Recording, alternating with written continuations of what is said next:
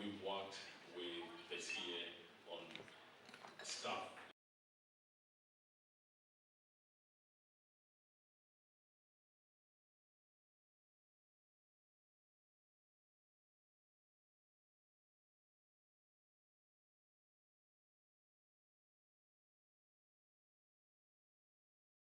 And our good wishes to DG for the continued support for the betterment of this country. The other one, of course, is government support, which we see that's happening in the tech ecosystem, supporting innovative programs and policies to encourage the growth of Kenya's digital economy. Last but not least, empowering Kenyans. The provision of training in essential digital skills. So we are working to talk.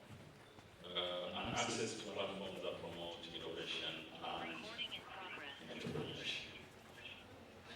I see the next steps going forward is collaboration between stakeholders is essential for building a better internet future. Now, that collaboration is at the key of success, as you can see by our partnerships. From Meta, my sister, the EU, Israel, thank you very much, the EU, good partners of ours, Huawei, Adam, Santasan, Safaricom, Kenik, Dimension Data, and so on and so forth, from corporate to individual level. We must prioritize fixing gaps in broadband access, improving regulations and policies, investing in digital skills, programs, and securing our digital environment. By doing so, we create a future where all Kenyans can enjoy the advantages of a digitally enabled nation. I want to stop here, guys, and wish everybody a great day of discourse and conversations. We may not agree with everything, but in the essence of disagreement comes what I feel is diversity and inclusion. Asanteni sana. I want to hand this back over to my chair.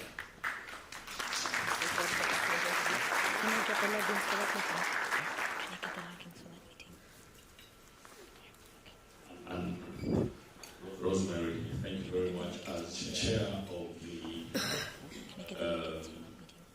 Kenya Internet Governance, Mark Asante Sana. This lady here is a bundle of energy. Asante Sana, Ali, our chair. It is indeed a pleasure. As I promised, I'll keep standing for the very soon. So we're going to invite Grace, Gigi, Karibu Sana, as you give us your wealth. And if you think I'm a bundle of energy, she's the real one, Gigi. Welcome, Gigi.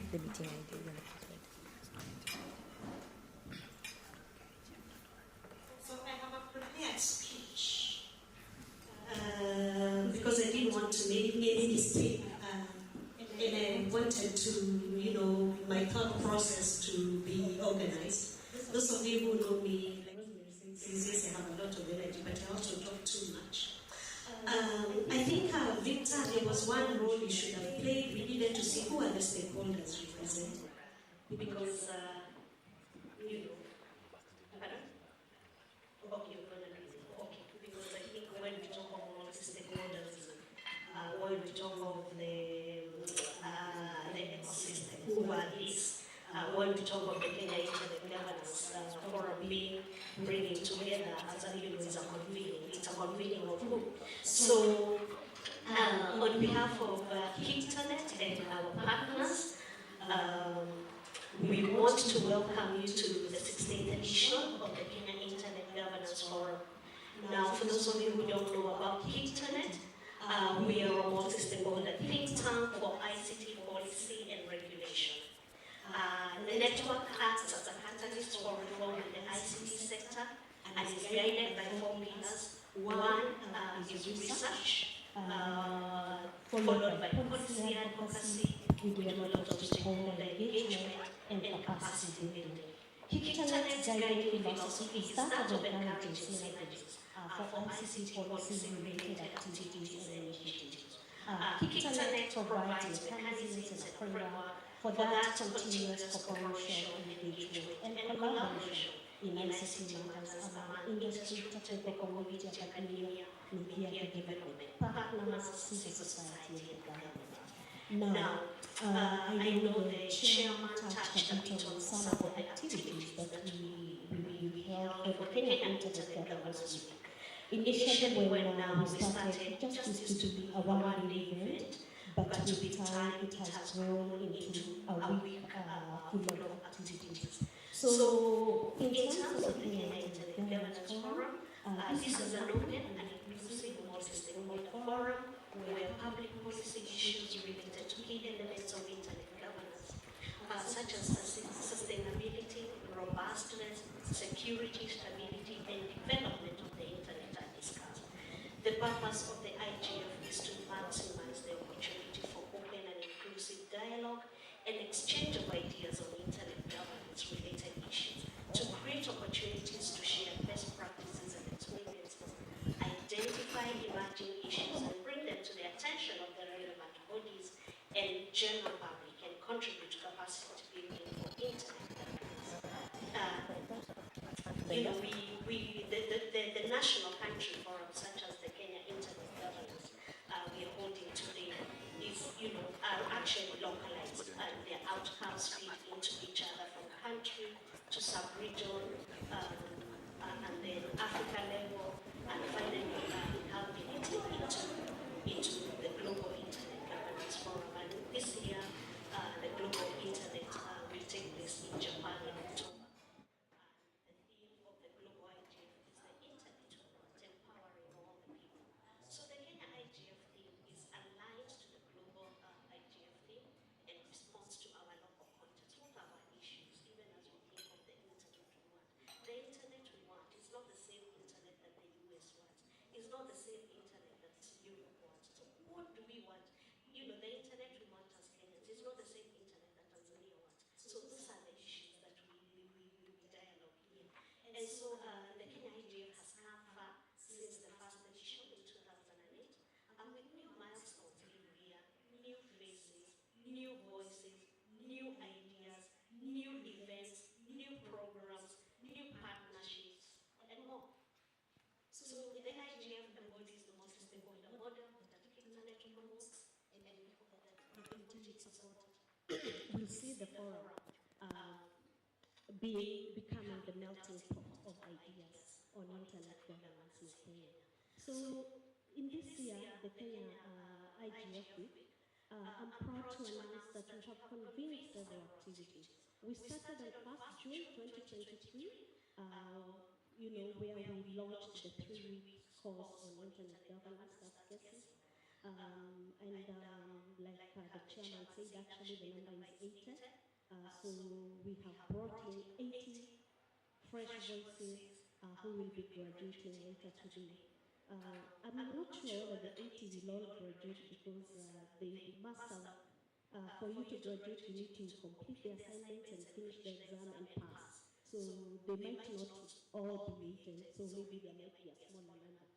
On June 15th, Watoto Watch Network spearheaded the 4th edition of the Children IGF in Busia County that enabled children to speak to policymakers directly about their specific needs, interests, and concerns in the digital environment. In collaboration with our partner, International Center for Non-Profit Law, ICNL, we conducted a 2-day training that was on the 19th and 20th June for 31 women from civil society, human rights organizations, human rights defenders, political leaders, on using civic tech for public participation.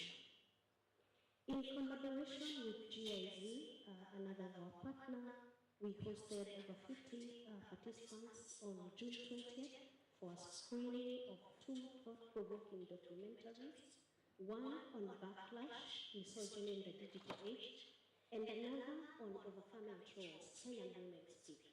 The 2 videos are aimed at raising awareness on online gender-based violence. The occasion was graced by the Secretary to the Cabinet Republic of Kenya, Mrs. Mercy Wanjao, the Ambassador of the European Union to Kenya, Ms. Henrietta Geiger, and the Country Director of GIZ, Mr. Bodo Emlich. We also had a discussion with eminent speakers to explore the challenges and best practice to promote online safety in Kenya.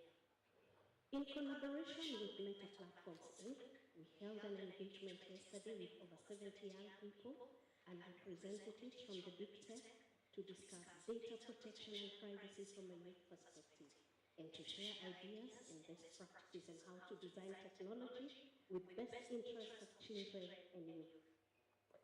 Under the leadership of our young people, led by Keith, we also had the Kenya Youth IGF yesterday, which brought together more than 130 people in the hybrid event.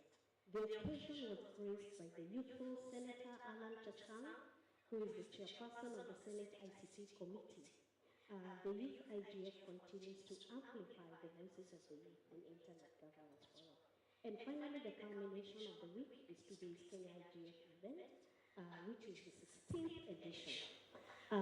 The Kenya IGF is the pioneer. I think we emphasize this.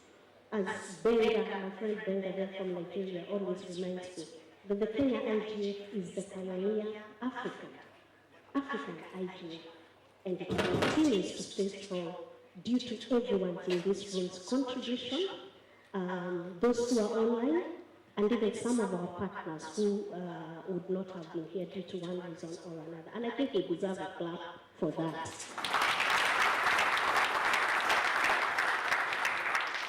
And it's because sustaining something for 16 years for people who have tried to come up with things, you can imagine it's really challenging. But we are lucky because all of you, the partners in the ecosystem, have continued to support the Kenya idea. And so today's theme, the internet we want, empower.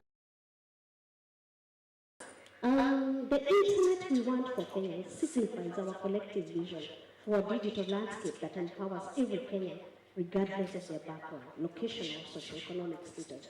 It is about ensuring that the benefits of the internet and the digital economy are accessible to all. It also means breaking down barriers to digital access, bringing the digital divide, and nurturing digital skills and literacy among Kenyans. It also means protecting human rights and freedoms, safeguarding the right to privacy, and ensuring online safety.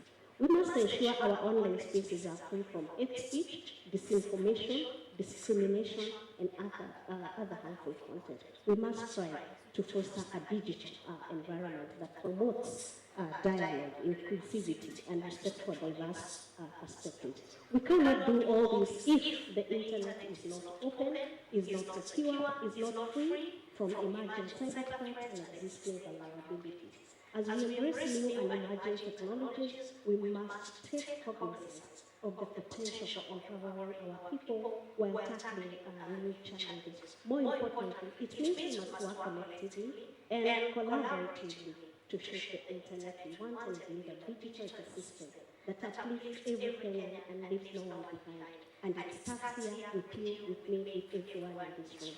Let us engage in constructive dialogue, share our experiences, and inspire one another to harness the full potential of the internet. And together,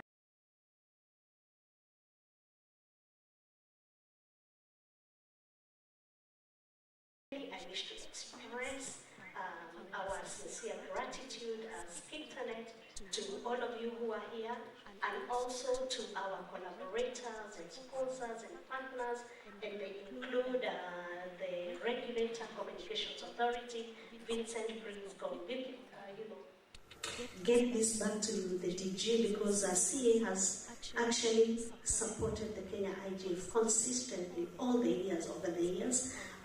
Meta, thank you so much. Mercy, GIZ, thank you so much. We appreciate all the support.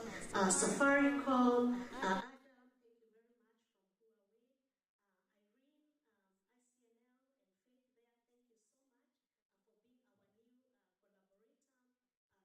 Irene, ICNL, and Faith there, thank you so much for being our new collaborator. Kenny, I don't know if they're in here. Hello, Doreen. Thank you so much.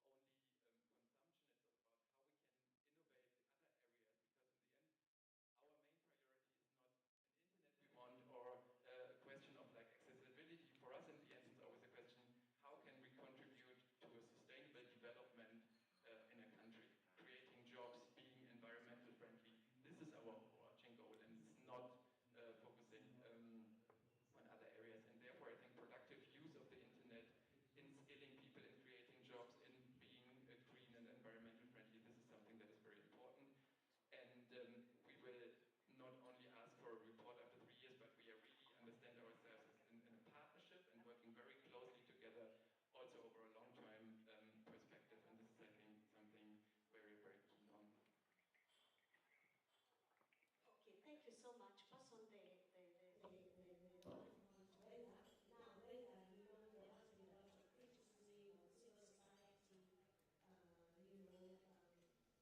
lot of criticism of civil society, making unnecessary noise.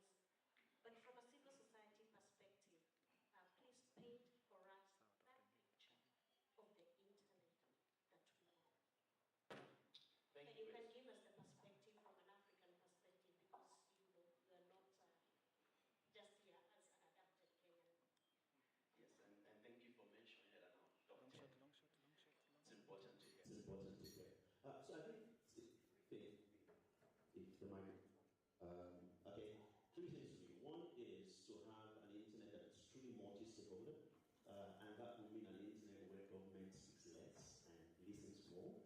And honestly, because I think multi-stakeholder means that all of the stakeholders come to the table with unique perspectives and listen to each other and contribute, and nobody comes with formal opinions. And I think that's really important, because when it comes to policy making across the African continent, we've been looking at this space for the last 13 years, and in our every report that we put together, we see that we talk about multi-stakeholder, but many times it's lip service. It's lip service because many processes that are initiated by civil society are taken as second by other stakeholders. But I believe that the internet we want is one that truly represents the interest of every stakeholder. That's one. The second is an internet that works for everyone. Right now we have an internet that works for the minority. Just to say, so on the African continent, if you look at the numbers, only about 40%. If you look at mobile internet and infrequent internet, only 40 people have meaningful connectivity. In some countries, 11% of people are connected to the internet. And if you look at this, location still matters. If you're in the city, you're more connected than if you're away from the city. And I think that is not the kind of internet we want. We want an internet where everyone is connected. A practical example, when COVID hit, there were students who were literally disconnected from education because of their education. Because they were not in places that had infrastructure that would support their learning. And unfortunately, we may not appreciate this, but those children not just stopped learning, but they also missed out on of what the elite is. Kids at 5 got laptops, went on Zoom to join classrooms, and in 10 years, we will see the difference. You already had a digital divide. Now you're going to have a deeper divide, where you have a new generation who are digital natives, but don't understand digital. They were born into the internet, but they don't understand the internet. And that's a dangerous place to be, because it's a place of lack of privilege.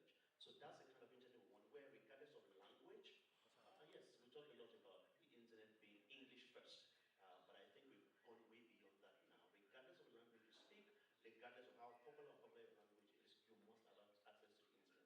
Regardless of location, regardless of your language, and regardless of your status. That's absolutely important. Absolutely important. And I think finally for me, the internet we want is one that is focused on empowering people, and I speak now because over the last few years we've had conversations about not just, so we have people who are connected, we have those who are unconnected, but we also have people who are deliberately disconnected. And I speak of examples of times when governments have shut down the internet. Unfortunately, what we do when we do that is that there are people already connected and we're disconnecting them. The internet we want is not one where regulation is about control. It's one about creating standards for everyone, including those who create those standards. So one where Africa focuses on economic opportunities, on the rights of citizens, and not waste resources, meager resources that we have on clampdowns and creating a climate of fear and investing on illegal surveillance. Okay, so you have heard from all our 4 speakers. At this point, I want to bring it back to the audience and take 3 questions if they are there. Chairman? Okay, 1. Anyone else? Yes, number 2. And finally, the final one, number 3. Okay, start with the chairman here.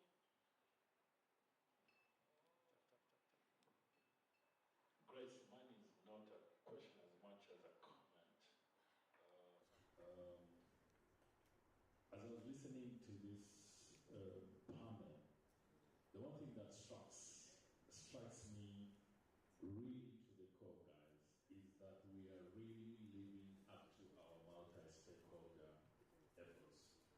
We see government, we see civil society, we see private sector, and the conversations are extremely important.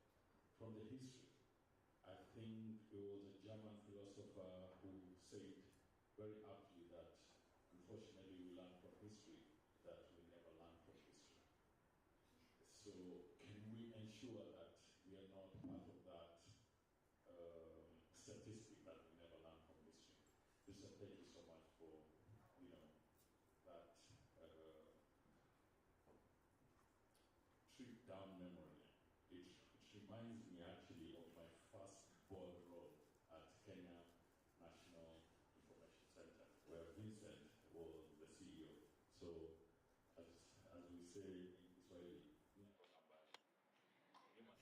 him and I come from far, so it's really, really great to see you at that role now, really never forgetting where we've come from, never forgetting the role of every sector of the economy. And from Nigeria, thank you very much for raising that very, very critical and important point about digital natives getting in to the internet but not really understanding how the internet works.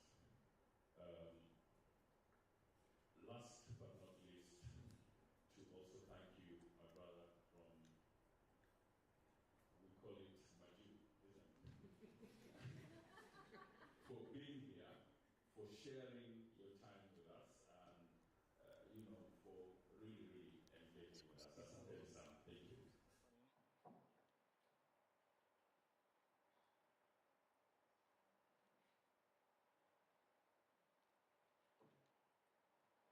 Thank you. My name is Dixon. I just want to ask a question to CA, and any panel can chime in. So my question is, do you think the current regulation on internet, is it just strict, or is it right, or too lax, or just fair? Thank you.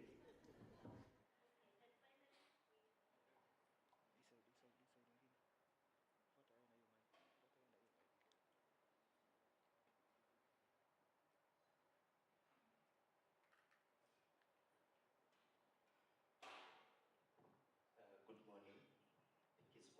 This morning. My name is Brian. I have two questions. The number one question goes to Ms. Mercy Egwa. We talked about the internet we want in Kenya and the role of the internet, and it's good that we talk about the positive side of it, but we also need to address the negative side of it, especially on us youths. How do we tackle cyberbullying or cybersecurity? In this sense, nowadays you find when you go to Facebook, your account is hacked, some things are posted that are not you, it's not reflecting you. How safe is our information when it comes to cybersecurity?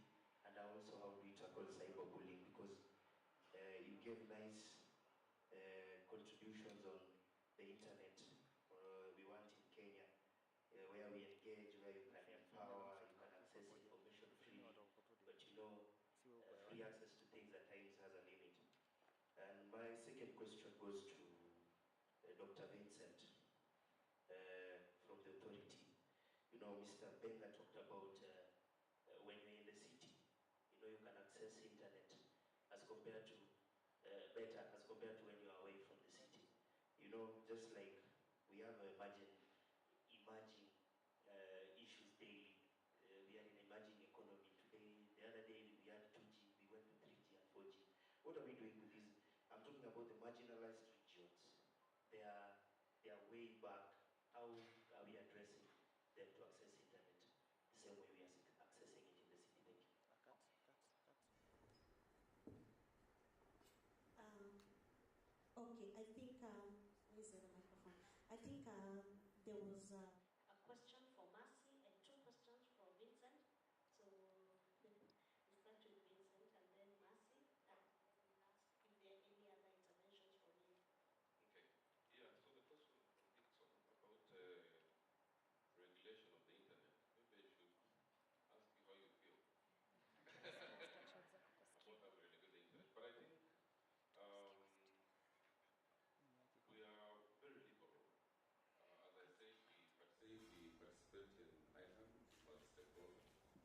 participate at the IGF, which is also multi-state, and we don't have restrictive use of the internet, other than obviously for illegal purposes, which I think is something that, nobody would condone. So I would say that we are very liberal in our approach because we believe in an open internet, an open, secure, and resilient internet. That's the principle of our government, to ensure that it's open. And I'll give you an example, and I think Ben should also borrow from this. This is the Kenya idea, so it's also good to contextualize some of these things.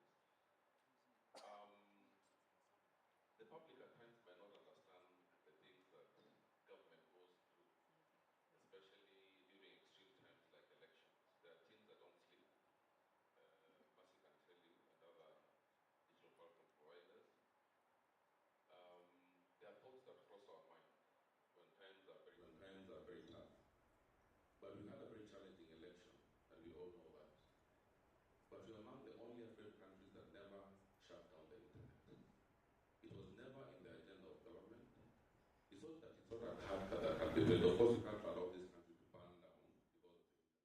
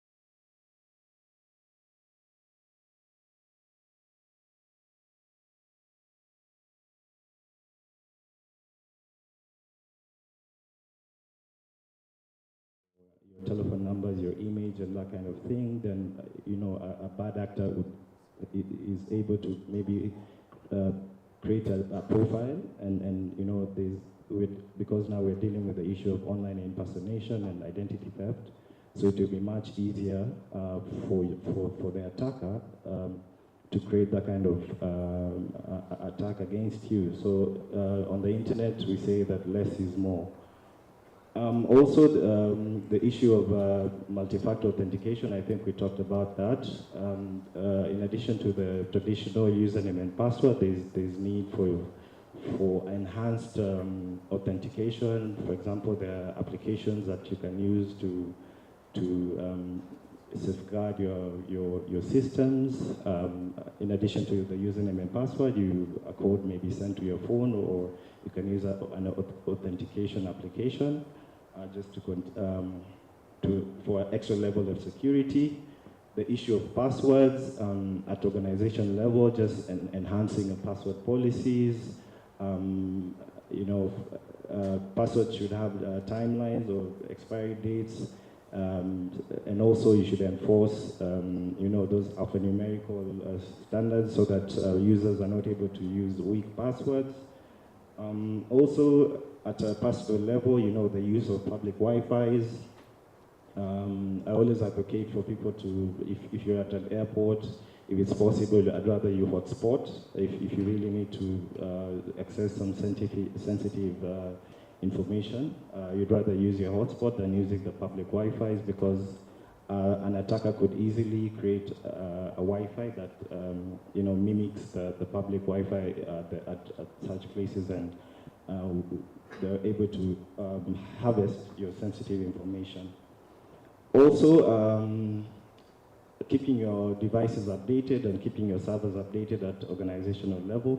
There's a reason why those patches are released, because perhaps some vulnerability has been discovered. So even your mobile phone, most of us would maybe leave it for later because you're busy. You don't maybe your day to be interfered with. You need to make those calls. You need to respond to those emails.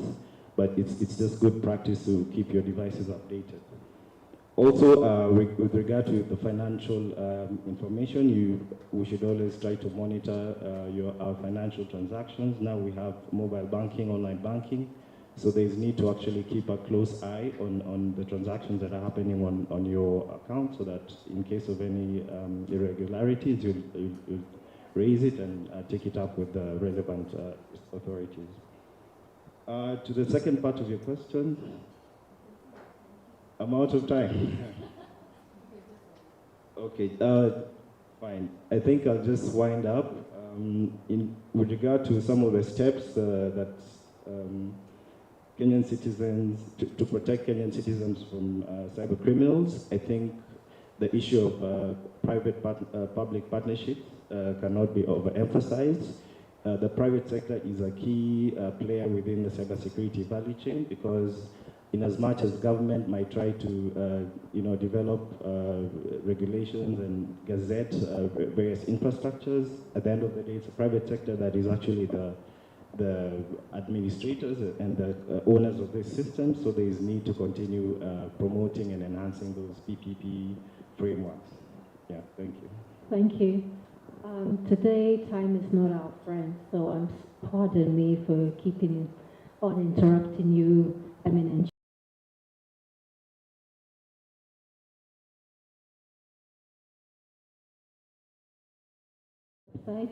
Where even for children, they've got a lot of online safety programs where parents can learn. You even have your Cyber Soldiers game, where children using a game platform can learn online safety, because one of the problems we're having is with this cyberbullying, which is coming up quite a bit, is that the suicide age in Kenya has unfortunately dropped to 7 years, because people are more vicious online than they would be to your face. So it's imperative that what we're talking about and what Meta are doing about enhancing capacity amongst our children and how to stay safe online, go to KCERT's platforms. Okay, My next question goes to Adam. Adam. Oh, and before I jump to Adam, and I was given this instruction by Gigi, so let me say what I was told. Before we move on to our next question, I would like to remind all participants that at the end of this panel session, we will have a 15-minute plenary session, so you can raise your questions and or comments then. So start accumulating them. We're going to have a very short one because I know I'm standing between you and coffee or lunch. So, yeah. Adam, in your role as the government affairs liaison, you're best placed to answer this next question. In what ways can the Kenyan government collaborate or has collaborated with the private sector entities to promote a safe and secure online environment for all citizens? And I know you're in hardware, but you're one of our most popular hardware, so you know what's happening out there. Additionally, how can public-private partnerships be leveraged to enhance cybersecurity infrastructure, develop robust incident response mechanisms, and facilitate information sharing in real time? As a trove goes cold in the blink of an eye in cyberspace, and so expeditious information sharing mechanisms are vital. Finally, in your opinion, what role should be played by the various multi-stakeholder groups to curb cybercrime in Kenya and promote online safety amongst our population? So you have 5 minutes, and I have my timekeeper who flashes the lights. Okay, hopefully I don't think I'll need 5 minutes, but I think we've talked a little bit about collaboration on capacity building, awareness raising and training in terms of, and there's a lot of really useful resources. I don't know if they could still be maybe improved and become more accessible, but certainly the CIA have an app. How many people here have ever heard of or downloaded or used the CERT app? Can you put their hand up? Anyone? Okay, so we need some awareness raising about the CERT app. Sorry, can I just interrupt you there? On that note, as we're talking, go to Play Store, whether you're on iOS or Android, and look for the Communications Authority app. The CERT app. The CERT app, the KCIRT app, KECIRT.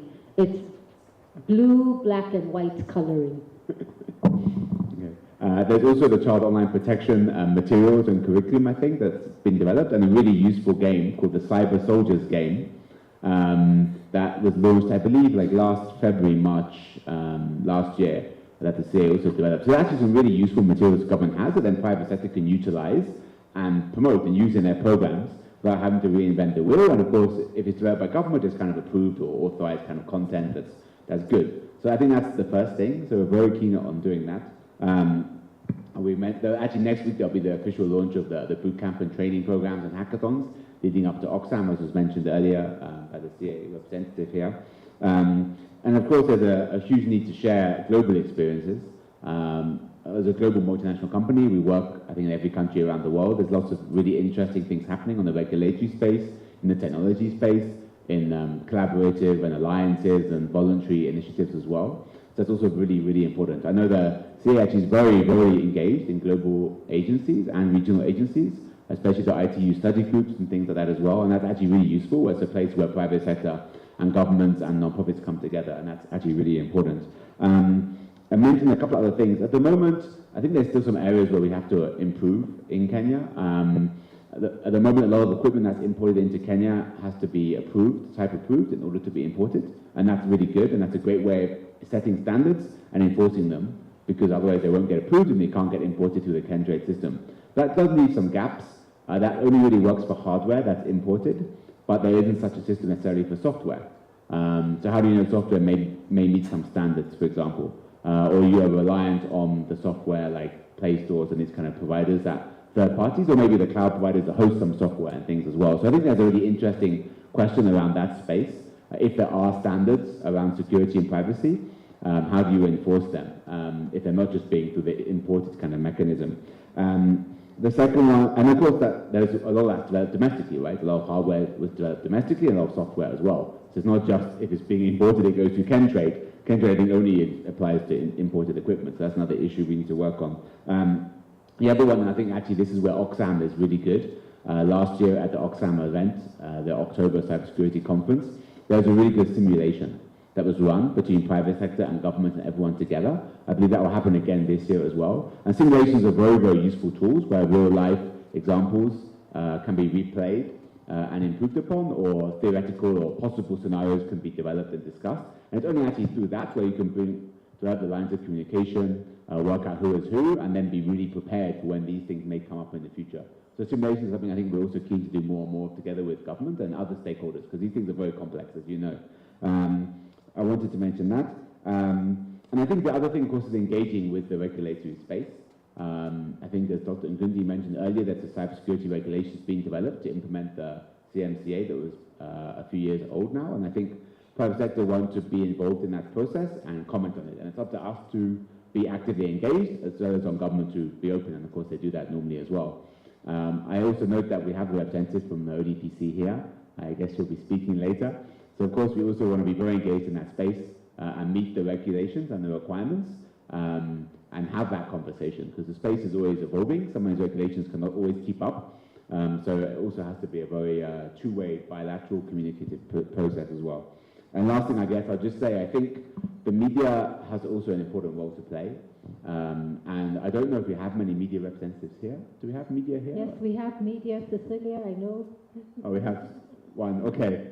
So we definitely have to engage more in the media space. Social media, of course, we have covered, I think, from the private sector here. Though there's others who are not here as well. I know KFCB, I think, has been quite engaged in this space as well, engaging with all the other social media companies, but there's definitely something we need to do around that space. Let me stop there, thank you. Thank you for that. And I can see my timekeeper smiling, so it means we're doing good. And you know, when you talked about the whole concept of engaging, I think in Kenya we proved that we do engage. We've got NC4, you know, sitting on the platform with us. We've got our regulator sitting on the platform with us, you know. We've got the private sector, you know, sitting here. And we've got me, who represents the legal fraternity, sitting here. So, and we've got a whole array that we found in here. So kudos to KicToNet team for even bringing us all together for something like this. Sam, I'm going to, and there's a very valid point you raised there, which hopefully the people who are in the know will take up, regards Kentrade and software and hardware cyber-proofing for local developments, especially because of the UDA plan of developing more of those things locally. Sam, you tried to disown us, but you're one of us at the beginning. You're our panel's cloud security guru. So my next question will be directed to you. And like your fellow panelists, you can see my timekeeper with his flashing lights. We have 5 minutes. How can organizations in Kenya effectively manage access controls and user permission in the cloud to prevent unauthorized access? Further, can you briefly tell us, how does cloud security differ from traditional on-premises security measures, and what steps should organizations take to adapt their security strategies? Additionally, what are the potential risks and vulnerabilities associated with third-party cloud service providers, and how can organizations mitigate against those risks? Finally, how can small and medium-sized enterprises in Kenya enhance their cloud security posture with limited resources and budgets, as they have become easy targets for cyber criminals who are now turning their focus to them?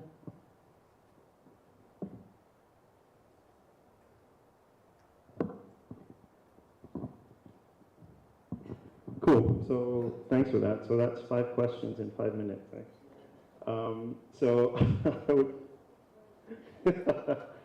So I would start with access, permissions, and controls of the cloud. I think first it's important for us to understand what it actually is. The cloud literally just refers to where resources now sit. I mean, instead of having your own server, you're renting capacity.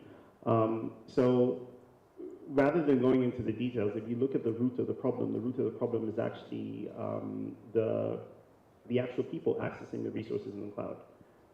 So in tackling the root, I think I find in my line of work, the greatest efficacy when it comes to improving posture comes from investing in technologies and in education where you you essentially limit the amount of damage a user can do, right? And I think that that speaks towards what now is popularly referred to as zero trust. What I deliver to you is based on who you are and your posture and your health, just enough access to do what you need to do, right? And so that limits the amount of damage that you can do. So one of the fallacies is that investing in cybersecurity means that you won't get hit. But really the school of thought shifts to cyber resiliency. Do you have visibility over what people are doing? And if something does happen, how quickly can you identify that there's an incident and how quickly can you recover? And so the investment in people shouldn't be underappreciated, or it can't be understated. So I think that would be the first thing. To your second question, how cloud security differs from on-premise security, something has been happening and I think was really accelerated by COVID. It's what we refer to as deperimeterization.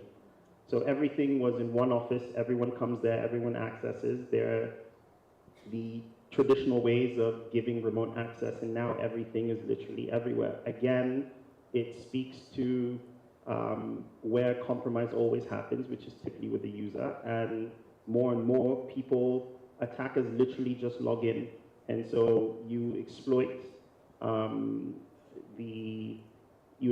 trust. In fact, with one attack, public knowledge that happened with Cisco, even with multi-factor authentication, so many requests were sent that eventually the guy probably just fat-fingered approve, right? But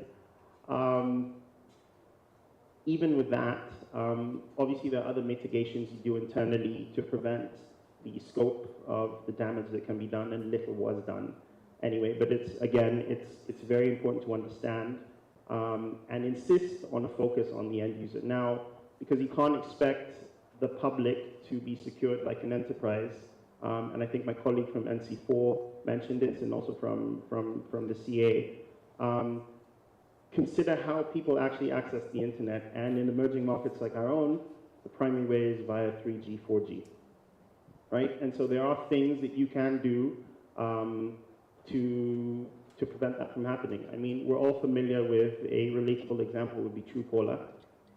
We all have the marketing numbers on spam and we don't pick them up. The internet has a phone book. It's called DNS. The CA has its early warning infrastructure, which is super useful. But obviously, the telcos need to make the investment in actually using that information. And we've done it for it's already being done with enterprises. It can be done at the telco level. So rather than continuously admonishing the users, oh, you need to be aware, you need to do this, it isn't their priority, but they do depend on the internet as we would all consider critical national infrastructure as a tool for commerce. And so the service providers, by providing a means to reduce that surface area of attack, will probably solve 60 to 70% of the problems we have. Literally, because when you're on the internet, you spend 70 to 80% of your time in a browser, and the balance reading email or doing word processing or something like that. So again, the telcos become a critical point. As regards risks with third-party service providers, I would like to sound like a broken record and say that focus on the user, focus on the user, focus on the user. Reducing the level of trust we have with people accessing resources is a big thing. It's straightforward enough to secure resources running in infrastructure that's being provided to you as a service, and that's more of a commercial decision. More and more it becomes, with this shift to hybrid work, where a large percentage of the workforce is remote, the level of visibility that you can get needs to change by, again, focusing on the endpoint and seeing what they're doing and controlling how they access these resources in the cloud. And to your last question, 3.5 minutes in, small and medium enterprises, how can they secure the security posture? with limited budget and resources? It depends. I mean, you only invest in what's important to you. If you are driving a car, you're mandated to have insurance because the cost of an accident without it means you're liable for both your repairs and the person whose car you've also hit. It's the same thing. How important is the internet to your business? So I'd like to take a more pragmatic approach. If you're an online business, say for example, if you are it's a patronizing term, a mamamboga, because there are also men who sell vegetables in Margiti. If you're in Margiti trading at 4 a.m. in the morning, your focus is probably M-Pesa or some app where you're lending. And so then, again, the telco is responsible for making sure these services are up and running. One, educating their users as far as how they're used, but people are being phished on mobile money. So it then becomes an issue of most people are using their SIM applications to access M-Pesa. But if there was a transition to using the application, say for example, a mobile money application directly, then more controls can be enforced. Before you do something, if you're making a request, potentially looking at phishing messages on the network and seeing, hey, who's sending messages that look like phishing messages and restricting those, a way to collect that information. As far as businesses that are actually online, most businesses trade in social media marketplaces. So as a business, what you should be doing is protecting yourself from your account getting compromised. So like my colleague again from the CA was saying, two-factor authentication. But on kind of reducing the overall surface area of attack, I would say secure the internet's phone book, secure DNS, make sure that at least there's a basic level. And it is significant because it does reduce that surface area by an order maybe like 70, 80%, and then deal with the rest. Deal with most of the problem and like eat the cake in bite-sized chunks. Right? I love that. You know, we need to reduce our cyber threat landscape because already with a cyber attack on the global average happens every 39 seconds, you know. You've got the statistics that they tell us what they're picking up, so I love that. And I also love the fact that the internet is not just infrastructure, it's actually a human right, you know, so we need to secure it adequately. Martin in London, hi. My last question for today, because I have been told we're running out of time, is directed to you. And you two are going to have 5 minutes. So there is a global cybersecurity talent shortage, and you've heard us this morning all talking about capacity building, upskilling, needing to bring more people into the market.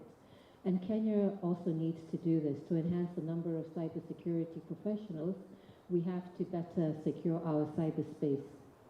How can we ensure that all Kenyan citizens, regardless of their social-economic background, have access to essential cybersecurity resources and education, as the human factor is the weakest link in keeping our cyberspace safe, be it accidental or malicious? Additionally, how can we encourage young Kenyans to pursue careers in cybersecurity and develop the necessary skills to combat cyber threats effectively? Finally, what are the challenges faced in building the technical skills required for cybersecurity professionals in Kenya, and how can those be addressed? And because as GFCE and you sitting at the AU level, what 2 or 3 lessons can we learn from other jurisdictions that you can throw into your answer? So, Martin. Okay, thank you very much for the question. Allow me to wear 2 hats. So the first one is the Kenyan hat, which is what I want to wear. And then I'll address those issues in that sequence. And then I'll come back to the GFCE and how we can go forward at a global level. Now, when you look at, I'm reminded first of all that when you look at a society and how the society treats its vulnerable, it then explains how human that society is. And that also applies in how we treat our experts. Do we take them at value, especially when it comes to issues of cybersecurity and any other profession. And when you look at the Kenyan scenario, and these are statistics and data that are already in public domain, you'll find that there is a huge increase in terms of cyber security professionals that are needed in the country. In fact, the figures that are there are between 40 to 50,000 on a yearly basis that are required in those particular professions.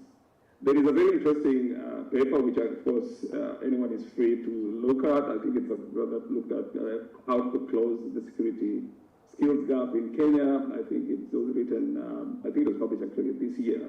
There are some very interesting statistics there, whereby they actually look at the issue around the curriculum of universities today in Kenya.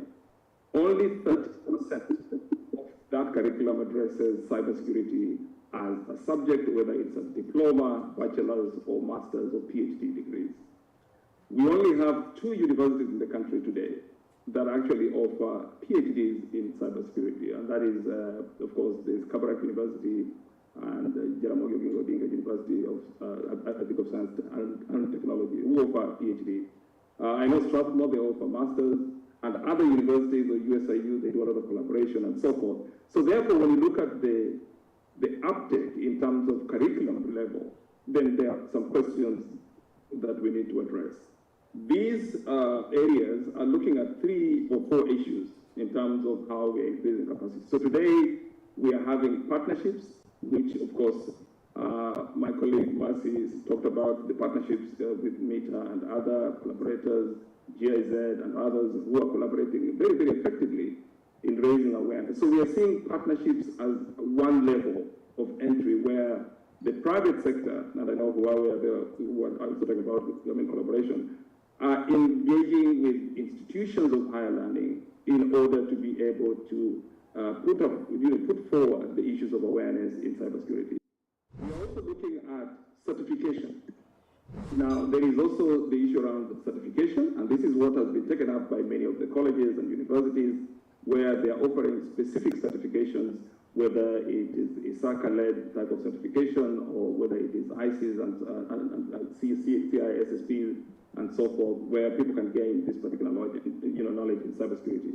And then, of course, we have the hackathons, which are taking place maybe yearly. And I think Ngundi, my good friend, talked about how CA and other institutions are pushing forward in terms of ensuring that everybody is aware, and also things like degree programs that I've talked about. So therefore, if you look at the landscape of the country, there is a huge need for us to push forward the needle so that we can be able to address the issues of skills and shortages of skills when it comes to cybersecurity as a subject matter or as an area of concern. There are specific things that we can do. Number one is the issue of addressing the certification. Certification has to be coordinated. We have to make sure that we have adequate institutions that can offer certification, but also create the demand so that people who are satisfied. I know there was a law that went somewhere quite far that was trying to really look at that area of how do we create order when it comes to cyber and related areas, and who is actually qualified to offer a service. So certification is an interesting area which we need to make sure that there is some support there in that area. And then there is the issue of how do we encourage universities to be able to offer degree programs, create a curriculum that is conducive, that addresses the issues in the streets today. And that's something that many of the universities, and I know there are so many professionals in the room, who can be able to go back and look at their curriculum, both from primary, secondary, tertiary university institutions, and even universities. How do we encourage numbers to be increased there? So that's something that needs to be to have some intervention, whether it's at policy level or just at the institutional level. And then, of course, there is the area around awareness and outreach, which many of the organizations in the room and many of the partners have been keen on.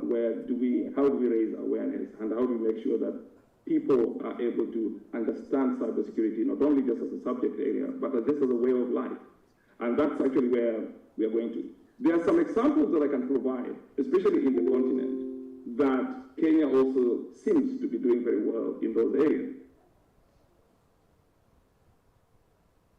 Sure that we enhance our research development. COSA is a very good example of an institution or an entity that will be able to harness the knowledge, to harness the expertise that is requested. I know there are so many efforts that are going into attracting people into COSA to make sure that we can build that. That should be taken much, much further so that many institutions and funding has to be provided in that kind of area.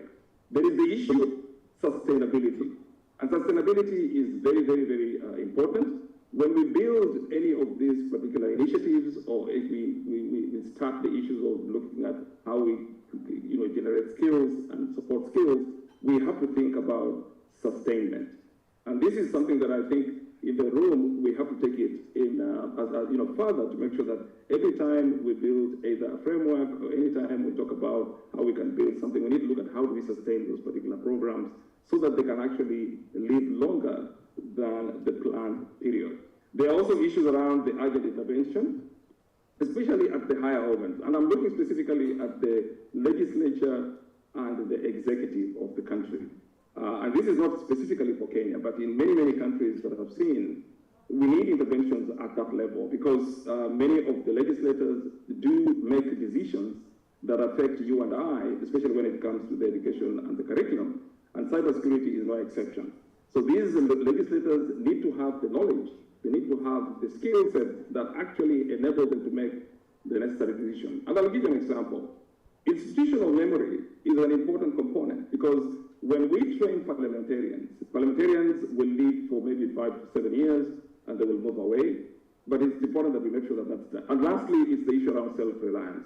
I think we need to teach ourselves about the adequacy of hard work and instilling a sense of responsibility. Thank you. Thank you very much. That this morning's deliberation with this amazing panel has been very insightful, very illuminating. So thank you, gentlemen. And I think, as I keep on saying, you copy what your big sisters do. So me, I'm copying what Gigi did. And since I stood up to represent academia when academia was shy to stand, although Paula was here and she heads tech in USIU, so I'm wondering why she was shy to stand. But anyway, key words that have run through our panel today have been all threats technically are human-centric. And so that's the weakest link, and that weakest link in securing our cyberspace.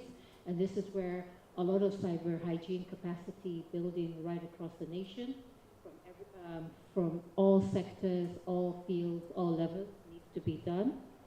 Secondly is upskilling. We need to upskill and enhance the number of cyber professionals we have. The word that you're going to hear all through today's conference is multi-stakeholder and partnerships. Cybersecurity cannot operate in a silo. We need the multi-stakeholder partnership approach. Sustainability, we want this theme of today's conference to go not just to end today, but to continue way beyond this. Finally, the two closing things I want to mention is, I don't know if we have anybody from the insurance sector in the room.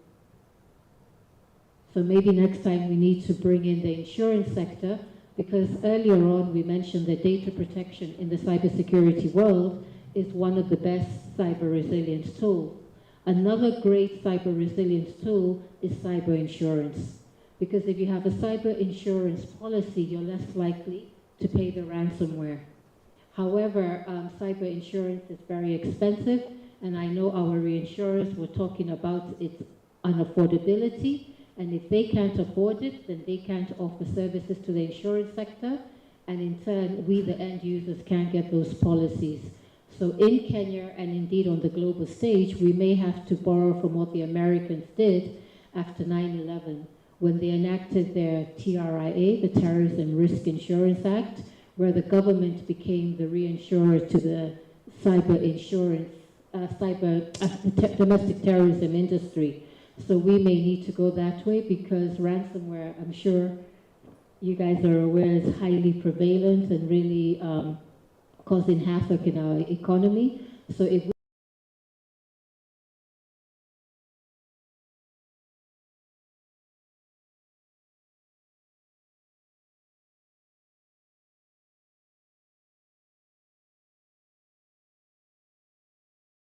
In London as well. I would like to thank Kictonet for having brought us together. And with that, we bring this session to a close. Thank you very much.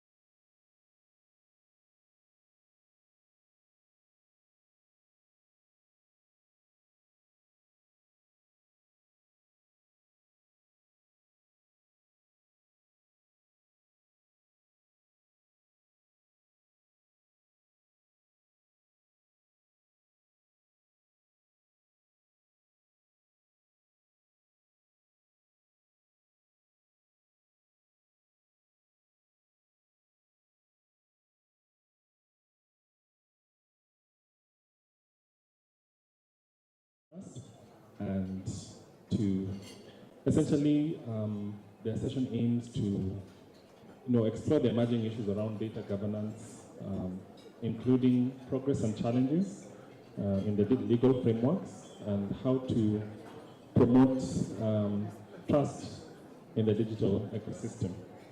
To help us discuss this weighty privacy issue is our very own Rose Mosero, the Deputy Data Commissioner.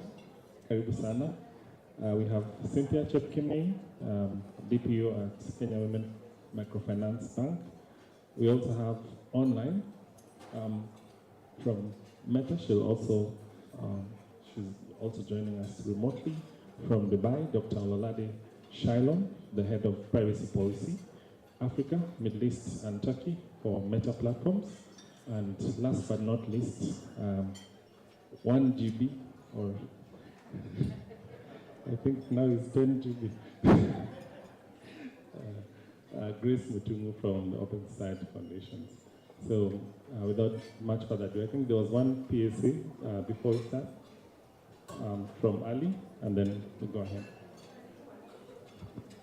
Well, sorry to hijack your panel for 2 minutes. Today morning's panel by Grace, my good brother from Nigeria, Isiskiria Benga. Benga said something so fundamental, I thought I wanted to emphasize it. Almost a week ago, I attended a training. I was talking at a training by KPMG for micro, small, medium enterprises on tax. And I challenged, because the room was filled by young entrepreneurs, and I challenged the room, about 200 entrepreneurs. I challenged the room, and I asked them, we are sitting here and we're all complaining about the finance bill, the tax, whatever.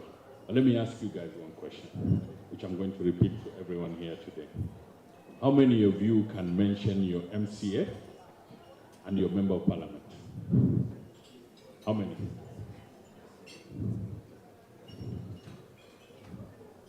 I'm going to challenge you. If you raise your hand, you will mention them for me, because this is a very serious conversation. If we don't engage our members of parliament and our MCAs, and then we are complaining, we are going out in the streets, are we not the ones who put them there? Engagement starts there. Your member of parliament, your MCA, needs to understand what internet governance is, needs to understand what we are talking about here. If the member of parliament of this region, of this area is not here today, the MCA is not here today, who are we to blame? I start here with myself. They are the ones we take to parliament to represent us. So, guys, let's just remember that. Participation starts with us. Asante. All right, thank you very much. We've been sufficiently motivated. Just want to recognize that we have around, now we have 96 participants, 97, who are online and watching.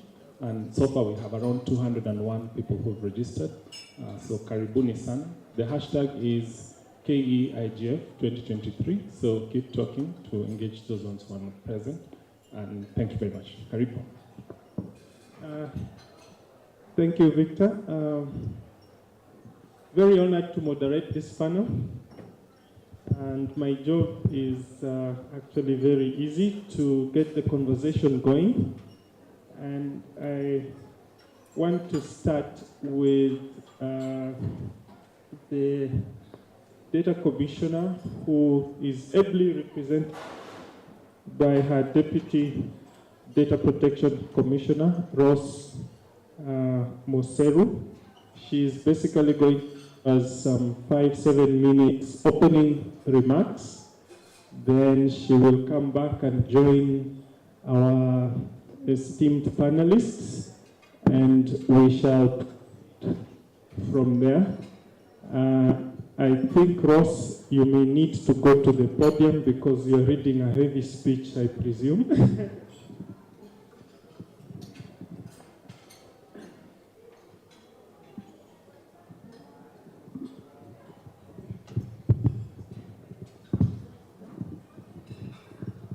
Good afternoon, everyone. I'm glad to be here. I am representing the Data Commissioner. And finally, to implement procedures for the transfer of sources to disposal facilities. Tech team, can we stop the hackers? Eh? Where's our tech team?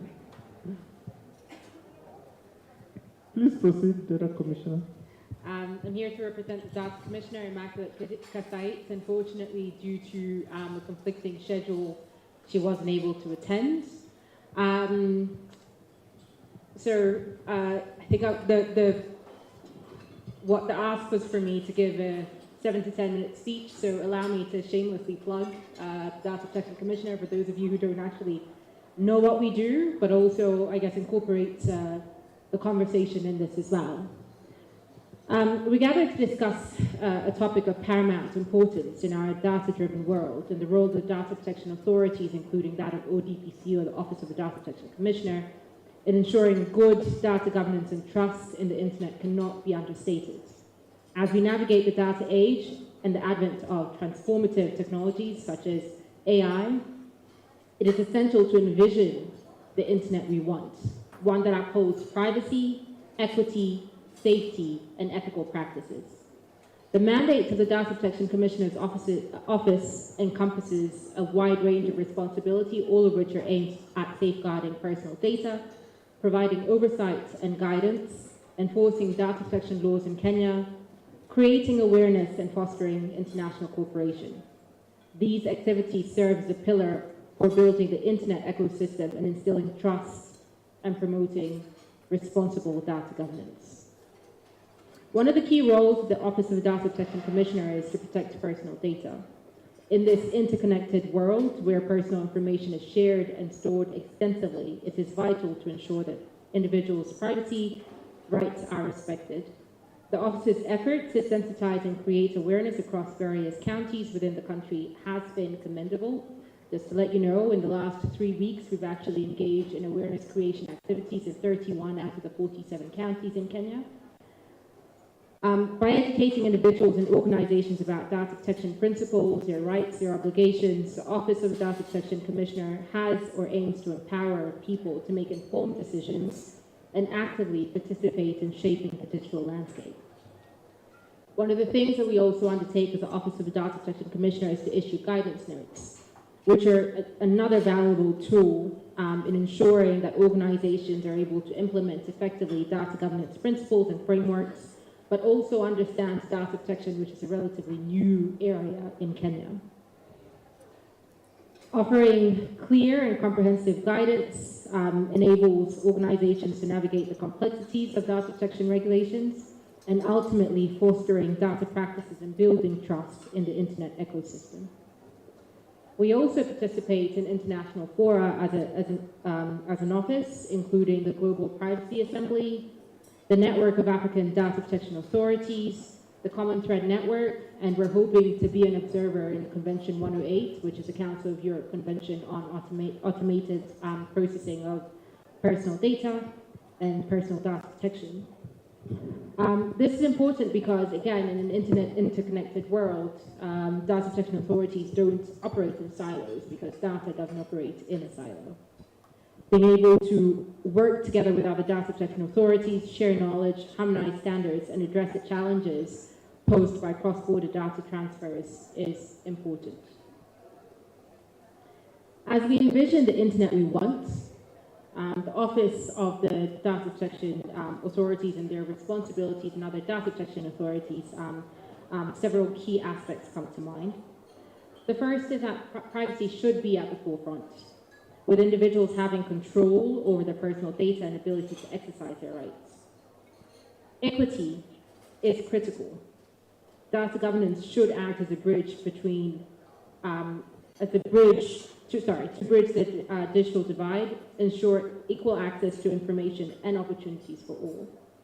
Safety is paramount, and robust cybersecurity measures should be in place to protect individuals and organizations from cyber threats. Lastly, ethical practices should guide the development and deployment of emerging technologies such as AI, ensuring that they do not compromise privacy, perpetuate biases, or violate human rights. Regulating the internet space poses very many challenges. The rapid pace of technology advancements often outpaces the development of regulations. Data protection authorities, such as the ODPC, face the task of keeping pace with evolving technologies and adopting regulatory frameworks accordingly. Striking the right balance between data protection and promoting innovation requires continuous research, engagement, assessment, and adjustment. In the realm of internet governance, the responsibility falls not only on data protection authorities, such as the ODPC, but it also rests on organizations and individuals alike. Organizations obviously would need to embed privacy and data protection principles into their operations, ensuring that data governance is a priority from the onset. They should adopt privacy by default in design, implement robust security measures, and foster a culture of ethical data handling. Individuals, too, have a role to play. It is essential for everyone to be conscious of their digital footprints, exercise caution while sharing personal information, and hold organizations accountable for their data practices. By being informed and being vigilant, individuals can actively contribute to shaping a responsible and trustworthy internet ecosystem. In conclusion, the Office of the Data Protection Commissioner plays a pivotal role in ensuring good data governance and trust in the internet ecosystem by fulfilling its mandate to protect personal data, providing oversight, guidance, enforcing data protection laws, creating awareness, fostering international cooperation. The office contributes to an internet ecosystem that respects privacy, promotes equity, ensures safety, and upholds ethical practices. As we embrace technology and navigate the data age, let's collectively envision an internet we want, an internet that respects privacy, again, promotes equity, ensures safety, and upholds ethical practices. Achieving this vision requires collaboration, requires education, shared commitment to data protection from data protection authorities, organizations, and individuals alike. Together, let us build a digital landscape that fosters innovation, empowers individuals, and instills trust in the internet ecosystem. Thank you.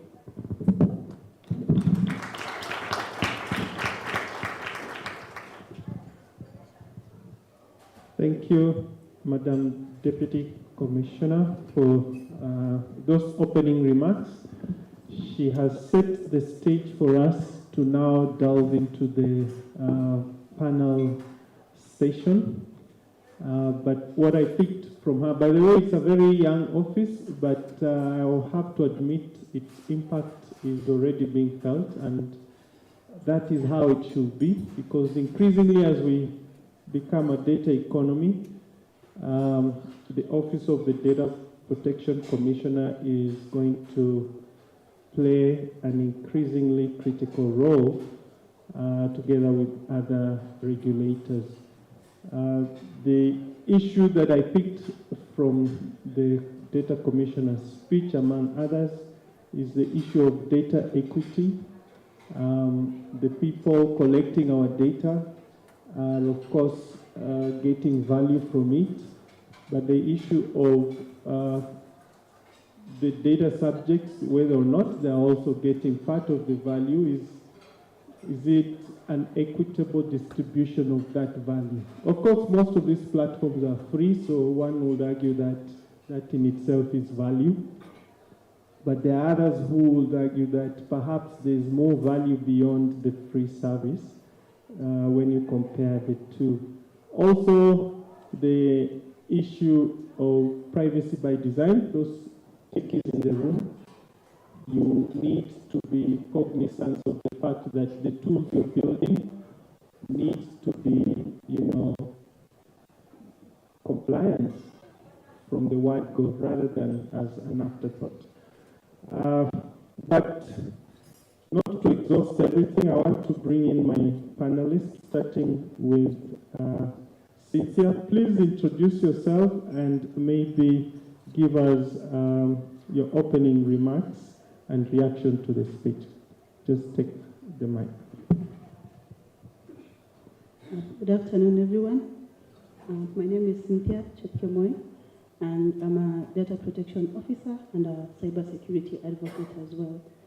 So as we begin this session, I know it's going to be engaging, and we're going to interact on how institutions who are processor or controllers are going to be compliant with the data protection laws and its general regulations. And the good thing is we have the Office of the Data Protection in the room, and they're going also to provide guidance as we shed more light on the ways to comply with the regulations and the Act. Thank you. You can hand over to GB. Before she speaks, I want to just say Cynthia is a lawyer who also went through the KESIG program, if I recall. Anybody who's done KESIG in the room? Okay, that's good. A lot of our KESIG alumni have gone ahead and done wonders in this space. I don't know if the GIZ data protection guy is in the room or is still in Europe. But most of the graduates of KESIG got the bag of data governance or internet governance, data privacy, info security, after going through the KESIG program, which tries to put and connect all the dots together, and then from there you choose the area that you want to delve into. GB, tell us who you are and any reactions to the Data Commissioner's speech. Good afternoon, everyone. I think the other one. Good afternoon, everyone. I'm Grace Mutomo, or Bomu, so GB. I'm here wearing two hats. One, I'm coordinating a project for Open Society Foundations on digital ID. And in this role, we have really been thinking about public data, so to speak, or data that is held by public agencies. In a country like Kenya, one of the agencies that holds a lot of data, perhaps even more than some of the private institutions, would be the government, because we have had national ID since time immemorial. And one of the questions we are grappling with is how to ensure the highest standards of privacy and data protection for that data, especially when you remember that you have no choice when it comes to these government services. You need them, and so you will always be in this position where you give out your data. And then the second hat I'm wearing is from an organization, an association of professionals, very recently formed, but also very, very vibrant. It's called the Data Privacy and Governance Society of Kenya. And I'm not alone, I also came with my chair, Mugambi Laibuta, who most of you might have interacted with.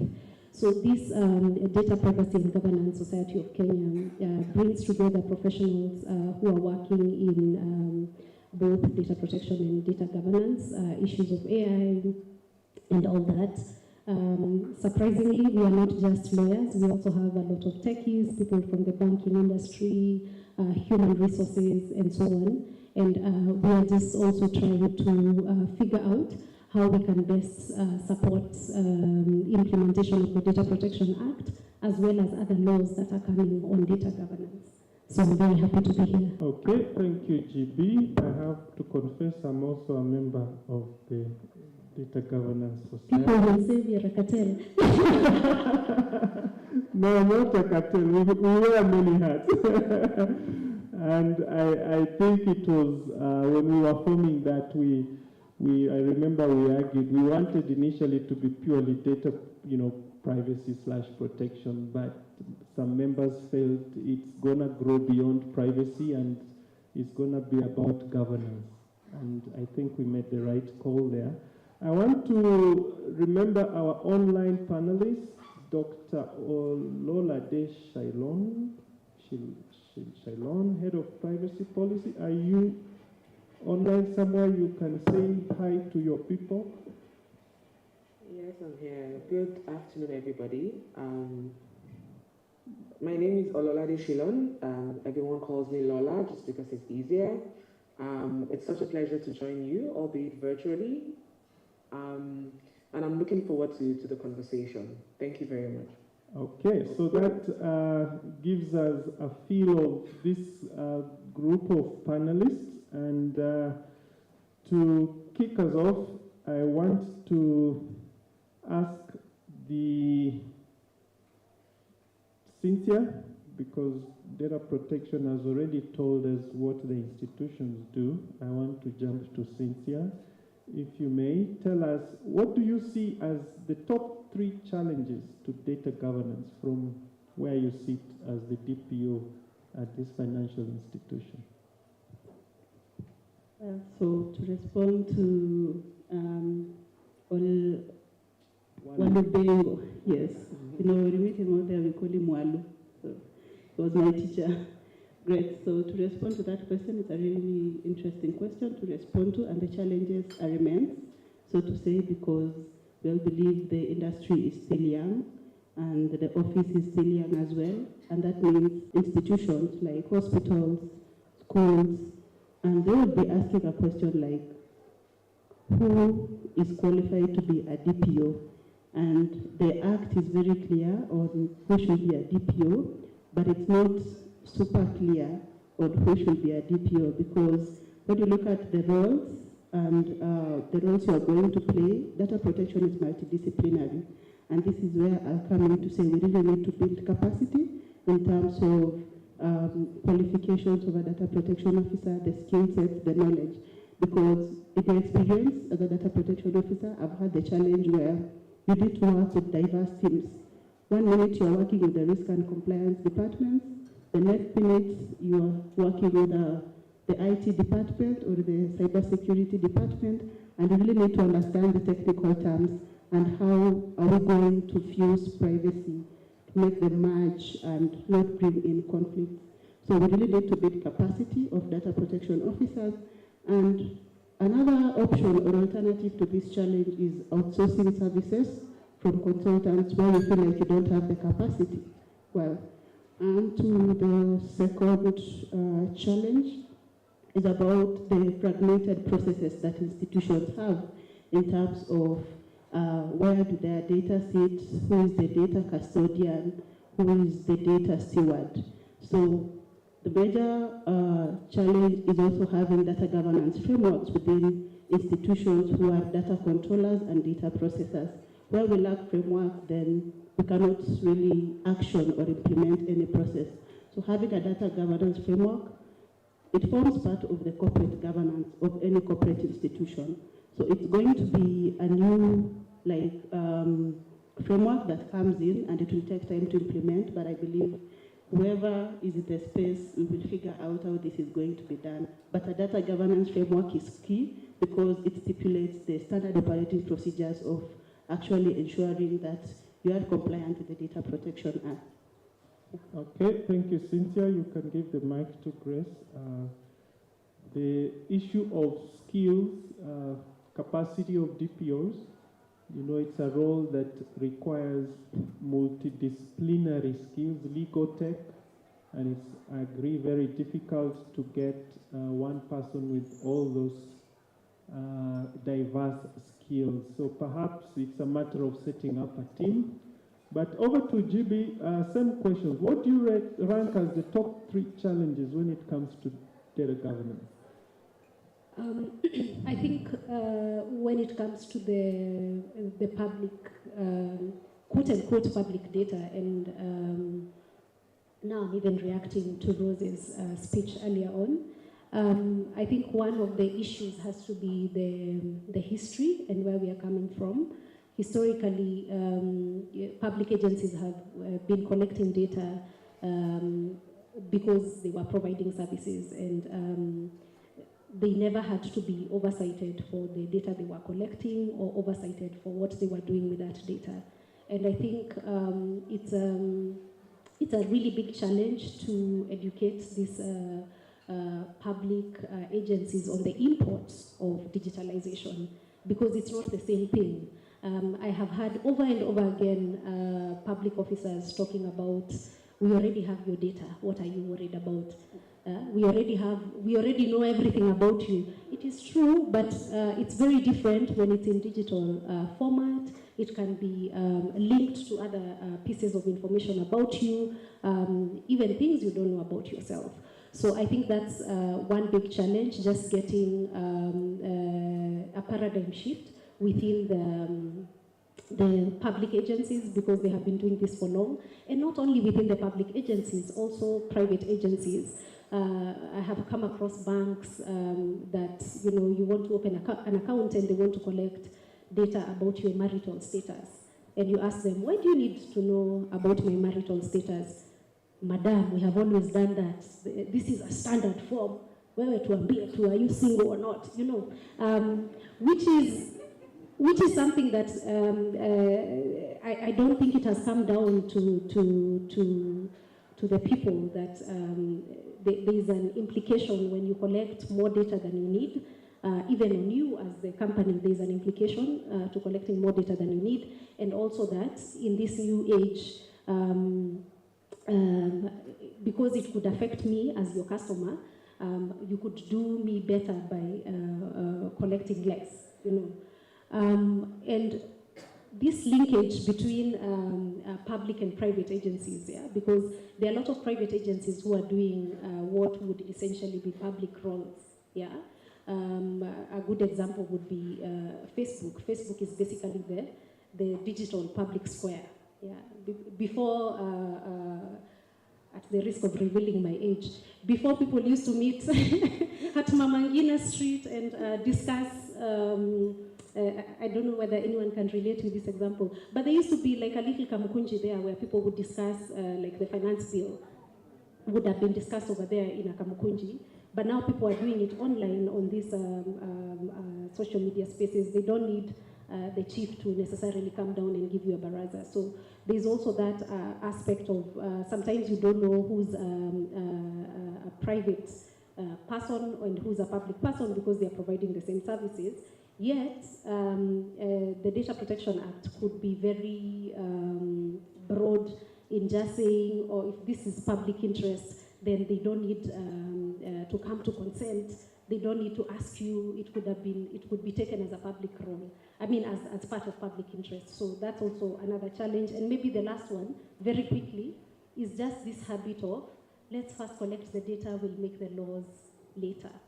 I think that is problematic because the laws are being made to suit already collected data. Yeah, and we've had examples where, you know, private companies are even trying to collect biometric data and then later on asking the regulator or the executive to make regulations on biometric data to suit them, yeah, as opposed to first thinking about, do we really need to collect this biometric data? Is it safe? Is it just speculative? When you store so much biometric data and so on. So I think that's also another challenge that we need to think about. Okay, thanks, GB, for those insights. One thing that sticks out for me is public sector, you know, collecting our data and feeling very entitled around it. I'll come back to Rose to tell us how they're gonna police government. It's easy to police private sector, but when government is the culprit, she'll have time to tell us how they deal with government. I want to go to online and ask Dr. Shillon to give us her views on the top 3 challenges from where she sits with regard to data governance. Over to you, Doctor. Thank you very much. I think I'll start by talking about the lack of harmonization of regulation. And I know this is not specifically, you know, focused only on Kenya in particular, but it's something that we see as a challenge across the region. So, of course, let me first of all acknowledge that we've heard that the AU Convention on Cybersecurity and Personal Data Protection is now in force, although I'm not sure there's any official recognition or statement to this effect. So we've been told it came into force on the 8th of June. But when you check the website of AU, it still says there's 14 ratifications. So there must be some information gap somewhere. But that said, we as Meta recognize that data-driven innovation cannot occur without regulation. So definitely regulation is very, very important. And such regulation must protect people's data while also promoting a conducive environment for innovation to actually occur. And so we are very supportive of conversations around regulation and of course on compliance with this regulation. But as you can imagine, a lack of harmonization means that if all states across the world were to have individual data protection laws, then that means potentially we, as a company and other companies, that are global in nature, will be required to comply with, 190 or 200 different data protection, data governance or data protection frameworks in particular. And so for us, harmonization is very, very important because it also ensures beyond making it easier or more structured for companies, it also means that people, individuals, have the same protection across the board. It's consistent no matter where they are. So the more harmonized it is, the more it's possible for those providing services like ourselves to standardize our approach to compliance and our obligations that come under the respective laws. So that's the one thing I wanted to flag. The other one I would say, and I caught some reference to this at the very beginning of the session, was about the kind of thinking around data. What does data mean? What is its nature and what is its value? And one phrase that has been said over and over in the last couple of years is the one that ascribes the same kind of a strong connection between data and oil, right? So first of all, I should say that I absolutely agree that data is extremely valuable for organizations, and it's if you use it strategically, it helps you to achieve your business goals. It helps a whole range of organizations, whether you're a business or you're a charity or you're a government. As was said earlier, the government also collects a lot of data from individuals. And, the ability to gather, store, and analyze data is also invaluable. If you have high quality data, you can gain really good insights from that data. But I think one of the struggles that we face is should I say, misconceptions about, data and its value, especially the data is new oil analogy. And why would I say it's problematic? I think there are two main reasons, because one of them is that it connotes that data is a scarce resource, and so you must hoard it and keep it. And also that somehow it enriches those who have or own the most amounts of data, which actually is not very accurate. So just to share a few points around why data is not, actually oil. First of all, and I think most important, is that data is not finite. So you can't actually run out of data, but you can run out of oil. As you can imagine, that happens, oftentimes. The other point is that data is non-rivalrous. So that means that it can be used simultaneously. So I can be using a set of data and somebody else can be using that set of data without actually affecting the quality or the value of that data, right? Another point I wanted to flag is that, and I think I said this earlier as well, the quantity of data that you have doesn't mean that doesn't make it valuable. So it's not about the quantity, it's really about, how you use that data and what value you can derive from it. So it's not about large amounts, it's about what you do with the data. And I could go on and on, but finally I wanted to say that also that data is contextual. So the value of data really depends on the context it is placed or in which it is used. So for example, if I share data about, the kind of food I like, that might be relevant to someone that is looking at, opening a restaurant, right? But if the data I'm sharing is about the kind of cars I like, it might not be of very much value to, someone that owns the restaurant and is trying to look for customers and is trying to advertise and things like that. So those are the top two things.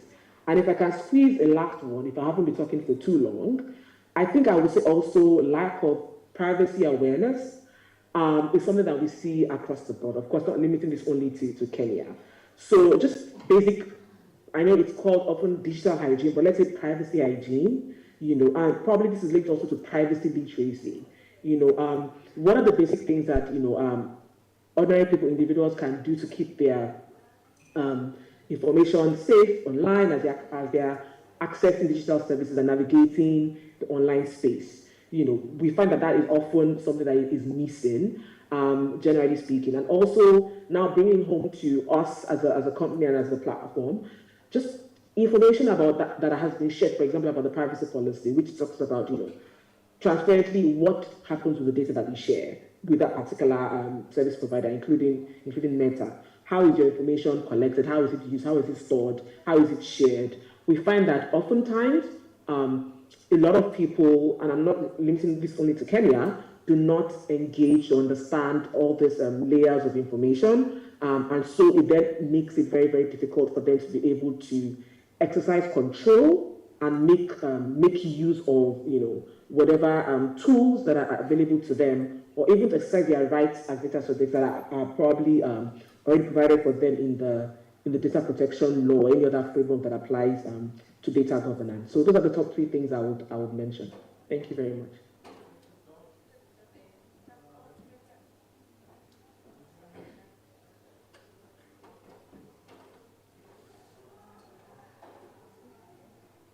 Yeah, Doc, thanks for your insight. One thing that I picked is the need to harmonize the laws. For example, across Africa, if you're a multinational operating in different jurisdictions, you may find that the data expectations in Kenya could be different from Nigeria, Ghana, or South Africa. So as a company, you will struggle to sort of comply with all those jurisdictions. But if we had a harmonized framework like what the AU is trying, I think it's now in force, you probably will make life easy for corporates. Then the discussions around the value of data, very insightful on that. And it is important to remember, as she says, having data is one thing, but mining it or making value, creating value out of it is a completely different discussion. Thanks for your insights. And now I want to perhaps give a chance to Ross. I had told her she'll tell us how to police her boss. And then perhaps tell us also, what are the challenges for the commission? You are a new commission. What are your top, 3 challenges you're facing as you try to implement the Data Protection Act? Over to you. I'll start by saying that the Office of the Data Protection Commissioner is an independent commission, so we technically don't have a boss. And we govern the private sector and public sector equally, so we don't discriminate based on where I guess our funding comes from. One of the things that I will say, and something that is left out of the public eye often about public sector entities or organizations, is that of the number of institutions actually come to my office, being that I deal with compliance, asking for assistance on how to comply with the Data Protection Act, majority of them are public entities. Overwhelmingly, we are stretched because we're assisting public entities comply with the Data Protection Act, which is not the same as what happens in private sector entities. So even as we look at what public sector is doing, and we look at, I guess, the historical faults of public sector, we also need to be cognizant of the fact that they are making strides. However, that being said, obviously data protection is new to everyone, private sector, public sector alike.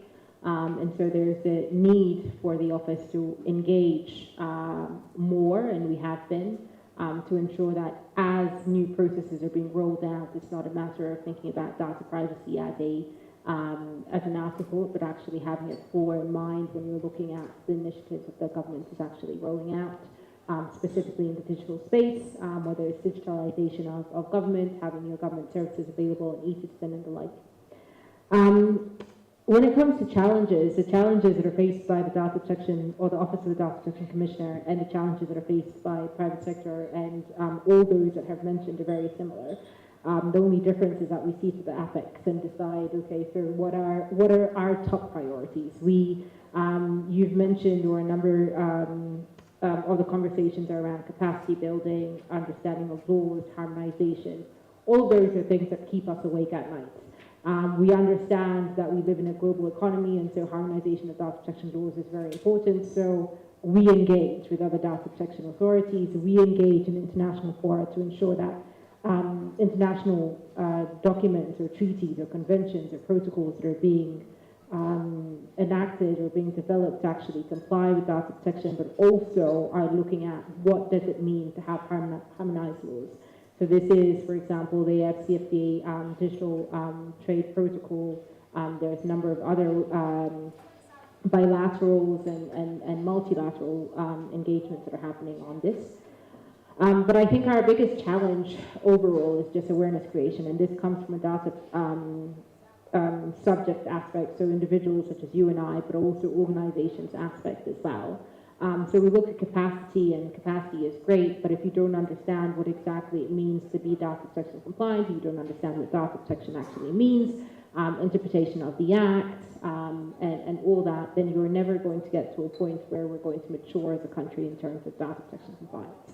So bringing on board effectively everyone, which is a very difficult task for an office that has only been around for 2.5 years, but it is not something that is impossible.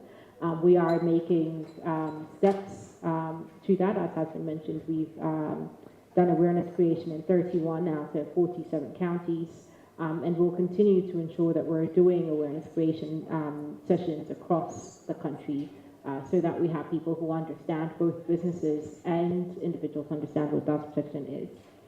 I guess one of the other things that we struggle with as well, and many times in this forums when we sit down and someone asks, I think in the last maybe 3 engagements that I've had, someone has said, okay, so what does AI look like for you? How is the Data Protection Office regulating AI?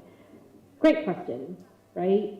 Great question, but how would you like if we regulated something that, you know, perhaps we don't fully appreciate or we don't understand, we don't know the potential of it, so we are not able to competently regulate the space. We then are accused of a thing on a regular basis, which is that we're curtailing innovation. And so I guess that the whole aspect of rapid advancements in technology and us having to keep pace to do research is something that is a difficulty for the Office of the Data Protection Commissioner and all data protection authorities across the globe. Which then brings me to engagements with private sector, which is something that I will continue to talk about in every session, every time that I'm given airspace to talk about this, I will. You are the ones that are engaging in innovation. You are the ones that are coming up with the technologies. You're the ones that know exactly what needs to be put in place. You're the ones who know how the regulations will affect you, how the Office of the Data Protection decisions will impact your business. We're here to draw or to balance between the rights, the human right to privacy, but also business continuity, business growth, economic growth, and things like this. So one of the difficulties we find is as regulators, I think in Kenya we have a bad rep where people don't usually approach us. And so we find that people hide in secrecy and don't want to tell us what they're doing. But if you don't tell us, we'll come for you, and we'll come for you with an understanding of what you're trying to achieve. So engage us so that we can work for you. Okay, thank you, Data Commissioner. What I pick is that she's a friendly regulator, okay? The carrot before the stick. So don't fear. The other thing I pick is that ODPC is an independent office. Even though the Ministry of ICT is the funding organization, they act independently, and I want to believe they can call the minister to order in matters data privacy. And finally, as a techie, I'm very impressed about cautious approaches to regulating AI. You know, you don't want to jump in and put parameters in a sector that is perhaps evolving. So you probably want to work very closely with the people in the industry as you monitor closely what is happening. I want to go to the last series of questions because, unlike Ross, I have a boss who is remotely telling me I've run out of time. So just for each panelist, I want to give you 2 minutes to talk about trust, data and trust. And from where I sit, this morning I was in another, Human Rights Commission seminar where they were talking about women feeling very unsafe online. They probably will not participate in online spaces because they face sort of undue exposure. Last year we went through an election year, and the female candidates were, facing online bullying, abuse, among other stuff that traditionally the male counterparts don't even have to think about. So the issue of trust, how do we build trust in data? From a government point of view, also Kenyans were very suspicious of the Huduma number thing. Yeah, the new regime has dumped it, but they have a new version. So I don't know if the new version has the same issues. So trust in data is real. And so Cynthia, what do you think from where you sit? How do we build trust in data? 2 minutes. Then Grace, be thinking also. And our online doc. Well, so to respond to how do we build trust in data, one, we have to prioritize end-user experience because it is as the data subjects, the people that private and government entities serve. So how do they feel about the applications, the systems? Like when you go to eCitizen, how do you feel about your data being there? And the question is, if you hear that NHIF has been hacked, how will you respond to that? You'll feel like your data is not safe. And remember, when you're in your NHIF cover, you have your whole family, your dependents, your children, vulnerable people. So we have to prioritize end-user experience, one, to create trust. We need to inform the public as the government and also private sector actors that we have the policies in place that are data protection policies, and you also invest in data security mechanisms, like it was mentioned earlier, cyber insurance. It's expensive, but then if you cannot afford cyber insurance, what do you do? What controls do we have in place? So we need to have the technical controls in place to ensure that we are actually protecting the data that we hold.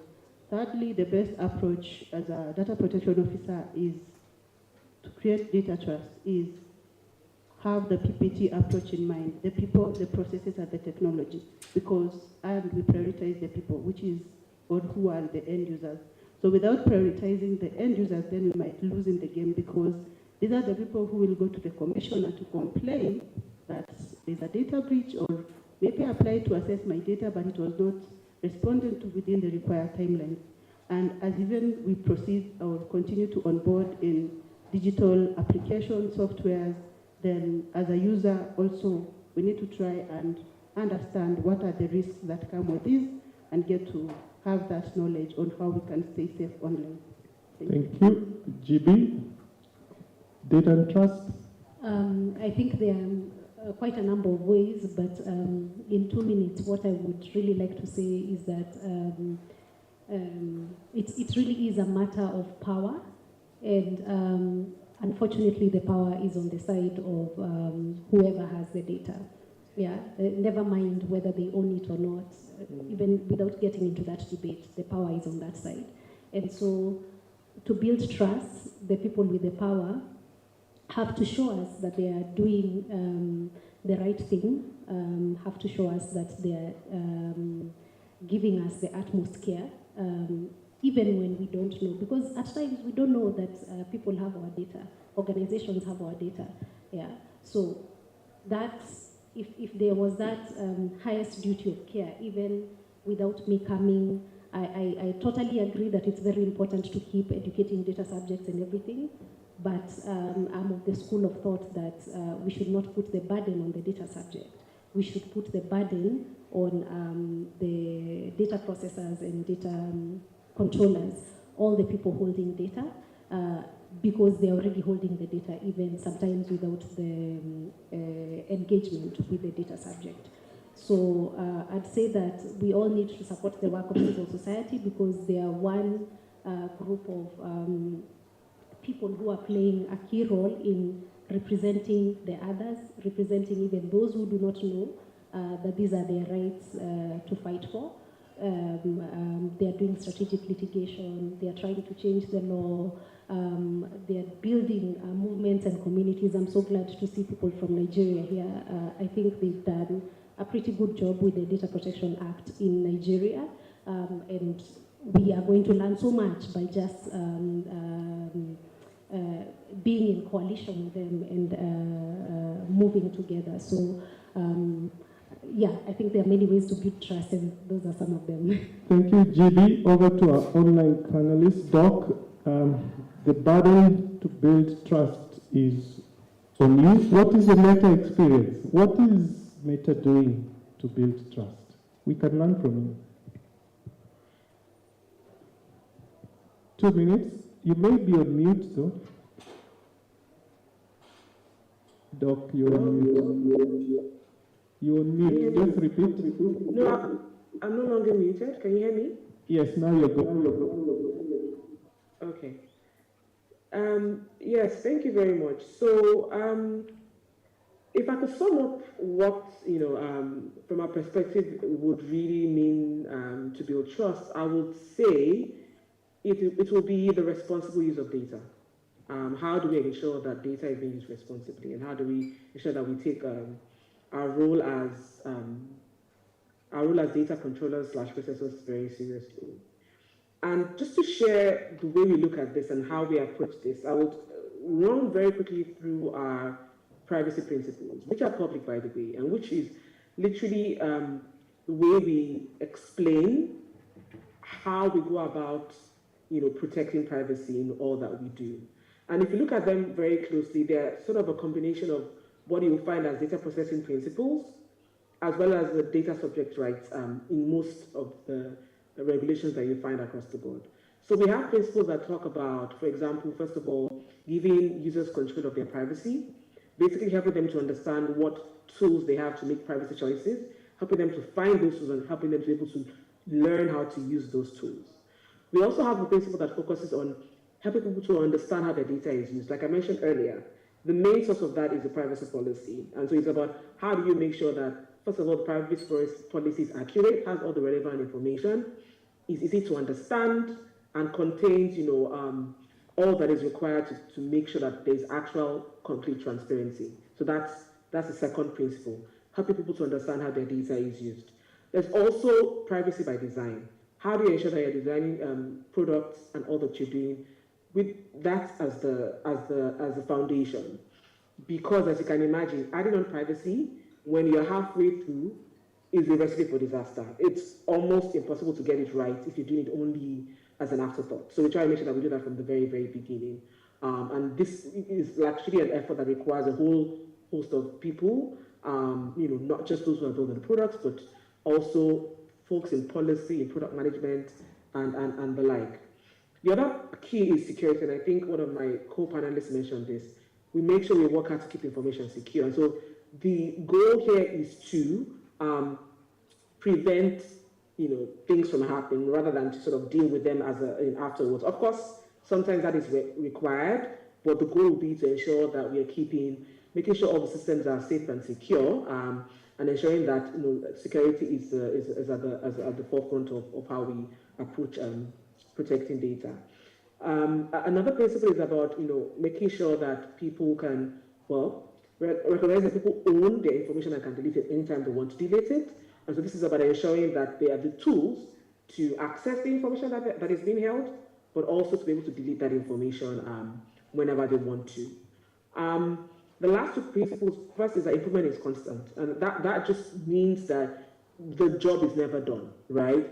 It has to be a continuous effort to upgrade whatever tools or approach that exists. There's always room for improvement. So how do you make things better in terms of the work that we're doing in terms of privacy?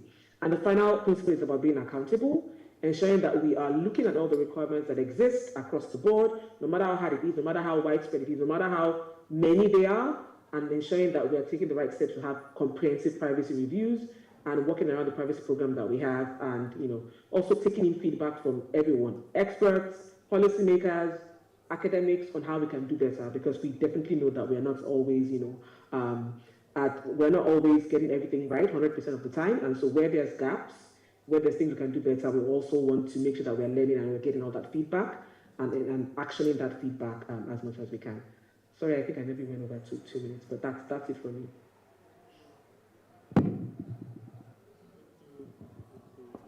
Thank you, Doc, for those insights. Increasing trust through following the data protection principles. I want now to come back to Rose, the regulator. She will tell us what she does to those people who don't follow the data protection principles. Over to you. I'll start by answering the question that you asked everybody else. Firstly, I think the Data Protection Act is relatively clear. It is comprehensive. If I would say so myself, it's one of the most comprehensive data protection frameworks that we have in Africa and certainly globally. And so there's no need to regurgitate what it states. But I think what needs to be done is to build a culture. And the only way to build trust is to have that culture where someone is free to give their information, knowing that these people, whomever they're giving information to, has already taken into account their privacy requirements, the law, what it says, so that it becomes an anomaly when someone isn't complying with the Data Protection Act. It becomes something that is not as frequent as what happens. So, for example, if you go to any European country, even children know what GDPR is, and the reason is because not GDPR specifically, but data protection has been present in the EU for over 40 years. We're still 2 years, so 3 years in. So we have to mature, but if we build a culture, we'll then see some of these other issues actually fall apart. The conversations will move from what do we need to do to how do we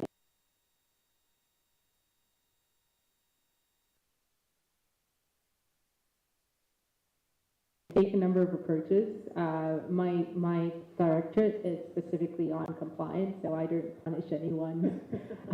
Usually I am literally the friendly face of the regulator. But we do have provisions where if there is a breach of the Data Protection Act and there's a complaint that is made, or we find that through interest we investigate on our own initiative, we can issue enforcement notices, and what this effectively means is that we will tell you what you need to do to comply with the Data Protection Act. And if you fail to do what we recommend, then we will fine. And we have issued a number of fines, I think 3 fines this year, and we will continue to do so. I think someone mentioned that we seem to be slowing down. We're not. There is a procedure that we're following. We're not here to continuously fine. We're here to actually help build that culture that I was speaking of. And in the event that we don't have that culture internalized in the organization, then we will, as a last resort, issue a fine. Thank you, regulator, on those insights. My director is telling me I'm 5 minutes past the time, so I want to wrap this up. I know you may have had some burning questions from the floor. Please get online and just throw them there. I promise we'll get time and address them. But I want to start with Cynthia, 1 minute, closing remarks, then GB, then Doc Online, and finally the regulator. 1 minute, closing remarks.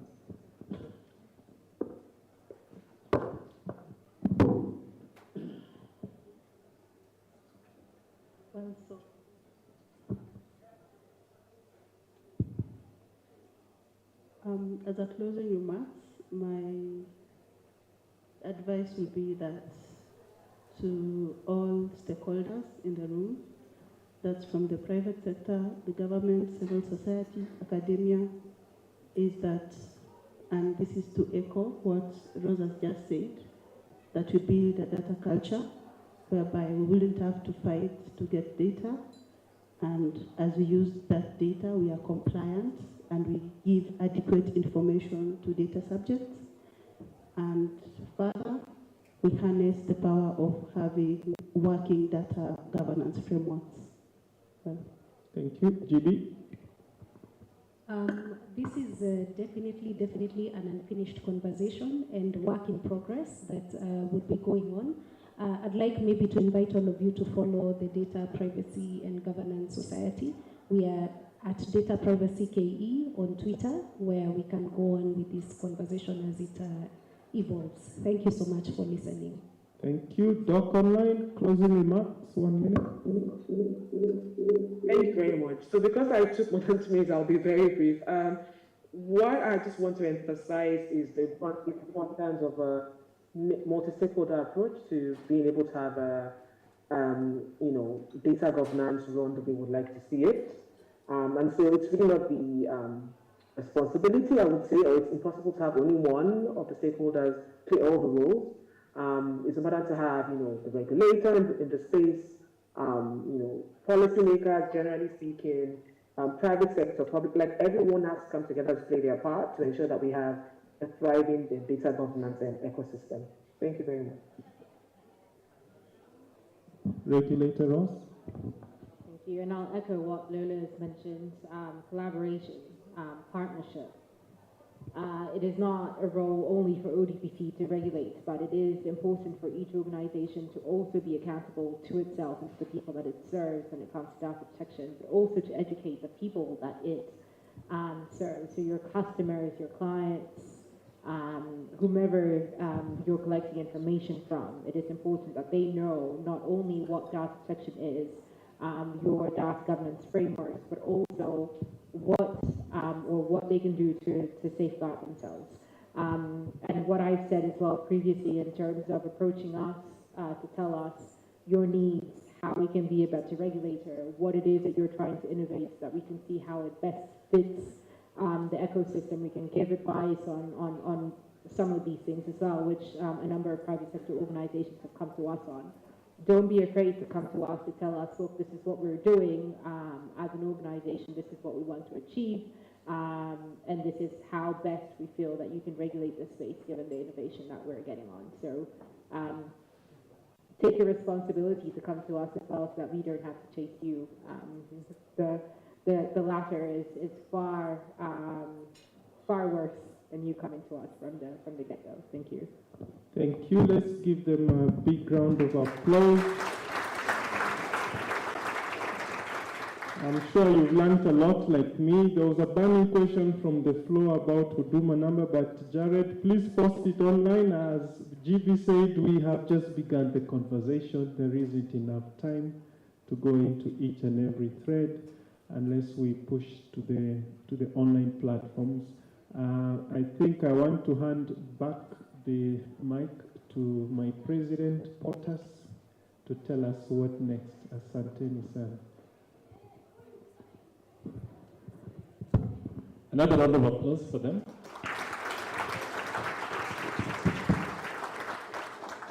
So thank you very much. That was a very enlightening session. We'll take a group photo before you step out of the stage. We're going to be having lunch after this. Unless you want us to continue, which happy to talk. So that we can have time to answer all the questions. So lunch will be served outside. We have the team that is handling the registration desk. You can pick a voucher there. The restaurant is on ground floor. It's Baraka Restaurant. So just go on straight ahead, and after picking the voucher, have your lunch, and then we come back for the afternoon session. So we can agree. Can we try to come back by 2:15 or 10 past? Am I stretching? Yeah? 10 past? Or 2:15 latest? 2:15? All of that opinion say aye? Contrary opinion say nay?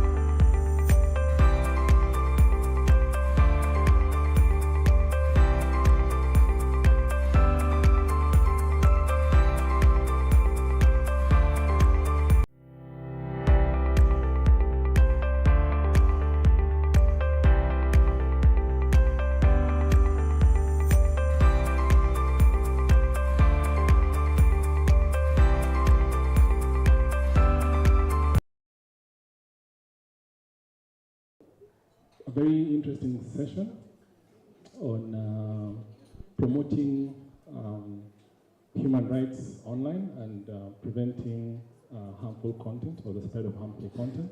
We have seen the conversations that we've had today, and to help us, try and demystify these issues, we have a very eminent panel who are going to help us explore the impact of digital technologies and the emerging threat of harmful content online to ensure a more rights-respecting digital environment. I will hand over to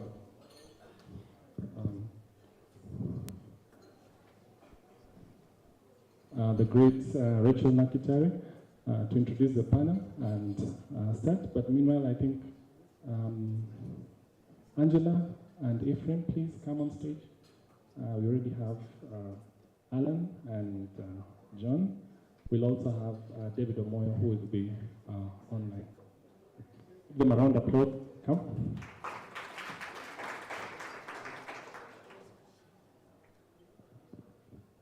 Yeah, good afternoon, everyone. Good afternoon.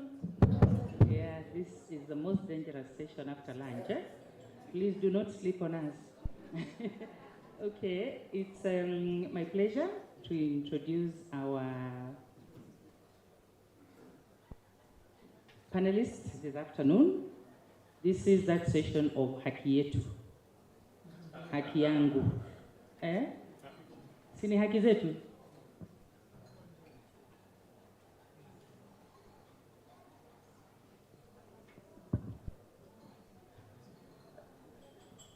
Yeah, because just reminds me yesterday, for those who are following the finance bill issues, the leader of majority said clearly that the soul of the Constitution is in the Bill of Rights, which is chapter 4, and also says it's the longest of the chapters in the Constitution. So this is that time. So I don't want to get into the panelists' time. I'll want to introduce my panelists, and I'll just quickly give the names because I know my first question is going to go to you talking about your organization. So you'll take that opportunity then to tell us a little more about the organizations. On my immediate left, Minayo. What is Angela Minayo from Kictanet? Then Alan Cheboy from Code for Africa. John Okande from UNESCO. And Megan Kature. Okay, you will tell us. I didn't just get the organization. So I think we're talking about a very important issue actually about human rights and freedoms, touches on all of us. And I think to begin is to understand, because there's so much, like Gigi said in the morning, my freedom ends where yours begins. And when we talk about the internet we want, who are we? Who are we when we say the internet we want? What I want for the internet may be different from Minayo, may be different from Alan. So, in no particular order, I really wanted to be a discussion because it touches on all of us.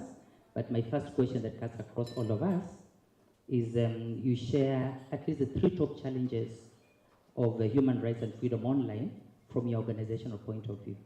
We can start at the end, Megan, then come this way. Thank you, Rachel. Good afternoon, everybody. My name is Megan Kathura. I am from GIZ, and I'm glad to be part of this conversation today afternoon. So, right on straight into the question that I've been asked. Since I'm from GIZ and we are representing Team Europe, one of the 3 top challenges to online human rights and freedoms that we identify include firstly the issue of data privacy, wherein personal data is being misused and collected or harvested without consent. Secondly is the issue to do with online hate speech, cyberbullying, and this can suppress the freedom of expression and cause significant harm. The third top online human rights and freedom issue, the third challenge that we see is the issue to do with the digital divide, where disadvantaged and marginalized groups are lacking access to the internet and limiting the opportunity to income to participate in freedom of speech and their participation in the digital economy at large. And I will move on to the next panelist. Thank you. John Okande from UNESCO, the regional office here in Nairobi. I think from where we sit, UNESCO, for those who are now Googling at the moment, I work for the communication and information sector, and mainly we work around the fields of promoting freedom of expression, media development, that is media diversity and pluralism, be it in platforms and also in the media, and also access to information. I think this is one of the big elements that we are known for globally. And there's also the elements of documentary heritage. For those who've heard about World Heritage Sites, but now from a CI, that is a communication sector, we talk of how do we digitize these elements and make them accessible to people. The biggest challenge in regards to your question on freedom of expression particularly is there's been a long history of advocating and promoting freedoms offline. But now with the reality of digital platforms, we are seeing a rise and a big challenge of how can these freedoms be mainstreamed on digital platforms, but still allow adherence to the fundamental human rights. And you'll find one of the biggest challenges currently we are grappling with is how are these rights reflected in the ever-changing digital ecosystem? And vis-a-vis governments in certain contexts, reactive way of legislating, which there's a balance between allowing the rights to thrive and also censoring these rights. So that is one of the elements that we see vis-a-vis freedom of expression. Thank you. Thank you. So my name is Alan Cheboy. I'm a Senior Investigations Manager with Code for Africa.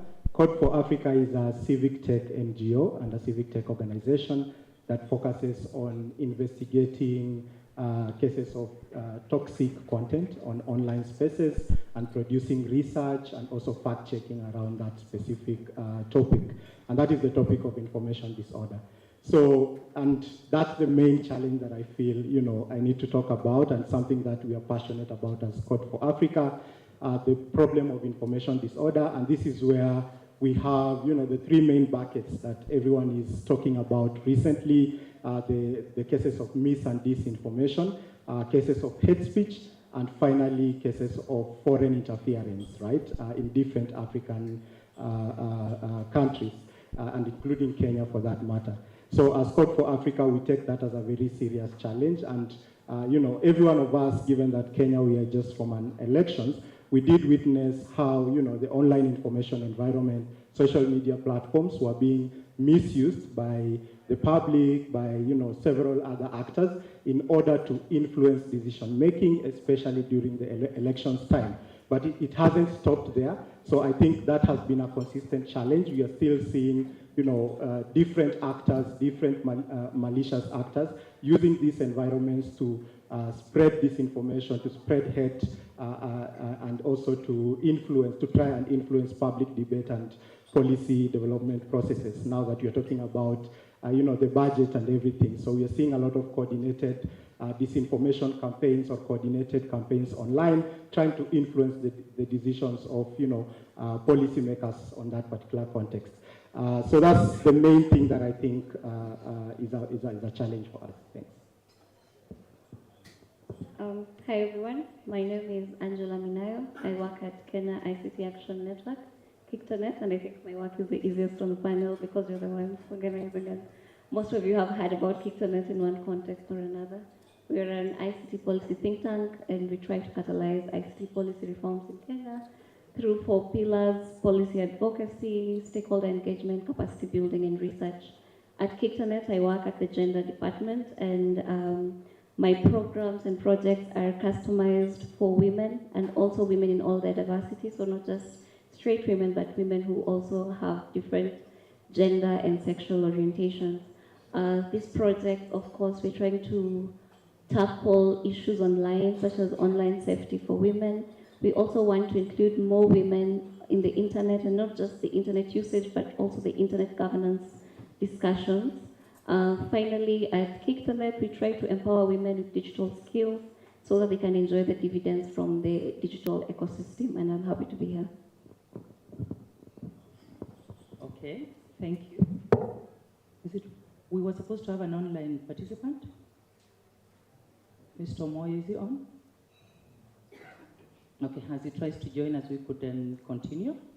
So, of course, I hear issues of freedom of expression having challenges. We're looking at online as an opportunity, but we've highlighted a lot of the challenges, right from inequalities based on gender or sexual orientation and others. We've talked about the offline tendencies moving to the online. You've talked about importance of what you call information disorder, misinformation, disinformation, malinformation. So, what are your organizations doing in terms of intervention on the challenges that we've talked about? Can start with Benai. So, as I had said, we've been working on online issues to do with gender. So one of the main issues we've seen is online gender-based violence. This has been an area, a focus for research by Kicternet since, I think, 2009, when we started to look at online safety for women online. At the time, we did not even have any laws or regulations around women's safety online. We've also done policy briefs on trends for online violence against women in politics and online violence during COVID-19 pandemic. Last year, we were supported by GIZ to come up with an e-learning module on online gender-based violence as part of the Digital Inquirer Kit. So this was module 5 of that series of e-learning modules. And this is an open source, free, it's freely available on the internet. You just have to go to Atingi, ATINGI, and just search for the Digital Inquiry Kit courses. And why open source and why do we need a resource on this? It's because online gender-based violence has become quite a phenomenon, and we needed to understand it, and we needed to learn it and teach others what it is, what are the forms, what are the harms, and how can we tackle it. So this was a resource we have come up with. It's interpreted into 6 languages, among them being Swahili. Another of our initiatives has been capacity building, trying to mitigate the impact of online safety online for women is by training them on digital security. Kicternet has been a leader in doing digital security trainings for a long time, but what we did this time that was different is that with the support of GIZ, we customized that training module so that it is fit for women and it addresses the concerns that women have around online safety. So those are quite a number of the initiatives we've done, and I'll leave the panelists to share more. First on the mic, maybe Megan, you should come right next, because what she's talked about is an issue we raised on inequality. What are you doing in terms of intervention on issues, even what she's raised about digital literacy, specifically for women? Okay, so we have worked with Kicternet on a number of projects. We have promoted digital skills for Kenyans, especially with a focus on youth and women. We have supported the Digital Inquiry Kit for women and the Digital Inquiry Kit for the youth, which has been implemented by Kicternet and Watoto Watch Network, respectively. We are also working with the Ministry of ICT and Digital Economy in the operationalization of the Kenya National Digital Master Plan. We are collaborating with institutions like the Kenya Data Protection, the Office of the Data Protection, in the operationalization of the Data Protection Act.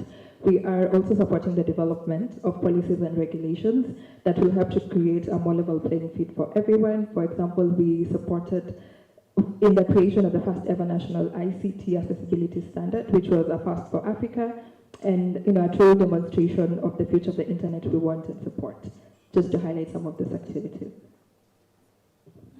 Pass the mic on to John. John, what interventions? I know UNESCO is strong on freedom of expression. That's really a forte. Now that we're moving from offline to online, what are some of the interventions? Within UNESCO, I think we work in 4 ways. As a specialized agency, one, I think, part of our global mandate, which is on freedom of expression, particularly SDG 16.10.1 and also 2.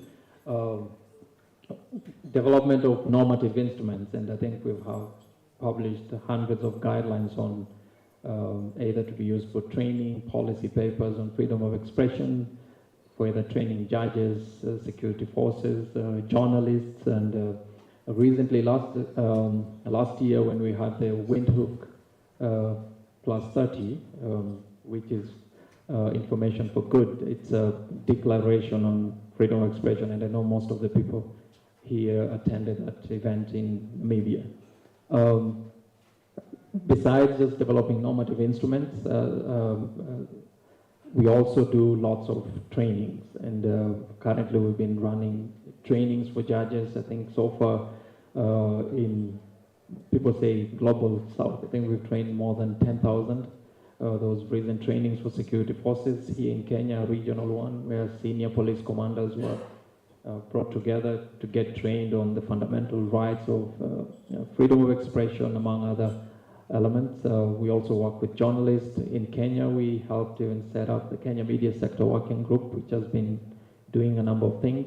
And more recently, we have this initiative called Social Media for Peace for Kenya, which is a pilot project that has been funded by the EU. And Kenya always has a first, and now they have a national coalition on freedom of expression and content moderation, which brings in together government players, that's Communications Authority, NCAC, Media Council, and peace builders and fact checkers, Code for Africa, and others are in it.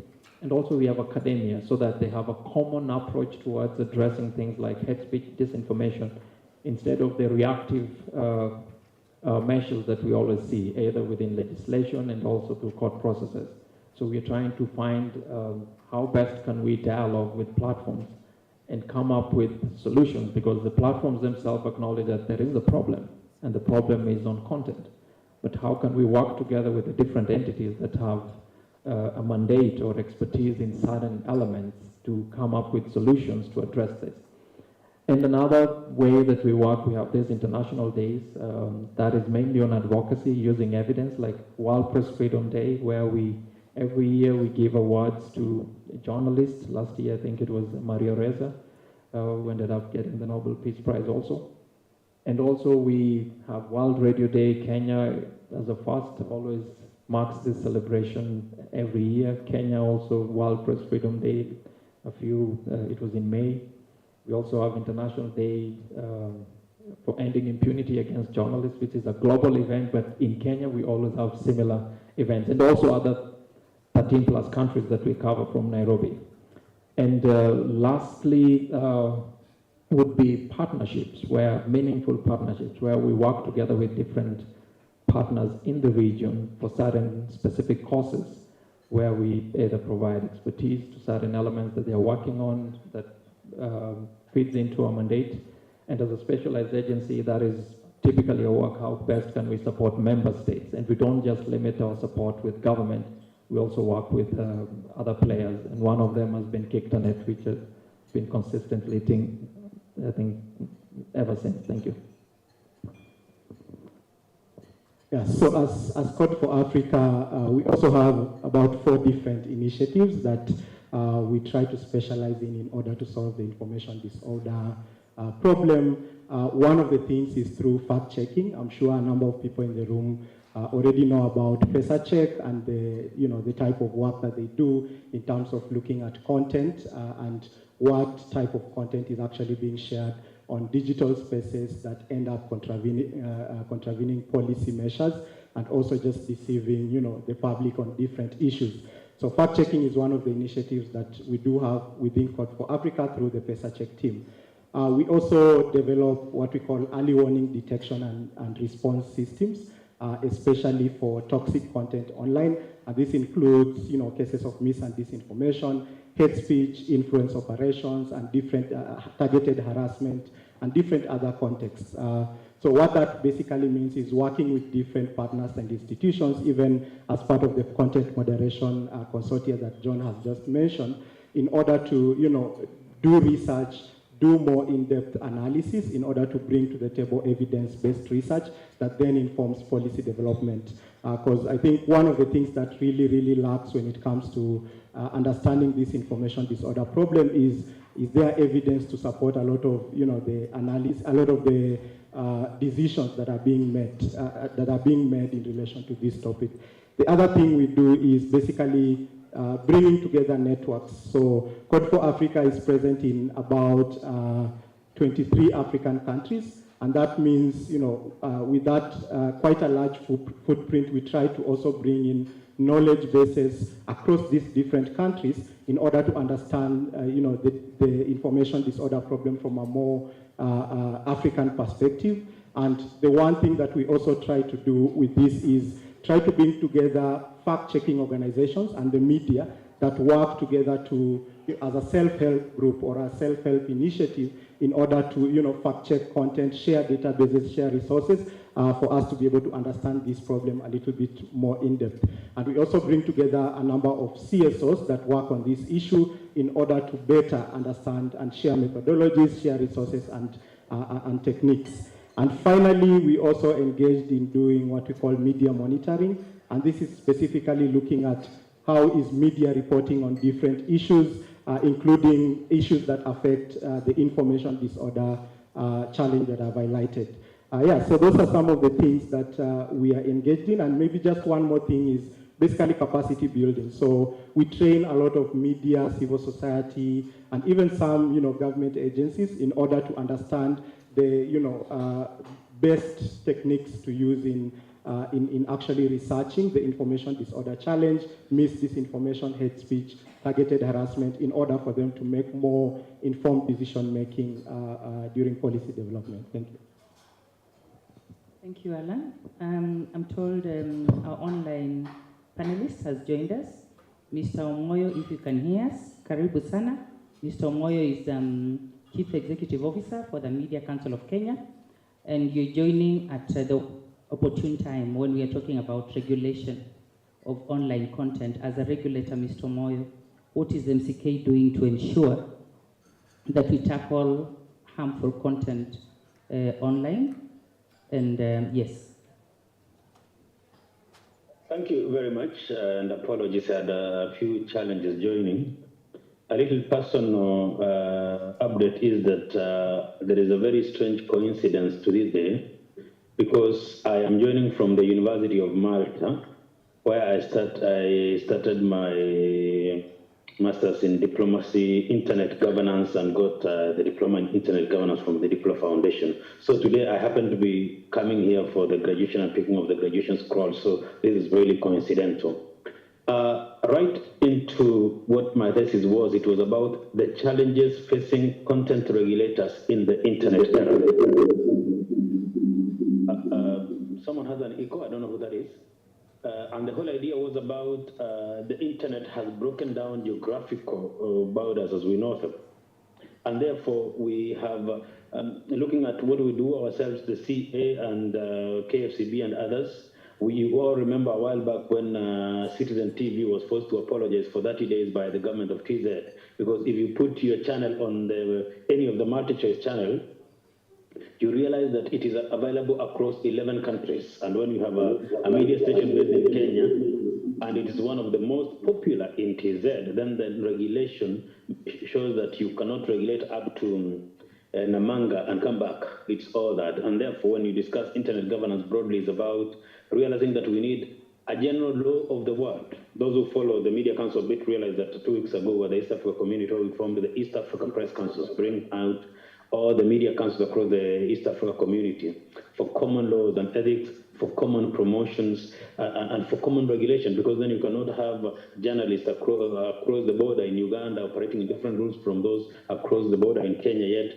the publication is done the common point and all that. So over time, I will say that what regulation has done is forced us to come together. They were talking about common markets, common approaches to development and all that.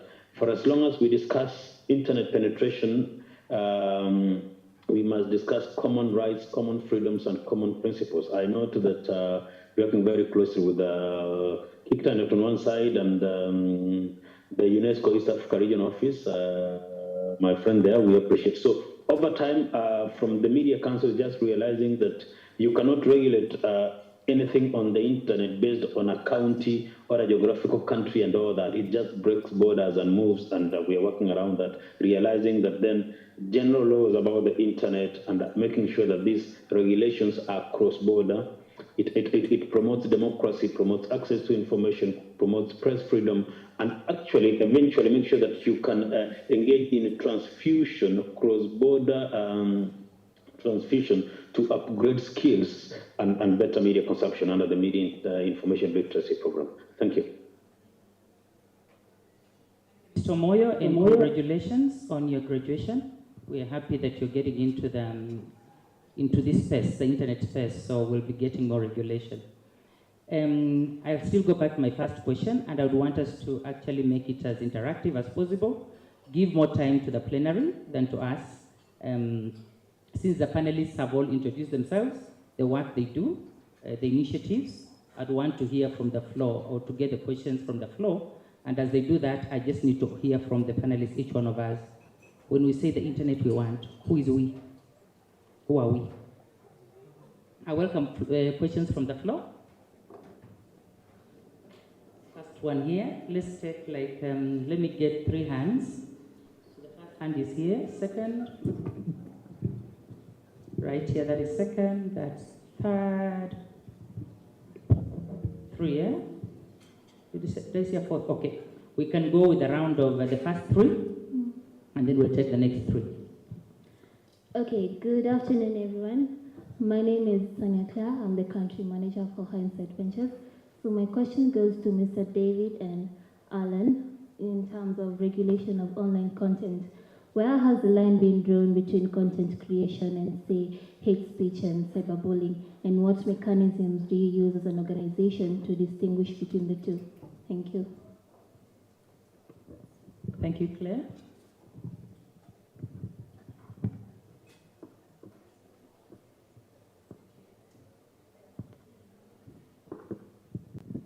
Good afternoon. My name is Christine Magoma. I work at the Africa Center for People, Institutions, and Society. In short, ASAPIS. I'm the communications officer. My question is a compilation of what we have been discussing the whole day. And one keyword has been stakeholder collaboration, stakeholder collaboration, stakeholder collaboration. But we are all aware that he who plays the piper dictates the tune, right? So when we are addressing content moderation and everything around it, we have got to be very aware that many of these stakeholders who come to the table to support such initiatives have their own interests sometimes. For instance, private sector. When we look at organizations or companies like Meta, they want to be involved and they are actively involved in ensuring the digital spaces are safe. But we're looking at a global level and we have community guidelines, and as Marcy indicated earlier on today, these are globalized and community guidelines are there to keep everyone safe. However, looking at a context level, content versus context, in Kenya we have hate speech as the panelists have indicated, and this hate speech is not necessarily in English, it's in local languages. How then do we bring these people to address these issues from a local perspective, in as much as we have David online who is talking about ensuring that we discuss internet penetration and rights and regulations also from a global perspective. We cannot ignore the local perspective because we who are here understand it. We all understand English. But there are people in different counties of this country who don't necessarily communicate on these digital platforms in English or in Swahili, and this information affects them. They consume it and they believe it to be true. So how then do we address that? Thank you.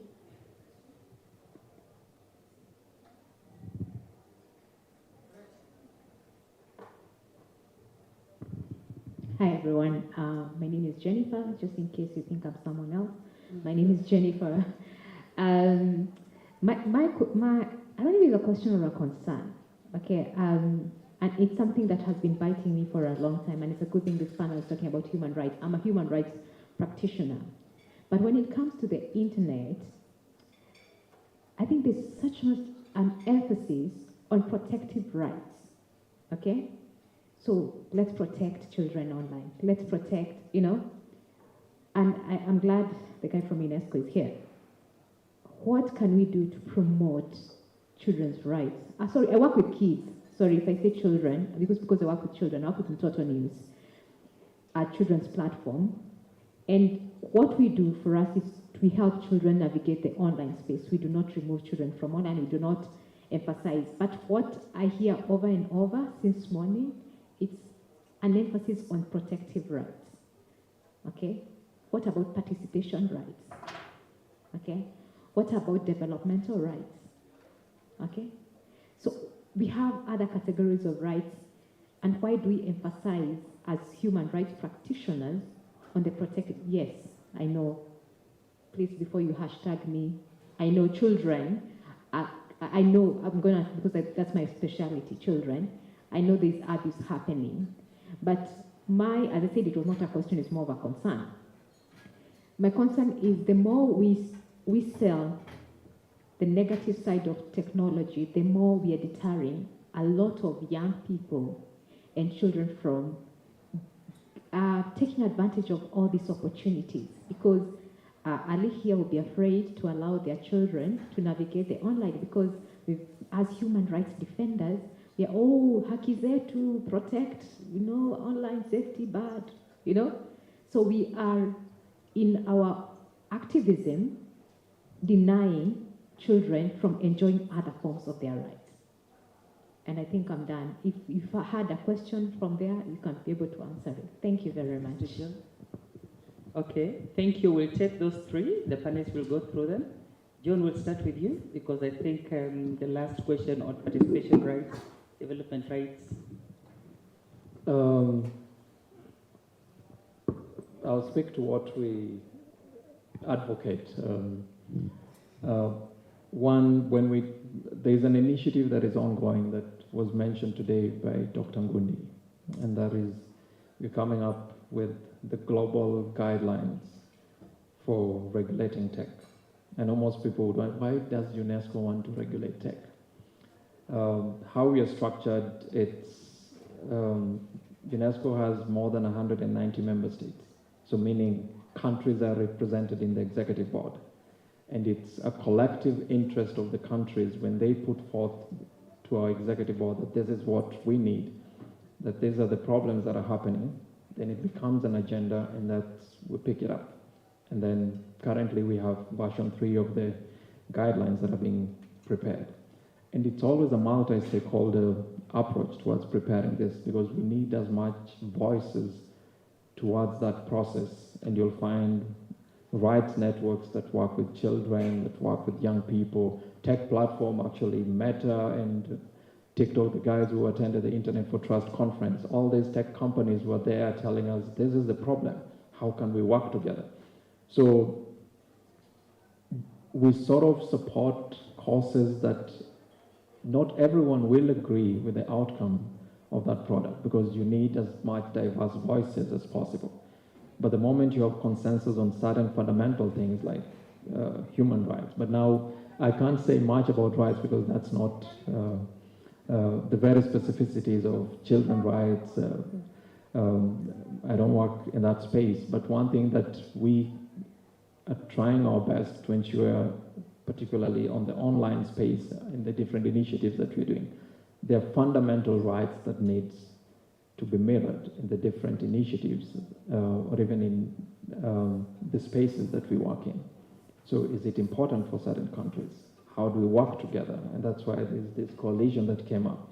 Because we see reactive initiatives where we see there's this issue, let's deal with it. Most of the times there's duplication of initiatives, particularly on addressing, let's say, hate speech and disinformation. But if you come together, and recently, I know Meta guys are here, and when the coalition was founded, we talked to a few colleagues and they said, okay, how can we now incubate fact-checking in local languages? Because in the onset of the project, there were 2 assessments that were carried out specifically for Kenya, and I think Kenya is always a first because Social Media for Peace project is in the 4 continents. In Africa, it's only in Kenya. And one of the things that came out in the studies was hate speech now, it's not only in English and Swahili, it's actually in our local languages, Kikuyu, Luo, Luya, and other languages in Kenya. But now you have people willing to sit on the table and work with multi-stakeholder. I'm digging into Christine's question. How can we work together to address these causes? From our side, we are not prescriptive. We will help prepare the instrument through a multi-stakeholder process, and it's up to member states to adopt those instruments. If it doesn't work for them, that is fair enough. But for us, for causes that will help make the digital ecosystem healthier for young children, for young people, and even other stakeholders and citizens, we will be able to support those causes. I hope I have, she mentioned something about context and content. I think it's important that even besides just hate speech and disinformation, we've seen most of initiatives being parachuted within our context. One thing that came out during the assessments that we were doing on hate speech and disinformation in Kenya, and we were working closely with even Code for Africa, Build Up and others, Article 19, is at times it's a deliberate, hate speech thrives, and most of these platforms, at times consciously or unconsciously, scatter away from dealing with these elements because of our fragmented legislations. We are heavily, we have so many laws. NCIC, I'm sure they're here. One of the discussions we had with them, they said, okay, we have all these instruments, but we can't hold anyone accountable. Because the definition of hate speech within our context, it was after an event, and that was the post-election violence. Right now we have all these new elements coming up, AI, among other things. How fast or how often do we reflect the current context vis-a-vis the existing legislations? So I'll end there. If there's anything, I will come back. Thank you. Yeah, so I'll probably just jump in on the first 2 questions from Claire and also from Christine. So in terms of content creation, vis-a-vis, hate speech and cyberbullying, I would actually say, content creators have the freedom to express themselves, to share information, and, and at the end of the day, I think one statement that Grace mentioned earlier on is, my freedom online ends where yours starts, right? So the one thing that we need to insist on is, as content creators, are you actually going against policy formulations? Are you, even just from a perspective of humanity, are you targeting a particular, are you infringing on the freedom of expression of another person? So that should be a guiding factor in terms of understanding what you're doing as a content creator vis-a-vis, contributing to the problem of information disorder or toxic content online. There's one example that I'll use. There are a couple of research that we've done, and one day we found a network of influencers and several other individuals who are contributing to a conversation using a hashtag that was considered to be hateful, right, here in Kenya during elections. Then all the accounts that were contributing to that trending hashtag are taken down, including for these influencers and people who were just using the hashtag to promote either products or content that they produced. But think of it this way, the social media companies implement automated way of detecting and countering toxic content online. So if you are involving yourself in a hashtag that is trending, that is considered to be hateful or contravening the policies of the platform, and your account ends up being taken down, then you should try and judge that action that you did in the first place. So I would probably say, for that context, we need to look at specifically as content creators, what are the policies implemented by the platforms, by the that you're on, that you're sharing your content, and does it also go against the freedom of expression or the freedoms of other people online. Then on Christine's question, I think, and this just sits in also from what you asked, Claire, in terms of addressing local context, and we've seen several cases where this is happening. The one thing that I would like to mention is, local context is very important, and this is also, of course, advocacy to Meta, to Twitter, to all the other platforms that are currently in the room. We need to also try and consider local context, because one of the research that we did during the elections, especially when it comes to hate speech, harassment, and all that, as John said, it's spoken in local languages, and sometimes it's really coded. So it's not really a language, it's actually a term being used, but only someone in Kenya will understand. So automated, ways of monitoring for that content will not succeed. You'll probably need human intervention, and especially people with local context to do that. And that's why we are advocating for them to hire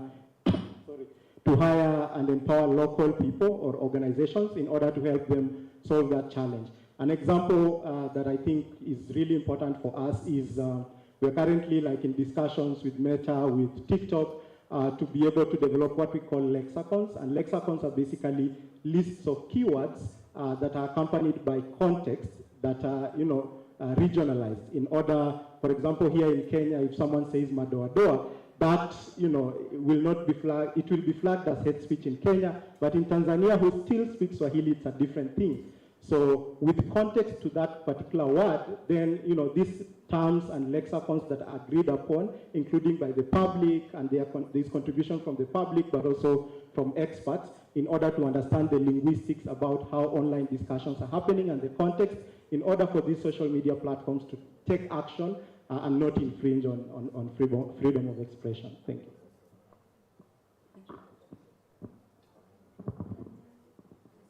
Go ahead. Okay. All right. I'd like to respond to Jennifer. You raised two issues, one on child online protection, and secondly, on what we're doing in terms of promotional aspects of human rights vis-a-vis protective. I'll speak from my work at Kictonet that we have been doing a lot of promotional activities that are steering away from the anti-tech, tech is dangerous narrative. One of them is that in the course of the KIGF week, we trained 31 women on how to use civic tech for public participation. I think that is a very clear example that we are looking at tech as an enabler of human rights, and we are tapping into it to enable women to participate more in public participation. These 31 women are going to give submissions to the Communication Authority of Kenya on an upcoming regulation on fair use of technology. So I think that is a step in the right direction. Another initiative by Kictonet is our digital accessibility program, which tries to have persons with disability have a voice in the internet governance discussions and advocate for themselves. We have this project to be owned. The project is owned by persons with disability. So the fellows are persons with disability, and the person leading the project is a person with disability. So there's a lot that goes on in the background, and sometimes you might not see it, but there is a deliberate effort to make tech as inclusive as possible. On the issue of child online protection, while the Communications Authority of Kenya is not here, I can just speak on the work that they're doing. And that is that they have come up with a child online protection guideline. I'm sure you know about it. And they're also planning to have a survey on child protection in Kenya, which is going to be surveying, they're going to be asking questions to children, teachers, and parents. I think this is a good initiative, and during the stakeholder engagement, Kictonet aired some of its concerns regarding child online protection. So we raised our concerns and the questions that we want to be captured in the survey. So I can assure you that stakeholders are working on child online protection as well as making using tech as an enabler for human rights. Well, I don't think there was a question that was directed to me, but one thing I would like to say is we need to recognize that the composition of our society is not homogenic. And on that account, we must be humble to listen and engage from different perspectives. We must be willing to cede power to different communities, because different communities are experts of their own lived realities. So we must be willing to engage with people at an equal level, not engaging people just to speak at them, but to be humble enough to cede power, to listen and meaningfully engage with them. Thank you. Mr. Moya? I hope you're hearing, you're still online. It would be good if you gave us your perspective on the issue raised especially by Jennifer on being more protective than allowing participation of children and development of children. Mr. Moya. Yes, thank you. I posed a bit of what we did about content regulation and all that. That is just the cover of my thesis. I will be posting the abstract. The truth is that we need to be aware of the dangers of overregulation. Internet and content creation is about creativity and all that. So if we just come down on anyone with rules and regulations, we forget it all the time. We need to do more of setting very broad rules of engagement and being facilitative. Funds for creativity, content, how, facilitative. Kenya, we are fairly ahead in East Africa. My friend Ezra Chiloba tells me that we are at 97% 4G penetration. That means that then people can develop content wherever they come. Any of you have seen content developed from very good villages in different places. So like as we discuss about regulation, we must realize that the internet is just a channel. If we lose values and lose several principles and forget what brings us together as a country, then we will end up just engaging in just sets of rules and regulations with no development. Well, ideally, the internet should be able to help people move forward. As you see from the abstract was that you can't use regulation from a perspective of stop, come and do. You must allow people's brains to develop and all that. Yes, we have rights to privacy, rights to protection from bad content, the rights to protection from fake news and all media information literacy and all that. But we must look at the internet as a super highway, a facilitator, So if you develop a super highway and bring bombs on a super highway, you do an SDR and then bring bombs all over and checkpoints on an SDR, then you miss the point. Ideal is that we must look further and see that the regulators, MCKC, KFCB, and others, we are just a very little notch at the tail end of human development. So yes, but we have, as the regulators, we have reflected about our role really to be more of facilitative, so that you inculcate values and principles in development and put more money in making sure there is something being developed than just putting, all over, checks and balances and bumps and all that. So I would say that what we need now, especially as we move in the whole idea of internet content regulation, is about facilitative and developing, inculcating values more and more as we proceed. Thank you.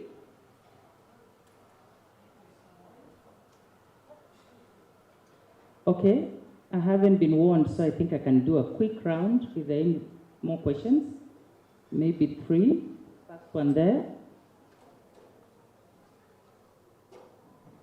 Okay, I only see one question, so that will be the last question. Please go ahead.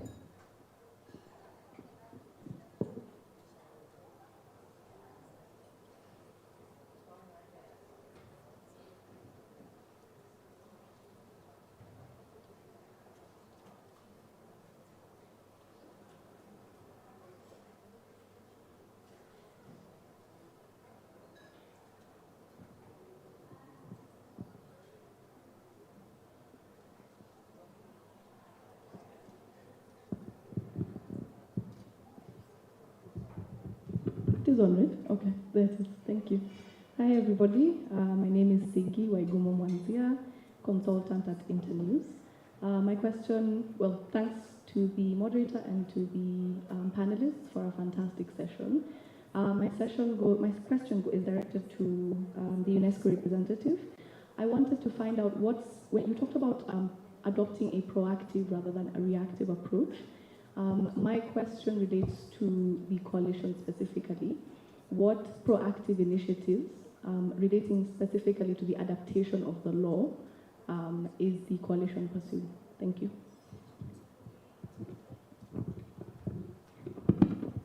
Okay, thank you. I'm warned that we have, that was the last question, so you can go ahead, John. Then we'll do the recommendations. Thank you. You whispered your name, so I'll just say thank you for that question. Mwanzia, yes. Maybe just in a minute, how the coalition came up. There were 2 assessments that were done. There was a series of trainings that were done. There were a series of national consultations that were done. Kictanet here is an active member of the coalition, so they've been in different spaces, reflecting on different issues, and the coalition itself has a set of recommendations on what they would want to do.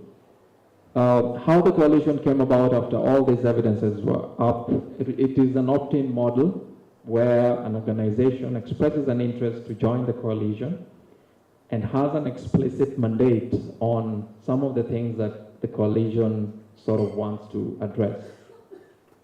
In terms of initiatives that the coalition is doing and reflecting on, one, it's structured into three. So there are policy issues that the coalition would want to have dialogue around it. So for example, I can tell you from NCIC, our colleague is even here from NCIC, one of the elements that came out through the research that was done on it's the definition of hate speech. And they feel internally from the organization and also other stakeholders that its definition has been limited to what happened in 2008, 2007. So with the new things coming up, AI, lots of changes within the digital space, and remember the definition was mostly offline, didn't have much reflection on what goes on online, because from 2008 till now there's a lot that has changed within the digital space. So if we can say a policy area that would be interesting to dig into, that would be one area that the coalition, if they feel that is what they would do, because from UNESCO side we will not prescribe, and that's why the coalition itself came up with a list of recommendations. In strengthening capacities, one of the elements that came out that some of, among regulators, there are certain elements that they need to know about: digital rights, digital safety, freedom of expression, and how that is reflected within the online space. There are also elements of some officers within the regulatory area, fact-checking, among other skills that they want to learn and transfer those skills. I'll give you one example, like in the coming weeks, Aga Khan will be doing a TOT for regulators, peace builders, and some people from academia on conflict-sensitive reporting. But now reflections is on fundamental rights and the digital spaces. So it's the coalition that prescribes what they want, and we provide them the platform together with other partners, EU and other stakeholders, so that they can address that issue. So we're trying to look, if it's TOTs, that is long-term, they can go back and transfer those skills. If it's advocacy, how can we come together? Recently, we had members of the coalition participating in the Africa Media Convention, where they showcased what is happening in Kenya. Members of the coalition were also, I think, led by PS Kisiangani, were in the Internet for Trust conference. That was at a global level. And then more and more, they're plugging into to see what are the best practices, what can work here, how can we come with more localized solutions to the things that we're grappling with in regards to hate speech and disinformation. So just a few, but we can discuss bilaterally if you still want us to talk about it. Okay, thank you, John. I'll start from Megan, coming in this direction. Just your recommendations in going forward, what you think needs to be done to ensure that everybody is secure and safe and enjoying the online spaces. All right, so for the promotion of digital rights in the Kenya's digital space, I would recommend 3 best practices. One would be education. That is the need for widespread digital literacy and cybersecurity education to equip individuals with the necessary skills to protect themselves online. Secondly would be policy. There's a need for advocacy for robust practices and policies and laws that uphold online rights and ensure data protection and combat harmful content. And then lastly will be collaboration. There's need for active involvement of multi-stakeholder groups in digital governance processes to ensure that the interests of all segments of society are considered and protected. In closing, let us all then take up our space to shape the internet we want in Kenya, which will be a tool for empowerment, growth, and positive social change. Thank you. is this internet we want? The internet that we want, top of my mind, I would think it's critical to have a responsible citizenry that consumes internet products. So from our side, what I would think of advancing or promoting media and digital information literacy competencies. And we can look at it either supporting a government, how can they mainstream certain competencies within educational curriculum? And this can cut through from ECD level to university level. We tested it in Kenya with Rongo University that now has a compulsory course on media information literacy. So these are some of the low-hanging fruits that we can work with. But I believe the bulk also is with us. How responsible can we be within the digital space? And what are those competencies that we need to create a healthy internet space? Thank you. For me, I would say the internet I want is an internet that is safe for all. And what that primarily means is, every stakeholder doing their responsibility and doing the work to make sure that it is safe for children, as she mentioned, it is safe for women, it is safe for different other marginalized communities to converse in these online spaces or digital spaces. And I think my recommendation would primarily be to ensure that we have a collaborative approach to making sure that the internet is safe. Government participants, the private sector, civil society organizations, everyone we need to all come together in order to make sure that this happens. Thank you. For a long time, we've, speaking from a women digital rights perspective, for a long time we've been fighting the ills that have been brought by technology. And I hope that stakeholders present will start thinking of how women can thrive in the internet ecosystem so that we can leverage the power that the internet holds so that women and structurally marginalized groups can have their lives improved and not have gender biases that already existed before become worsened by technology. Thank you. Ms. Tomo, are you still there?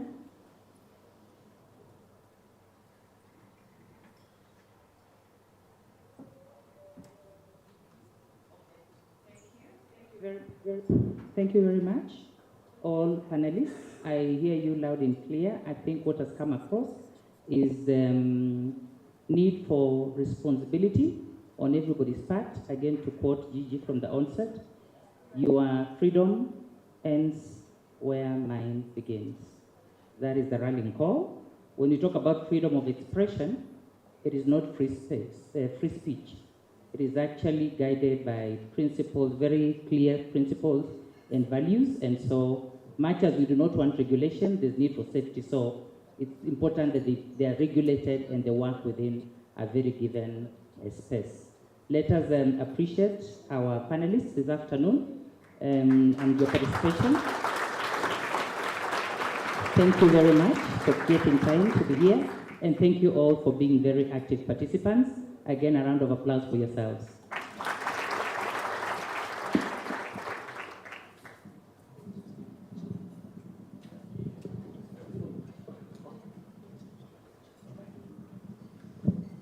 We'll have a group photo.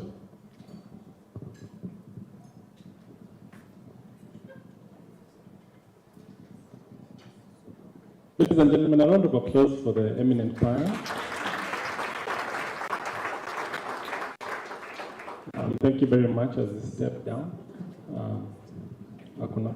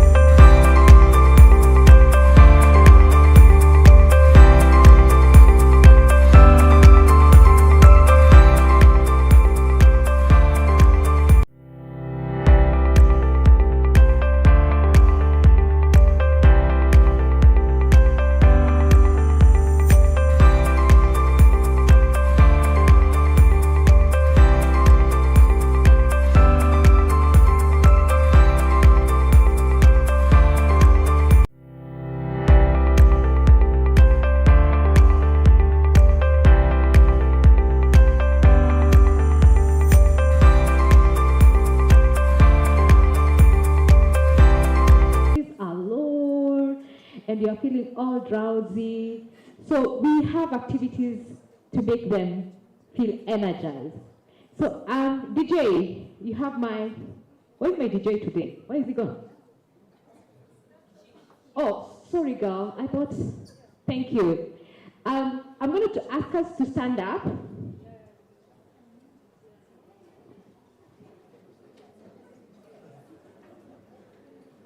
For everybody who remember President Moi, I'm so sorry. I'm going to try to be inclusive. They've just done human rights stuff here, so I'm going to stand up here. I'm going to be inclusive, and we do light ones, and then we do heavy ones, okay? So I'm going to do instructions. For those ones who were here yesterday, we did the stretch ones, okay? So just a breathing exercise, and then we can do, as my DJ is queuing up songs there. So I'm going to ask all of us to try to touch the roof with both hands. Yes.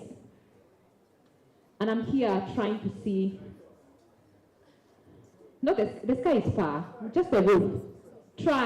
Just try, and I see people cheating. Let me see. Lillian, you're cheating. Thank you. Yeah, let me see. There are people who are looking at their phones. They say it. And then, let's all, DJ, hold. Let's try to touch both sides with different hands. Like you have to stretch both hands on the side. Those ones who are here yesterday, you know it. This one is cheating, or he's not with us. On the side. And then let's do a bounce. Ugali ishuke kwa miguu na kwamba yani walio wamenikumbusha ugali yote ifike kwa miguu. Okay, let's all try to touch our toes.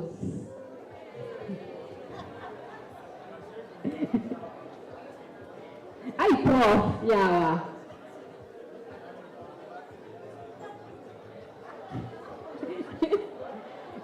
If you're sitting down, you're cheating. I can see people seated down, they're cheating.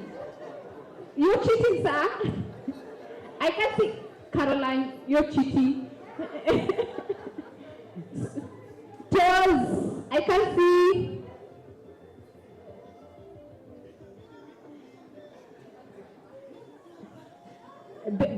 Try to tell the baby, can you move this side? Okay, and then let's all try to touch behind with both hands. No cheating, guys. Behind. Just try. That brown door behind you, Ali. No, try touch. Okay, PG, there are kids in the room. Okay.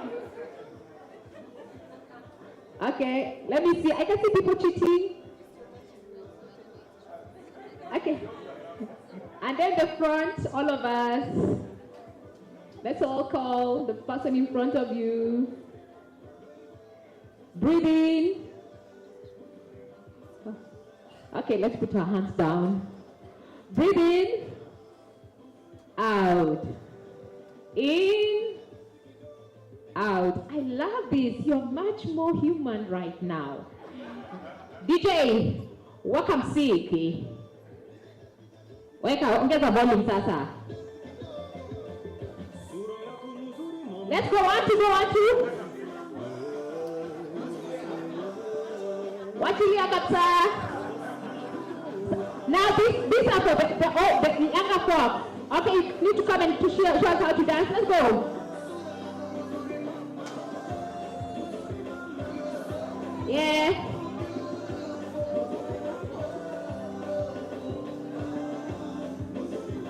Not ile inaka sweat. Ile ina sweat. Here ina sweat. No, just ukisoma wataki watu sweat.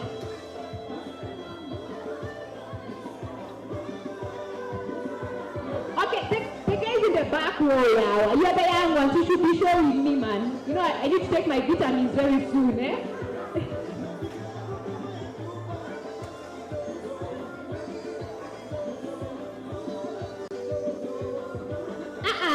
Hey, Yani, you don't want me to dance. My friend, my age doesn't allow me to dance. Okay. Ooh, let's all breathe in and then sit down. Once go in, out. Again, in, out. Let's all sit down. Thank you very much.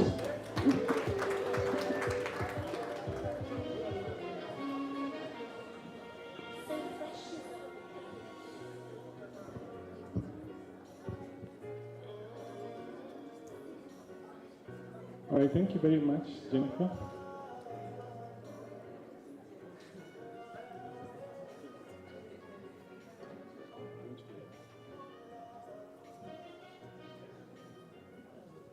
Thank you very much. That was good. That was good. Surely. Ugali imefika kwa magoti. All right. Thank you very much. There's a video we are going to play shortly, but before the video is cued, I'd like to invite our next panel on stage. This session is going to be on bridging the digital divides and promoting inclusion. We've spoken about this in the course of the day, and we have an eminent panel to help us break down this issue and highlight the growing digital divide that is present in Kenya, and see what are some of the best practices that we can adopt to promote digital inclusion, accessible content, digital literacy, meaningful connectivity, and internet infrastructure for all. So to help us discuss this, we have our moderator already on stage, Judy Okite. We also have Charles Juma from UK Aid DAC program, Andrew Lewella from Kenik, Catherine Charlo from Angaza Network, and Rosemary Okello. Please come on stage.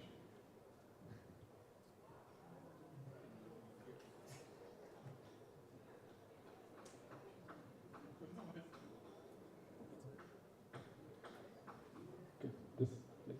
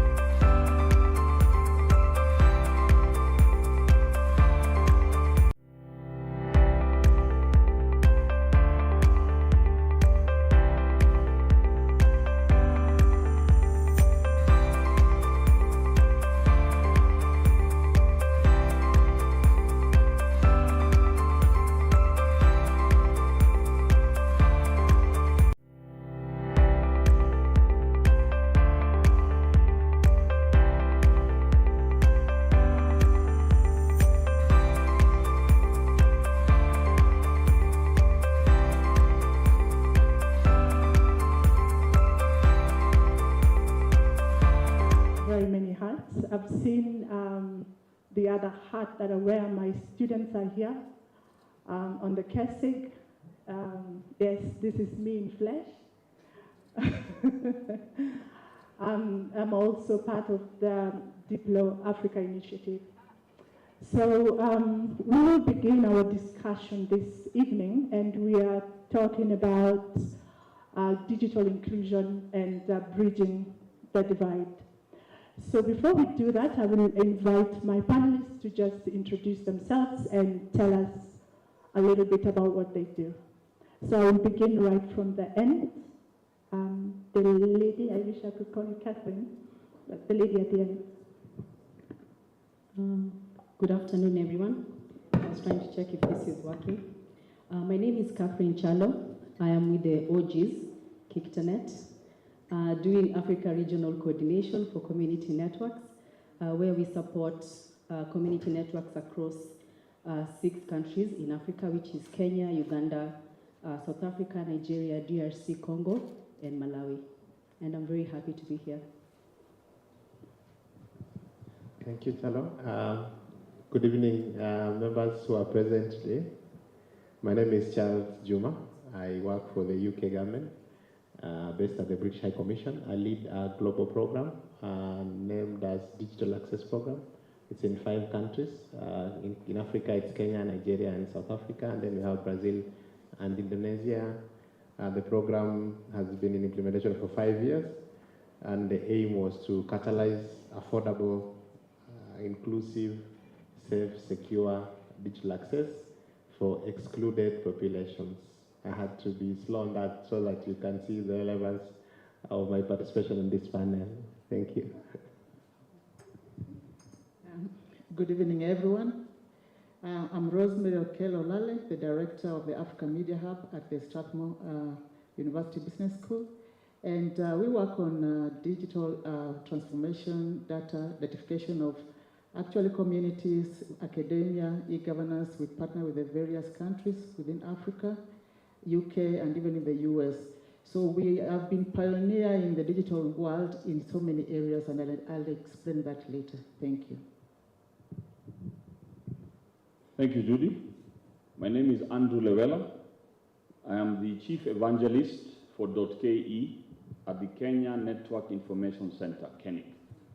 We promote and build trust online to allow individuals and businesses to thrive on the internet around .ke.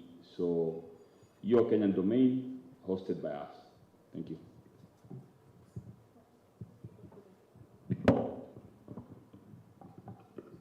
Thank you very much, Andrew. So my first question would be, in your area of expertise or area of work, how would you define digital inclusion or digital divide? So I would say our area or scope of concern is really the domain space. And I think for people in the room and those online watching us, the domain space is really where all the assets we have on the internet, computers, websites, really have a nomenclature where they're named, and we give you a unique identifier. So just managing that ecosystem. So in that space, I would say a few things come in mind, and I took notes of this, but I'll mention just 3. So for us in the domain space, when I look at the digital divide or inclusion, one specific item that I think is of concern is equitable access of these resources. Because different countries, for example, those on the top level domains like .ke, they're really accessing resources. And these are sort of finite for the sake of once you have a domain in your name, we can give it to somebody else, and we keep adding them as we go. So do we have equitable access to these resources? That's a debate for another day. But the bigger countries that have been, .coms of this world who have been here longer, they can elbow some of the smaller players, but thank God it is not a resource that you can be denied, and that's the openness of the internet, but it continues to be an emerging area. The second dimension I could mention is, I think one of the ladies mentioned it, participation and representation. Those of you who have been this longer than me know that it's a club of sorts where you have to be at the table. So as Kenya, as Africa, are we engaged enough in these conversations? And we have to be. I think that's, I think I'll mention a third one just for the sake of time. diversity and equal opportunities. I was pleased to see during the Q&A, all questions were asked by ladies. That is very refreshing for the dinosaurs in the room like Walubengo, Ali. It's really refreshing in the internet space that diversity and inclusion is really coming through. And of course, the gender is the first place. Of course, there's issues of accessibility, PWDs, and so on. So that is another dimension I think we have to pay attention to in this space of inclusion and the digital divide, so that we are not left behind. I think my parting shot is really the numbers game. I know we've discussed internet penetration, Africa vis-a-vis the rest of the world.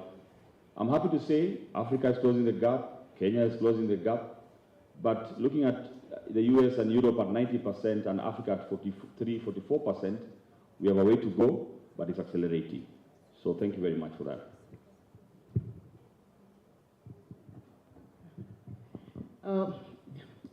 On the way of inclusion, one thing that comes out clearly, actually, not only data literacy, but also capacity building. And it wasn't until recently that few universities even started training on data science. And certification on data became a key factor, even a skill.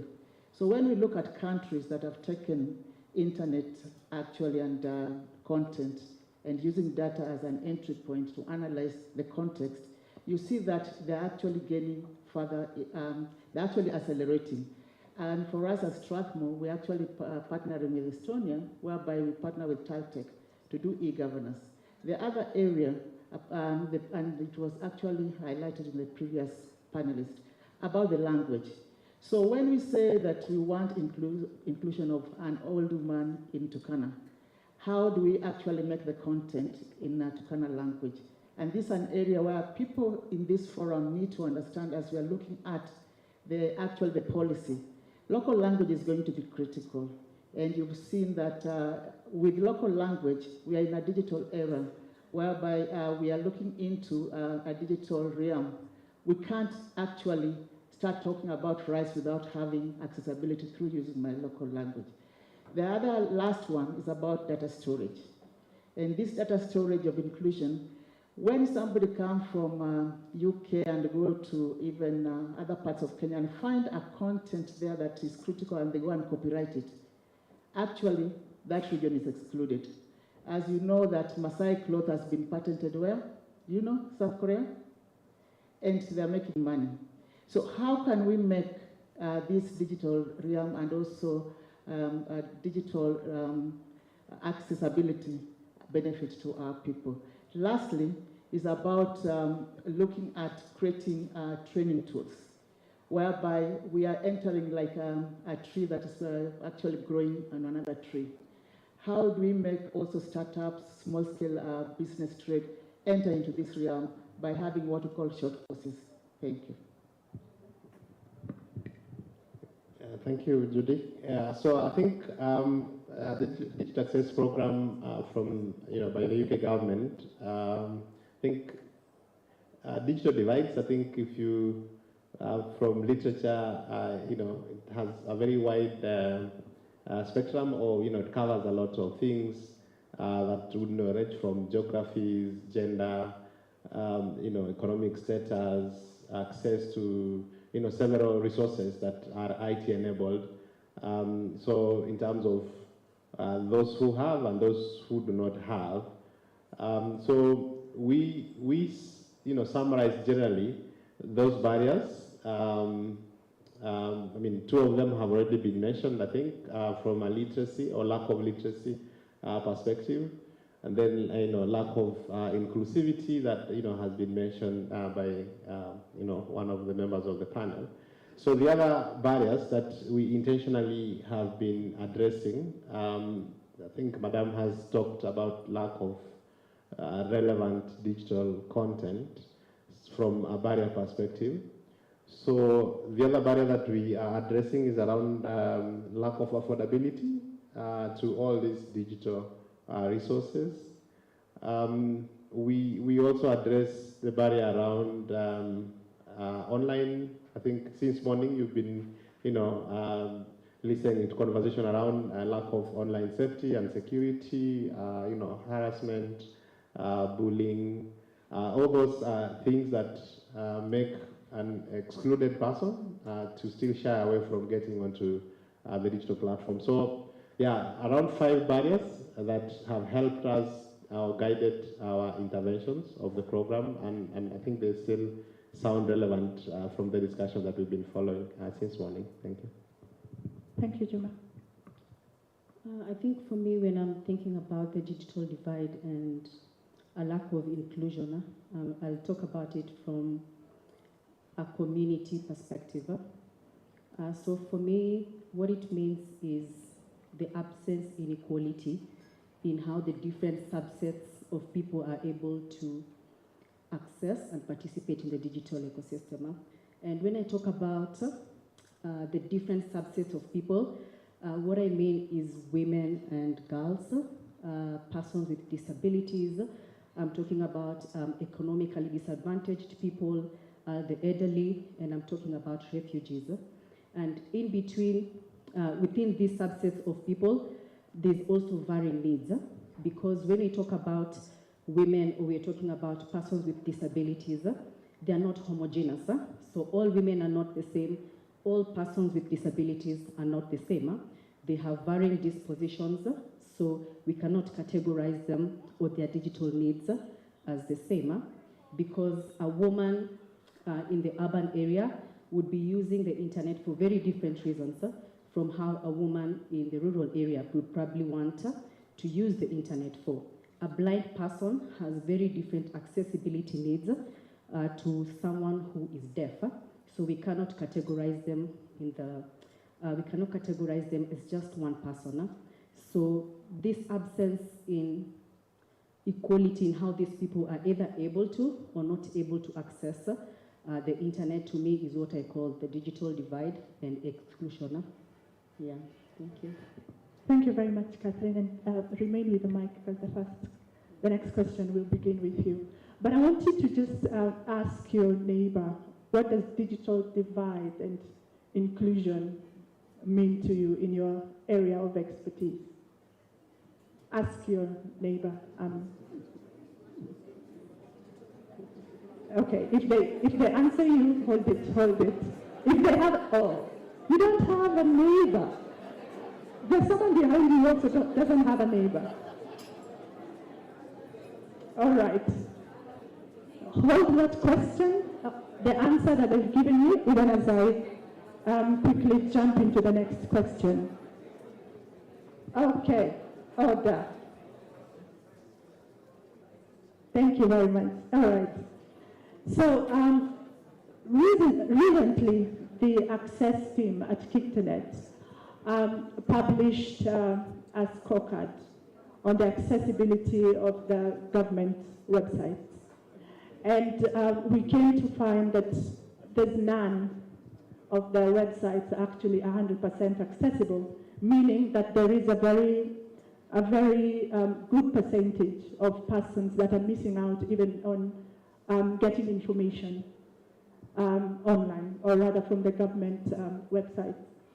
So my question is, what do you think are the 3 major barriers regarding when we look at digital inclusion and the divide?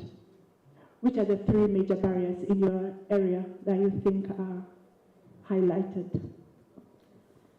Yeah, again, of course, I will base this from the community's perspective.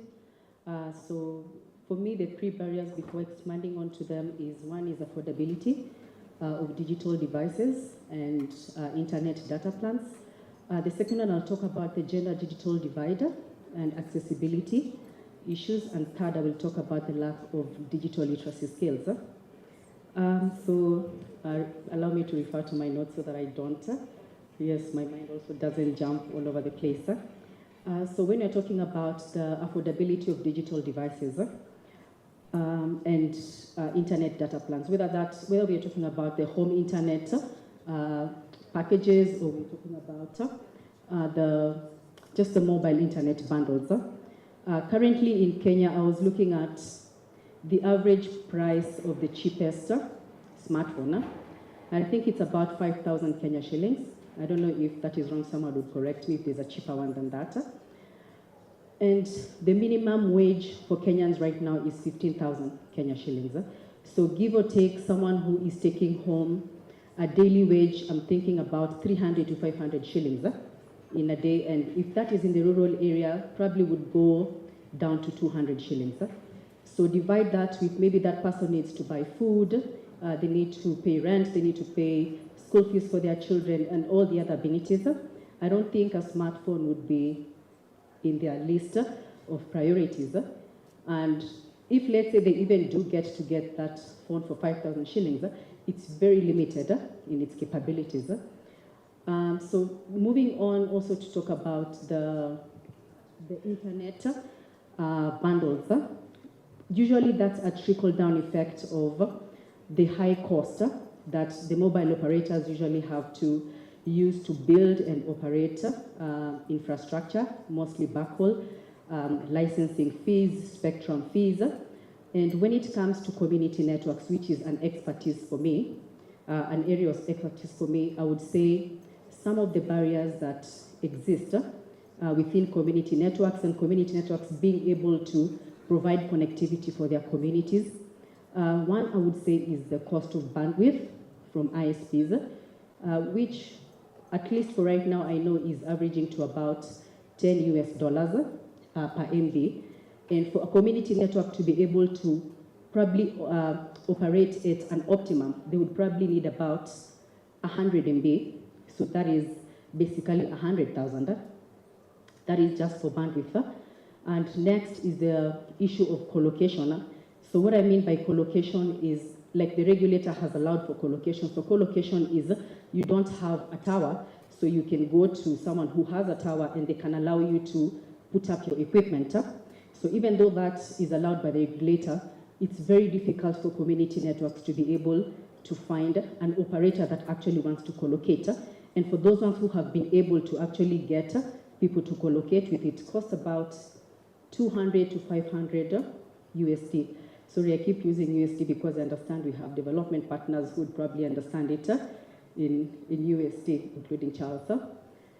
Yes.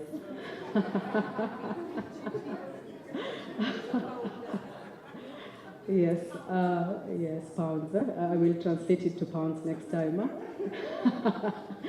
Yeah, so getting for them to even get to have someone to co-locate, that's very expensive.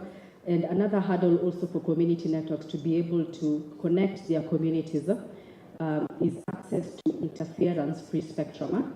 So currently community networks are operating under license exempt 2.4 and 5 gigahertz band.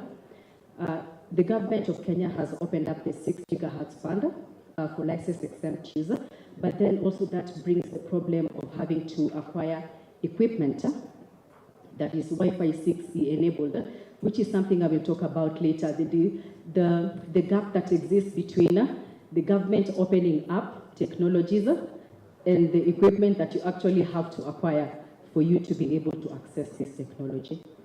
Yes. I don't know if I've run out of time. Yes, thank you. Thank you. I'll give you another opportunity. All right. Thank you very much. Yeah. Juma, tell us your top three, you think are the top three barriers. Yeah, thanks, Judy. I think, again, from a delivery point of view, we deliver from a multiple stakeholder perspective. So we work with government, private sector, and communities, or the demand side of things. But one challenge that is really coming out strongly is one of the presenters mentioned that Kenya is covered by 4G around 98%. However, the usage, I think the statistics are always on the move. So I think what is agreed, so that I don't get in trouble, is between 21 to 30% of that 98% of the coverage. So that is a big challenge. It's shared by all stakeholders. I think the private sector is equally concerned that why is it that the services are not being used. And on our side, we are saying that, not my side, but the side of the users, we are making a lot of very strong points around what is stopping the community members from using. So that is a shared concern, by both private sector and public sector. So usage between 21 to 30% versus 98% coverage. The next big challenge that I've also observed, if you look at it from any angle, is the disintegrated approaches in the way we are delivering. Everybody wants to focus on their lane. They don't want to know who is on the other lane, who is doing on the other one, how about the other wider lane. And that's where we are wasting a lot of resources and even a lot of many resources, all inclusive. The third barrier that I would mention is that while we acknowledge and appreciate the work, we have worked with the ecosystem, including government, to enhance, there is still so many systemic barriers or lack of enablers that the regulator is keenly looking at. For example, last mile connectivity, affordable last mile connectivity using some of the affordable commit networks as a model, or the small ISPs, the well-known as Sambazas, who are unregulated. Of course, that is a term you don't want to say anywhere else. But the point is, there is still lack of affordable access to the internet because maybe one side of the ecosystem is holding on to that. And finally, the safety and security is a big issue. Thank you. Thank you. The three key areas I'm looking into are data storage. And data storage, because we are storing data all over the place, there's no actual central point where we can have a proper data storage. And I'd like this forum to talk about, do you know where actually the key data storage is taking place here in Kenya? It's the Africa Data Center. There are only three places in South Africa, Kenya, and Cairo. And this is because data is being seen as actually the oil, the next oil. And because of that, internet and accessibility is being seen as a tool to that oil.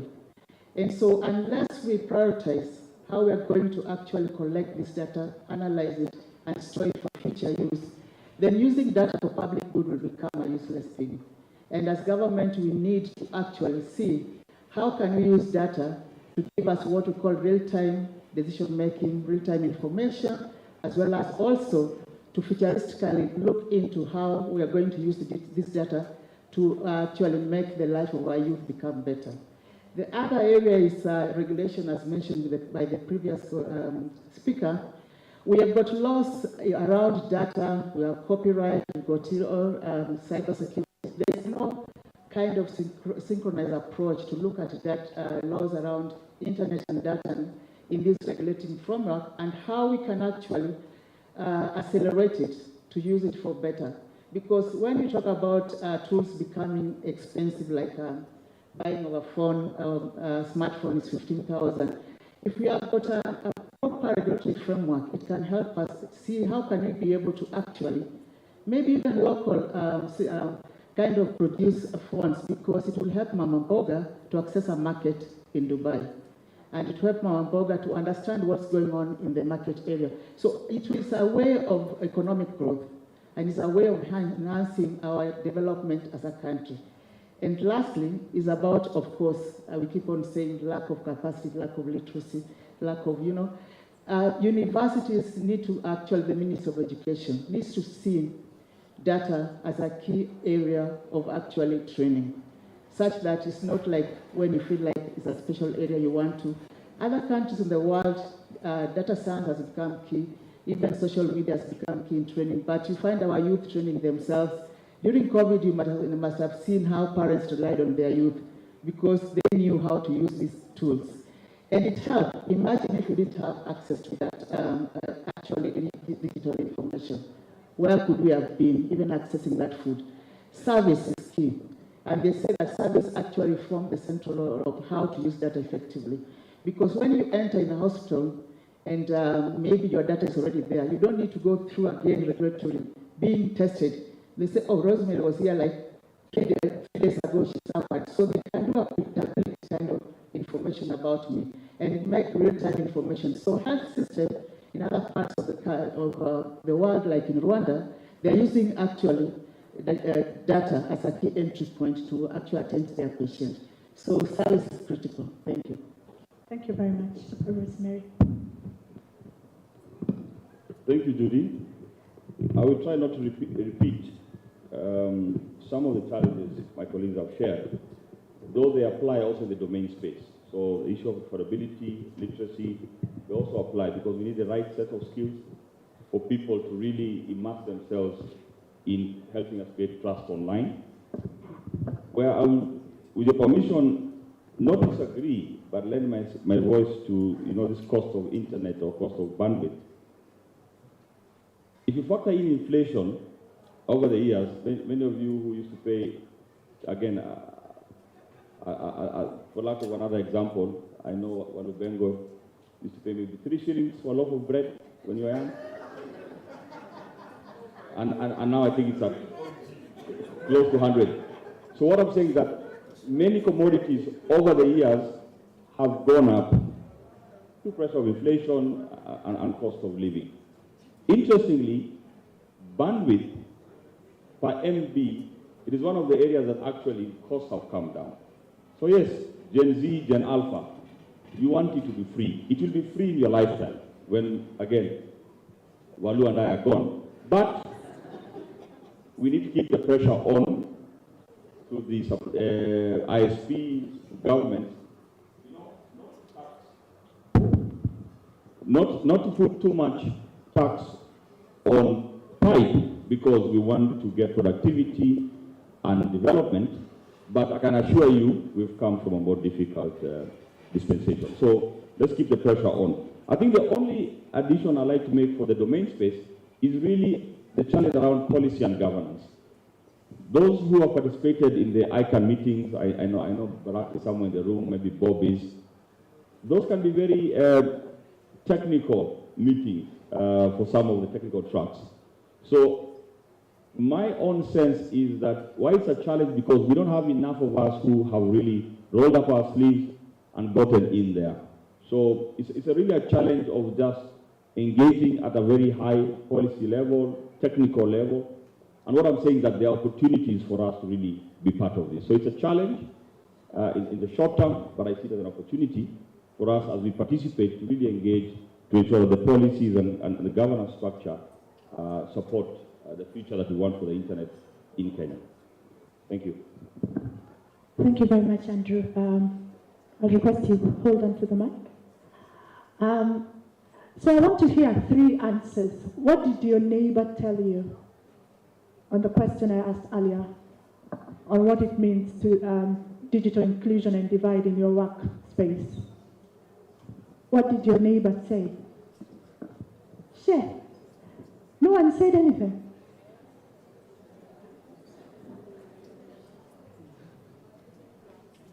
It wasn't clear what they said, you didn't get it. So we request them to stand and say it for themselves. Mainly.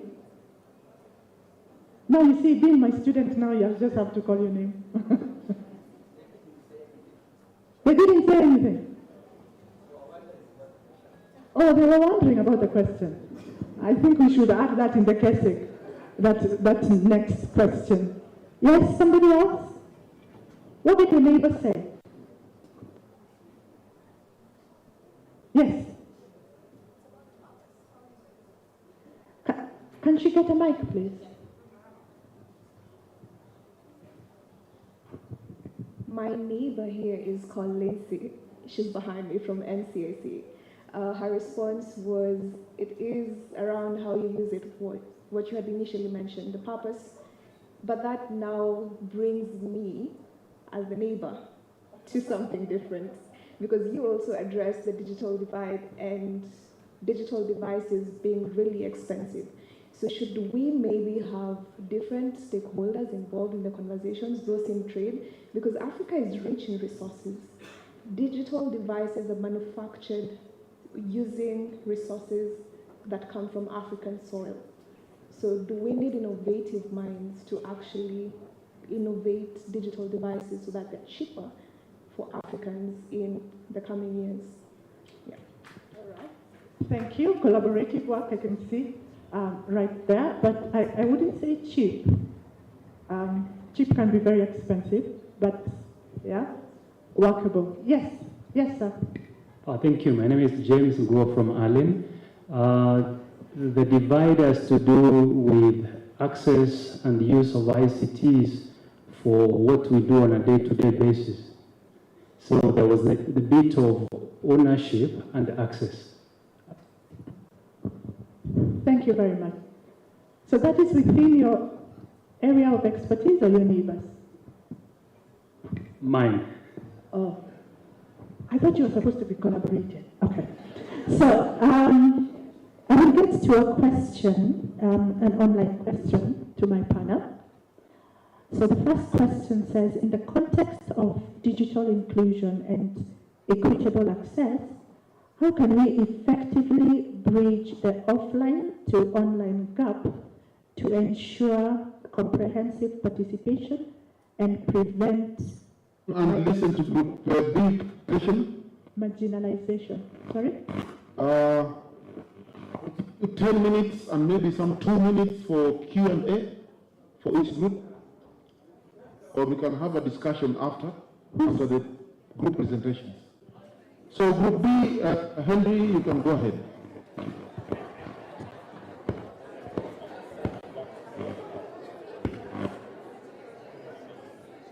Sorry, yes, that was the question, online and offline. So,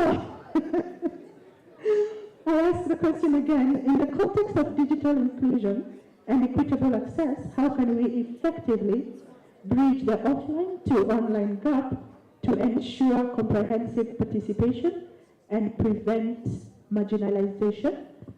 So that's the first question.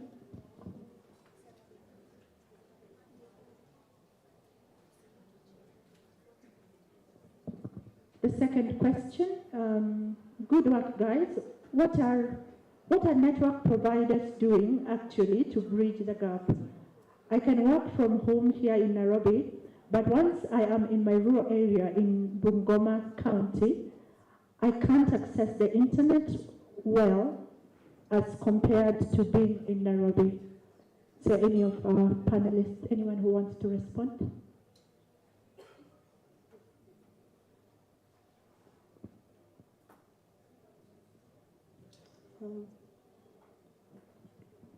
Hello? Okay.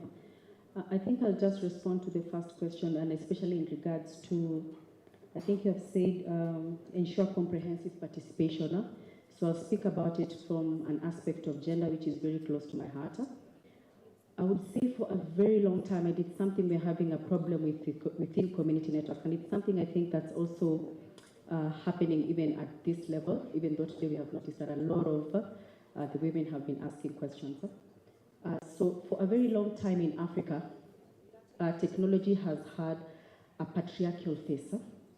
And I wouldn't say that's particularly perpetuated by men, but perpetuated by cultural conditioning of the roles of men and women. And it is so deeply seated that we are seeing, even though we have really moved many miles ahead to having so many women in the digital space as role models, there's still a very large, significant number of women who are still either not interested, and for those who are interested, they're not really able to own their ideas enough for them to be able to communicate them in forums. Like for the initiative that I work with, I said we work with community networks, so we always try to encourage 50-50 representation of women, but then we find that every time, even though we have 50-50 representation, it's always the men who are talking, so the women shrivel away, they shy away from participating in ICT spaces. So I think there's a lot of unlearning that needs to happen from all the cultural conditioning that has been happening. And I feel that needs to happen right from the lower levels of education. Yeah, trying to get our girls to be very confident, to be interested in STEM issues, having empowerment training programs for them to be able to own their ideas and be able to communicate them, all the way up to Mama Mboga for her to be able to know what the internet can do to be able to improve her work. Yeah. Thank you very much. Anyone else would like to? I'd like to respond that based on actually a research we did, Strathmore and London School of Economics, which I was part of, on looking at the education and digital rights of refugees in Kakuma. Since Kenya has been the highest hosting refugee country, we looked at Kakuma and various kind of refugee camps and looked at if their parents migrated to those camps almost 20 years ago, what's their rights? They didn't have an ID, they didn't have, then though they are trained, but also unskilled, how can also Kenya government actually position them to use them? So that research formed the basis of actually a global discussion that is seeing that social entrepreneurship that is being done in those areas, how can you be able to make those rights become a reality to those children? Some of them said, I don't know any other country. I know this is my country. They were born there, they even got married there.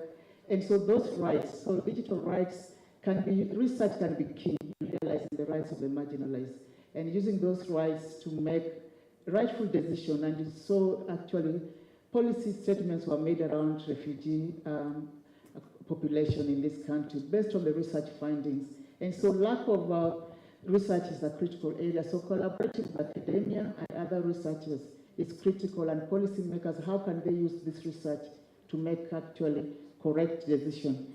And the other one we keep on saying is infrastructure. And this is a fiber optic that we still need to go up to northern, and yet there's a cloud.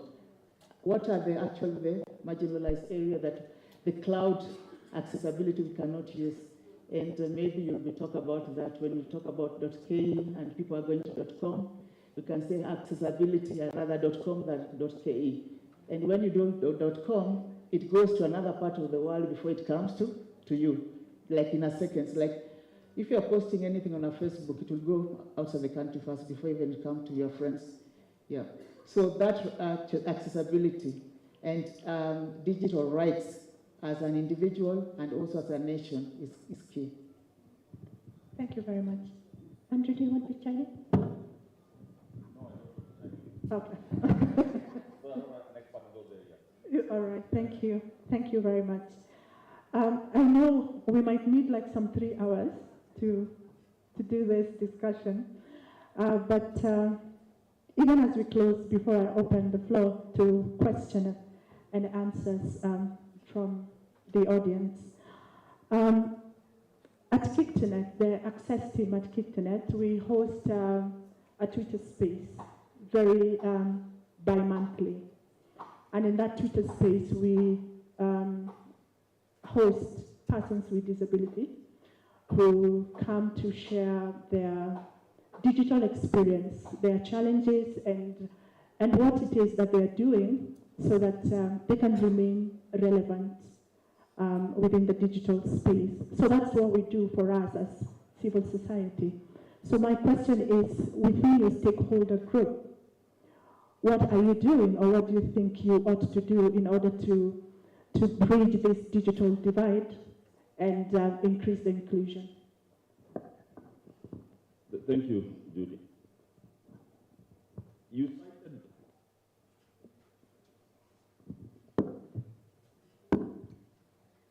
thank you.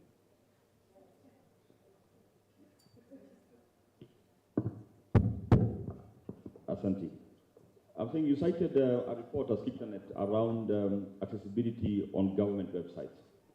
I looked at that report full stop, and realized that even as KENIC, we did not live up to the standards that were required of a publicly facing website.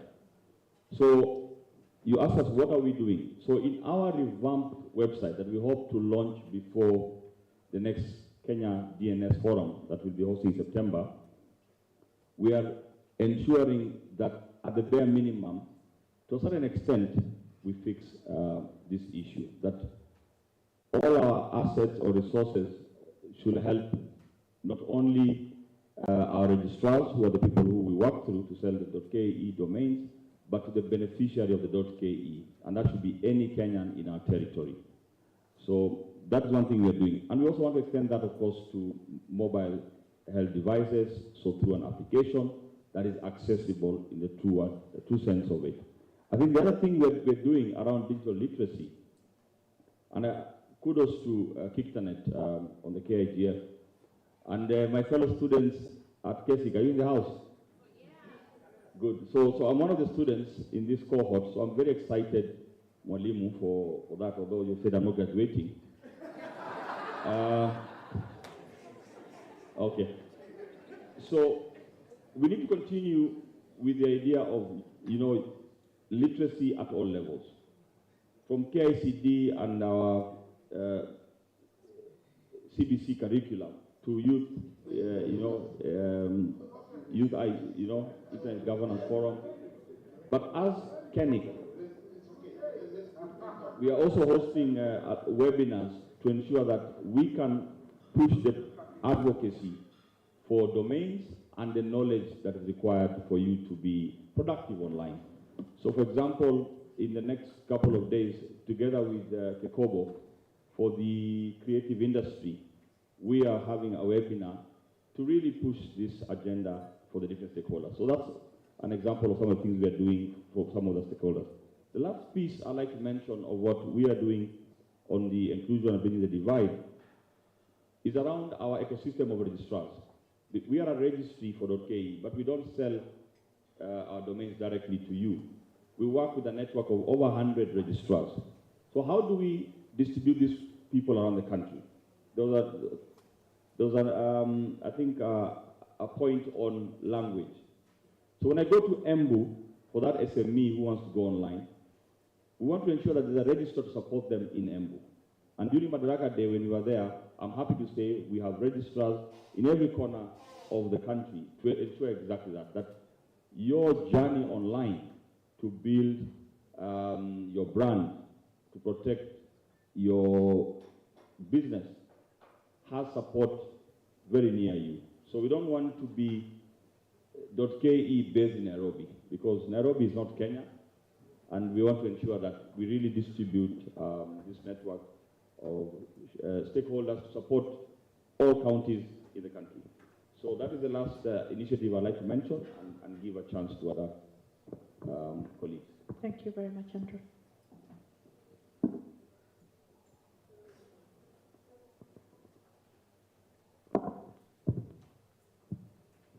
Yeah. Hello.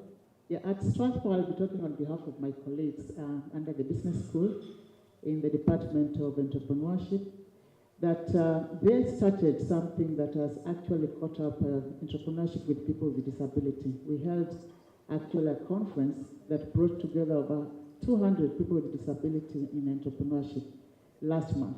And it was amazing to see innovative approaches that are coming out of those meetings. And headed by Bernard Shearer, which you work with very closely, actually there are 5 innovative work that has been brought out with people with disability that has been now co-opted globally and is now being used as a net for manufacturing of how can you actually develop a tool for people with disability on service and also transport.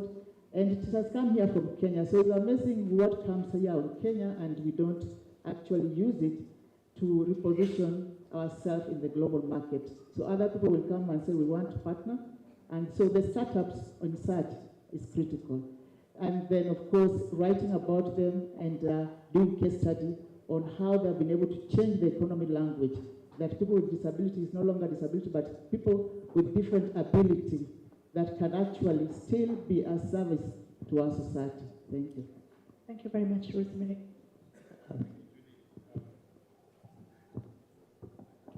Yeah, so from the UK Digital Access Program, I think previously we've been around for about for 3 to 4 years, and we've managed to support over 27 systemic enhancement outputs with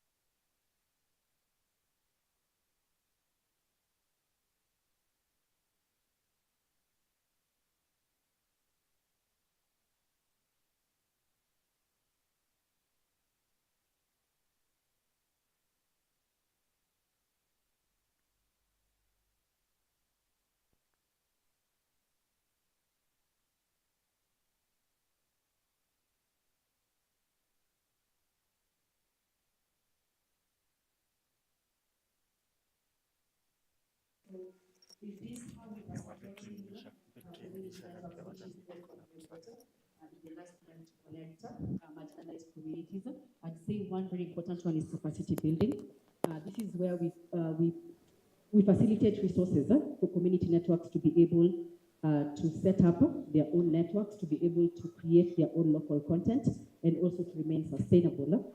And how we have been doing this, we have been running National School of Community Networks, and we have been doing this in Kenya, in South Africa, Nigeria, Indonesia, and Brazil. That is, of course, in partnership with FCDO. Thank you, Charles, again. The other thing that we have been doing, which is very important, is policy advocacy. So we have been helping community networks to advocate for an enabling regulatory environment. That is in terms of licensing and them being able to benefit from the Universal Service Fund. And that is very important so that they are under the regulatory ambit of the government, so that they don't need to be in hiding. And they can also be recognized as complementary access models, which is very important.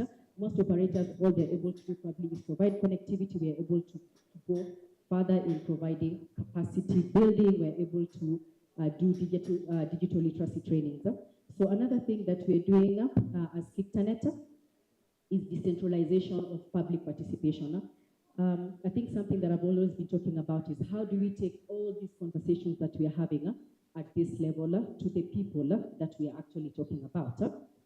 So decentralizing public participation is very, very important so that we go to the grassroots. And this one we are doing through civic education, capacity building, and teaching them how to use civic tech tools so that they're able to participate, we're able to get their context, and they're able to design solutions that fit their context. Thank you. Thank you very much, Catherine. Thank you. Told there is a video that is to be played as part of the inclusion. After this, I will ask for questions from the audience, and then we shall close.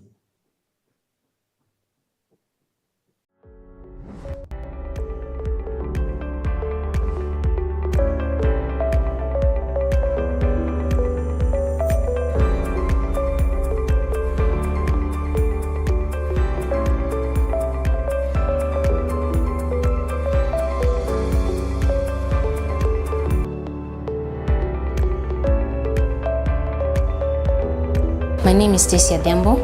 The kind of internet that most of the children in Busia want is a cheap internet that can be accessed by most of the children. Most of the areas in Busia County are very rural, they're not equipped. Most of the children don't know how to access to the internet. Parents should be provided with education. Most of the parents think that phones are the one leading their children astray. And what I think is that phones are not bad, but what a child would do with that phone is the thing that determines the character of that child. The government, all the well-wishers, should provide at least education to parents. Yeah. My name is Felix Nyaga. The internet that I need is a self-reliable internet that allows me to learn freely and do not have any challenges. When you're given homework, I can go there and just learn freely without any charges. Also, I should be protected from any kind of defilement in the internet, such as cyberbullying, sexting, or even any kind of defilement in the internet. My name is Cecina Porit. We want network to be spread all over, because when you go to other places, there is no network and children are not able to learn well. In this curriculum of nowadays, we normally use digital devices. If a parent doesn't have a digital device, what will we use? We suggest if we can have computers so that we may use them to learn more and acquire more skills. My name is Isaac Jacob from Busia. The government to set up an internet that can track cyberbullies and attackers in the internet. I would also like the government to provide free Wi-Fi in schools. Thank you.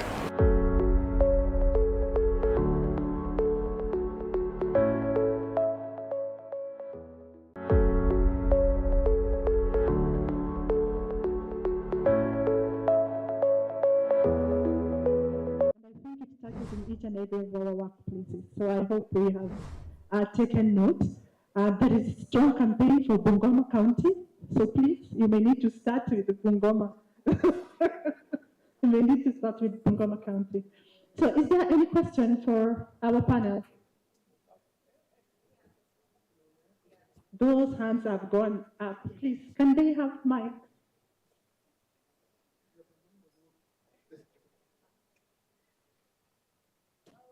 Oh, hello. Okay. Hi. For me, I want to reiterate what the first girl said, okay? And I think I'd written here, and I didn't hear any of the panelists say about the barriers to access. It's attitude, okay? The biggest barrier, for me, I work with children, the biggest barrier to access to internet are parents, okay? And parents, one, they're kind of early who know it all and feel that if my child goes to the online, they are going to get harmed, okay? And then there is Mama Mboga, who attitude, you know, anybody who was born, who can remember 2000 and the Millennium Bug? You know, remember Millennium Bug? Yes, where that the world is going to come to an end. So there are people who still have that attitude that the internet is the world is going to come to an end, and they do not want anything to do with the internet, so they become a barrier. So I think attitude is one of the biggest barriers. So another question, I've had inclusivity, and as I work with kids, one of the groups that I feel that are left behind is children with development disability, ADHD, dyslexia, you know, all this development disability, because they're not included. Last week we had a panel as part of the Day of the African Child, and one child joined, and they were actually typing, and they told us, can you slow down because I am not able to follow, okay? Because of their development, they're not able to string words together, okay? So how are we able to include children with developmental disability? And I think there's a paper that came out sometime last year. These are those ones, the kids who are most likely to be abused, okay? Because one, someone is showing them some love, and they just jump and become abused. Thank you so much for your attention. Thank you very much. Can we have other questions? Then we can answer them at once. Yes, please. Okay. My name is Eric from Elimu Digital Media. And my question, I'm glad at least I'm speaking after not Shiro, about children. I love children. I've been a Sunday school teacher forever, but I thank God. I'm thinking about, when you're talking about inclusion and the digital divide, I'm thinking about the children. Is there a way that we can be able to start with them so that we can be able to bridge this divide or create inclusion for them, maybe even through the government, through affirmative action? Because I'm looking at an example of my niece. My niece is 3 months old and she has her laptop. She sees cartoons. I'm sure her first word will be Coco, not Mama, because she watches she's 3 months old.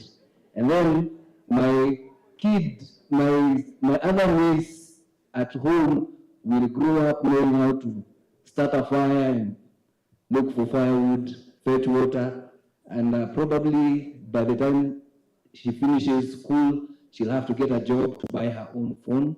And then there is other, let's say me, because I'm the Sunday school teacher, I say my child will only get a phone after Form 4. So these 3 children, there'll be a very big difference by the time they're growing up. So what can we do to be able, like a government, to ensure that every kid has a smartphone from the time they're growing up? By the time they are finishing school, they are included from this, so that we don't perpetuate this divide. Yeah, thank you.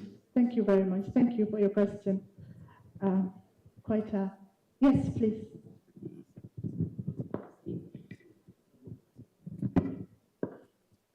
So, thank you. My name is Nicodemus Nyakundi. I'm from Kiptanet under the digital accessibility.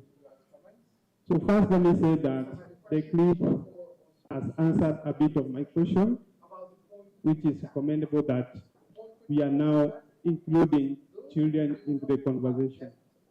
So my question was that, apart from Strathmore, that they have worked with persons with disabilities. So my question to the panel is that, what are you doing in your capacities to work with persons with disabilities and not for? Because most of the initiatives we see is that you are working for persons with disabilities, meaning that they are not on board and they are not included in the plans that you make. Thank you very much. Is there another question before I close? I'm seeing.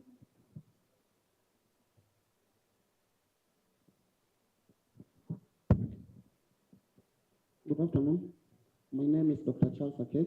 I'm a public health expert and a global health scientist. My question goes with regards to the field that I work in, that is public health.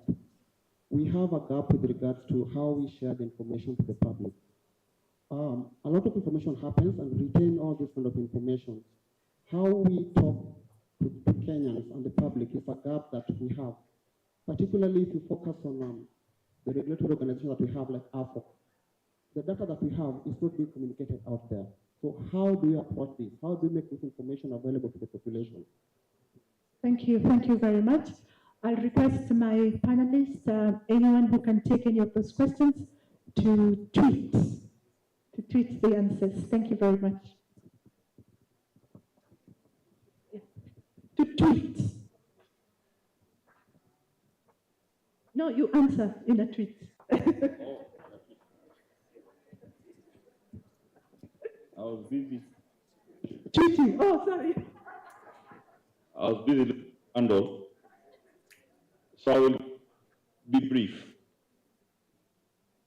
I believe all the questions are in the right place in terms of saying, let's start right when they are young. So I'm definitely at. So my thought, one, on the question of the cost of devices so that they are accessible for everyone. And I'm not holding brief for government or the private sector, but I've heard proclamations on policy and strategy around developing $40 phone in country. Advanced, it's not secret information. I think some of the bigger operators and government, it will happen. So I think we'll see more devices in people. We already have penetration above 100%, device penetration. So I think on that scope, we are getting there. The second question, which I think is more fundamental then, is what kind of digital content will spur the engagement for kids, for parents, so that we really then activate productivity. That is not a government question, it is back to private sector. That's an opportunity for entrepreneurs, and that may now in the education space. And I think they're going to disrupt the market. So go for it. The final question I picked was around the information gap. So government has a superhighway project, Wi-Fi everywhere, up to the world level, I believe. But I don't think they have figured out the information side of things. And again, I see an opportunity. As.ke, we want every market or the shops around that market on free Wi-Fi to have a landing page that is content that can help them, drive commerce. We cannot build that stuff. It's going to take entrepreneurs to build that. So we want to collaborate on opportunities because that's how you bridge this information gap. Government lays the pipe, you make sure the water flows. Thank you. I'll also be very brief. Listening to the children, it makes me wonder, is there a policy that has looked into digital information and children and our youth? And is there a policy? If not, then this internet forum should actually be segmented. We should have a session for children, what kind of the internet they want. And we're no longer talking about just accessing information. This is a resource, and access to content is a resource. Imagine a child in Bungoma as they're talking, if they are born, if we had a proper policy network, if they're born the day they're born, the government actually records it. The day that child starts under one, the government records it. So the government will use data and digital information to make each and every step of actual decision that last year, maybe people with different ability were born, many were born in this area. How can we be able to prioritize our budget? So it's a way of life, it's not a way of just accessing information. The other area also is looking at it from inclusivity is how do we make the language become also a priority? It's not about that our children will tell us in English the internet they want, they should have spoken in their mother tongue so that we understand. So how do we use that as a key resource also for us to be able to use our information effectively? And lastly is actually using data for decision making. And as Strathmore, we are with Code for Africa, we'll be training actually digital journalism on actually to interpret data in a way that a Mama Mboga can understand. When it came to gender-based violence during the COVID time, and actually showcased it to the Minister of Gender, and they found out that actually the boy child was the worst affected because of the data analytics. So using it for actually getting the right information. Thank you. Thank you. I'll also be very brief. I think for me, I would approach it from a responsibility access to digital resources point of view, and I think I might belong to that generation that our colleague there was referring to. I'll use a case of, I know some parents who introduce their children to driving, children who are even below 10 years, and you could see them in your estate, they are being given steering wheels, and they're driving around, right? And I'm the other parent who would say, even if my child at 10 knew how to drive, so what? So, really, yeah? So I would say let's wait for the right time for this to happen. So for me, I would say let's teach our children how to responsibly use the internet and use these devices. Because we've also come across cases, all of us here, I think we are struggling to stay away from our phones, right? Because we really want to fit it under the tables, to check your WhatsApp or stuff like that. So if we have that temptation and we're not able to resist it as mature people, so you would imagine then these children, from a point of maybe, getting overindulging into some of this, then also, I'm not an expert in that area, but I think we've also known of cases where kids have actually, gotten into some trouble, being too much into the device spaces. So for me, the point is responsible access. And the point around why are we doing things for without the involvement of PWDs, I must say that as the UK government, we really involve the PWDs. For example, the project we are delivering is with the Association for the Physically Disabled of Kenya. We work with most of the organizations for PWDs, so we really mainstream, the end beneficiaries into the delivery of the project. And I think internet has taught us a lot. We've learned a lot from internet from a micro stakeholder involvement and engagement, and we embrace that spirit. Thank you. That will be a real tweet. So for me, I think on the issue of inclusion, I would just say capacity building. I feel there's very little understanding of the needs of persons with disabilities. So if we can start this capacity building right at the lower levels of school, so that inclusion becomes a culture where people to understand the needs of people with disabilities and where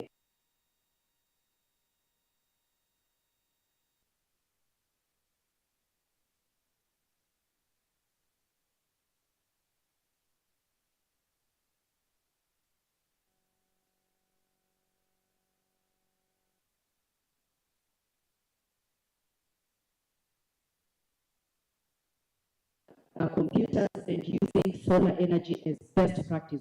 That way we don't need to deal with issues of there's no electricity, and then connectivity is always on. So every public school to have a resource center, of course matching the number of children that are there. That way we don't have to deal with inequality anymore. Thank you.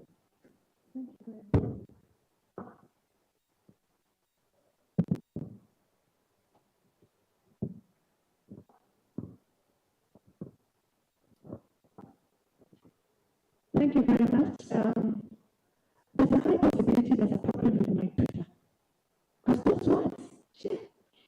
Yeah, but thank you. Let's give a round of applause to this very able panel. Thank you very much. Thank you very much for your time. To have the internet that we want for our Kenyans, digital inclusion and bridging this divide is not just a one person. It's both.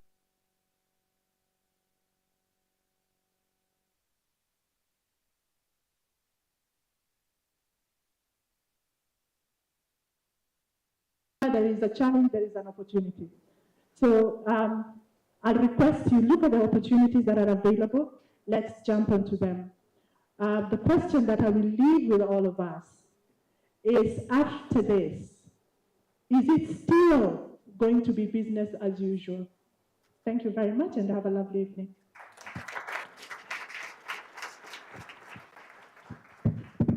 Thank you very much, Judy and the panel.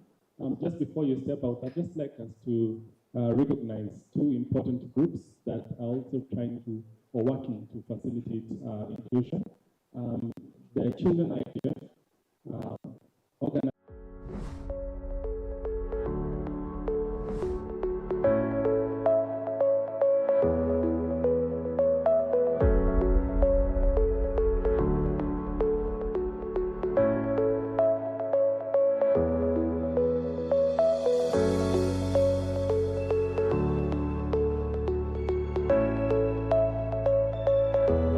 My name is Stacy Adhiambo.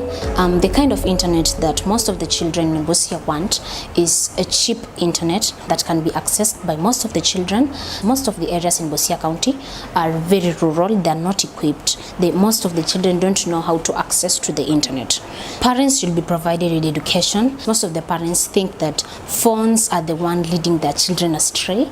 And what I think is that phones are not bad, but what a child would do with that phone is the thing that determines the character of that child. The government, all the well-wishers, should provide at least education to parents. Yeah. My name is Felix Nyaga. The internet that I need is a self-reliable internet that allows me to learn freely and not have... Thank you very much.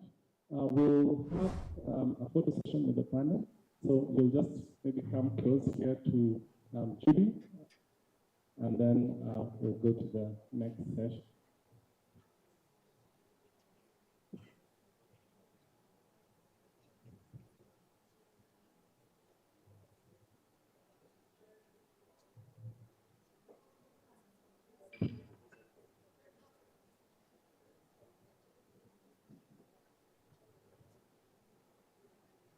All right.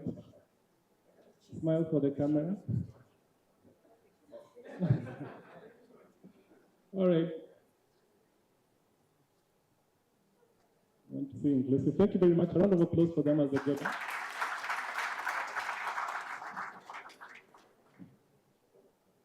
Thank you very much. I know this time is Masaya Lala Salama.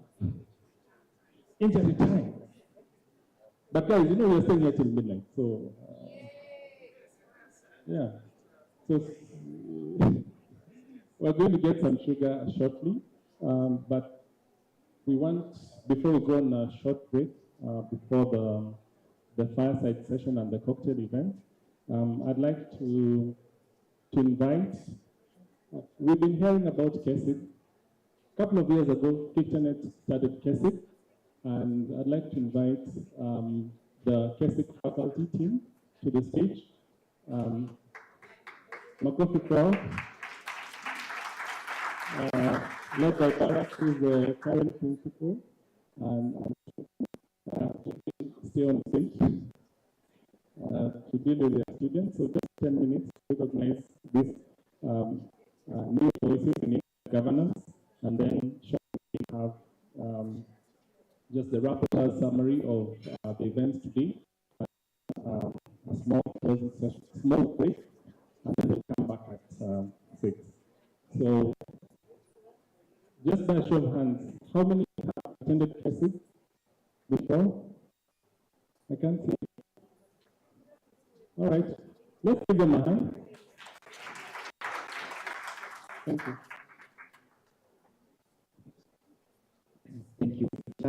Good afternoon. Good afternoon. I see the sugar levels are low. We are not going to take much time with this. First, again, let me just see by a show of hands, past KC alumni, Kenya School of Internet Governance alumni. If you've been through the course, just raise your hand in the room. I want to recognize you. You mean we are this few? Looks like a majority. Thank you. Thank you very much. Looks like a majority are online. So the Kenya School of Internet Governance started in 2016. It's an initiative by the Kenya ICT Action Network to bring new voices into the internet governance conversation. And I think as we've seen from what the MC has presented, we have many communities now growing, from children to the youth, to say but a few. And I think these are some of the low-hanging fruit from the Kenya School of Internet Governance. So my brief, I'm here to celebrate the 8th cohort, the 2023 class. Mko ama hamko? Yeah, very energized group. I'm going to ask them to stand shortly. But before I do that, I wasn't alone. The Kenya School of Internet Governance, of course, is led by a team under the stewardship of the Kenya ICT Action Network Board of Trustees. There's a faculty. We have Mr. John Walubengo, who is sitting there. Makofi kwake.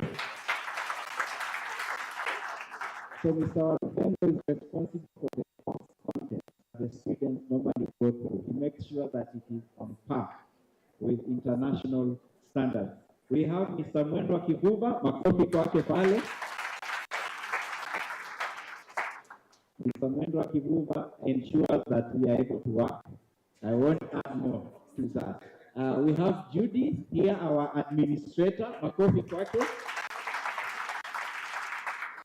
So Judy ensures that everyone who starts completes. Andrew was here, he said he's not graduating. He has not convinced Judy, but we are looking into the matter if the faculty is convinced. But thank you very much. We have Teacher Karis or Kelvin Kariuki.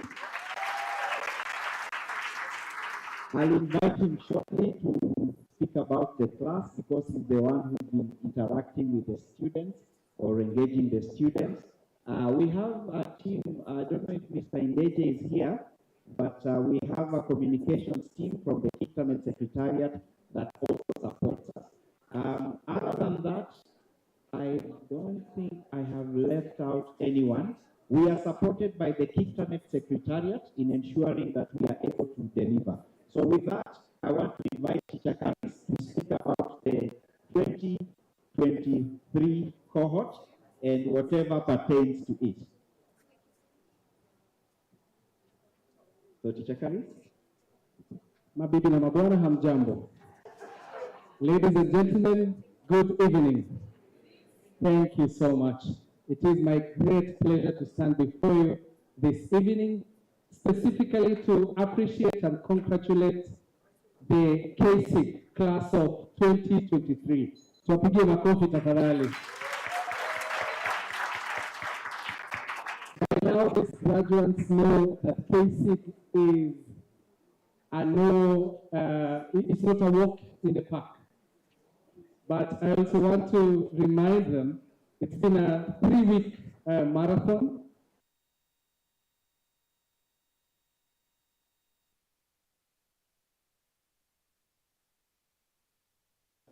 From core. So this particular pressure will enable you to participate more meaningfully in Internet Governance Forum going forward. Specifically, not just this local IGF, but we now want you to soar higher to the regional IGF, the Africa IGF, and also the global IGF. Can I hear an amen there? Abisa, we need to fight for the internet and ensure that it's a safe, free, and available for everyone. Now, I just want to mention that I was actually in the first cohort of KSIG, and at this point I also want to appreciate any other KSIG alumni who is here. Simameni tu kidogo na tayari aliwamention, but simameni tu muonekane kidogo. Mmoja wao K ambaye amekuwa anatuongoza sana kwa kuorganize the Kenya Youth IGF. Kwa hivyo tusimame, all the KC alumni, please simameni tafadhali, niwapigie makofi. Let's clap for them. We are KC alumni. Thank you so much. Asanteni sana. I just want to speak of the numbers that we had. This year we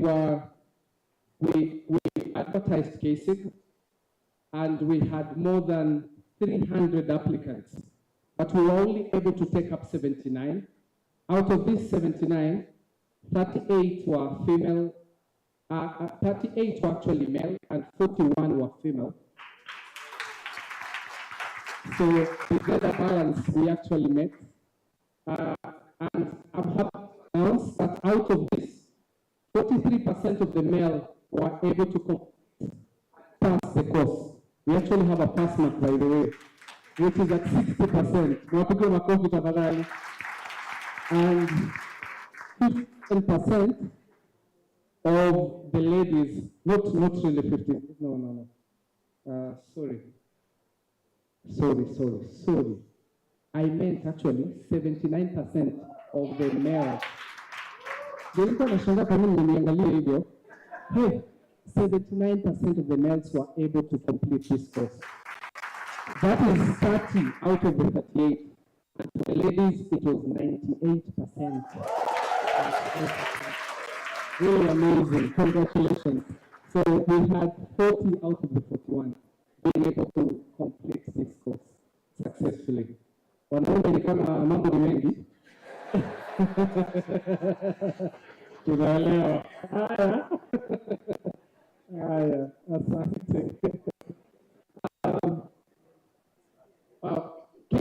KISIG is a place where you learn how the internet works and how the internet governance process works and who the stakeholders are. And by going through this process, you are able to participate and contribute more meaningfully to the internet policy discussions like what we are having here today. So I want to encourage anyone that is interested. We normally run it once in a year, just before the KIGF month, to participate in this amazing course. It has been curated by a team led by one of our best. I'm sure you've heard this name so many times today, Mr. John Walubengo. And the graduates today can attest that the content is really nice. So I hope we're going to have more of you next time. Otherwise, once more, I want to take this opportunity to congratulate again the KSIG graduates of 2023, both those that are joining us online and those that are here physically.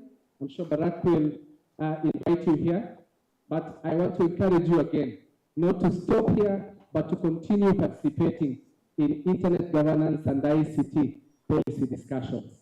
Otherwise, congratulations, and I also want to thank Internet a lot for providing this wonderful platform. Tupige makofi, the Internet they are the ones that and that's why we were the first cohort together with Keith and many others, and that's why we are here today, being able to encourage others to join this particular platform. Kwa hiyo mwendelee namna hiyo na Mungu awabariki. Asanteni sana. Thank you. Before Teacher Kari sits, I think I will invite those who are in the 2023 class can come up in front for a group photo.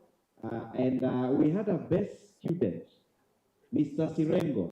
He got 90%. Makofi kwake. Mr. Sirengo, are you here? You know, oh, are you there? Please come over. Yeah. Makofi kwake. We haven't got a chance to see his face to face, but man. Okay, the rest, please come up so that we take a group photo together and then we conclude the session. Mr. Sirengo.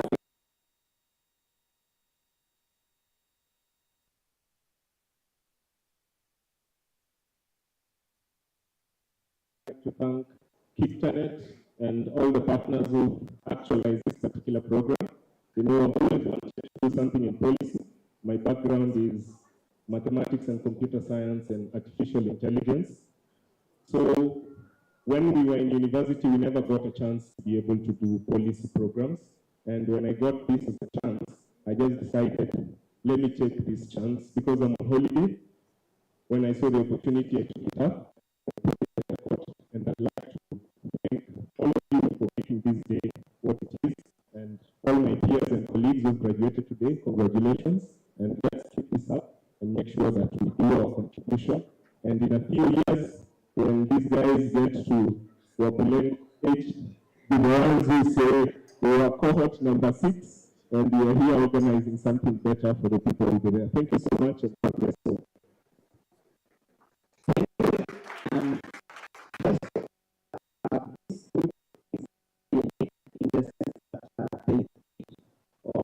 They actually pay for their participation in the course. We have some fellowship opportunities for a few of them, but for the first time, they are here because they pay and they also deliver. You can see that almost 98% graduated. And I say that I also want to thank Meta for the years. I want to support the Office of the Data Protection Commissioner, which actually supported 20 students who are in this cohort. I think they deserve a round of applause for taking this process. Before we finish, Grace is here, who is the Kiptanet convener. I think it would be amiss if she doesn't say something. Mr. Ali Hussein, please, Mwenyekiti, join us up here to make sure this photo is complete. Gigi, the last one, and then we leave the stage. Okay, I hope the ones who got the full scholarship, the 21, finished, because, you know, that's a lot of work just fundraising for the 21, but we also want to appreciate, you know, those who paid on the lower section also had to be supported to the full. So I hope those ones finished because this was a test to see whether it's going to be sustainable or not. But I want to say that we are on our 8th year. And I think you need to applaud us because when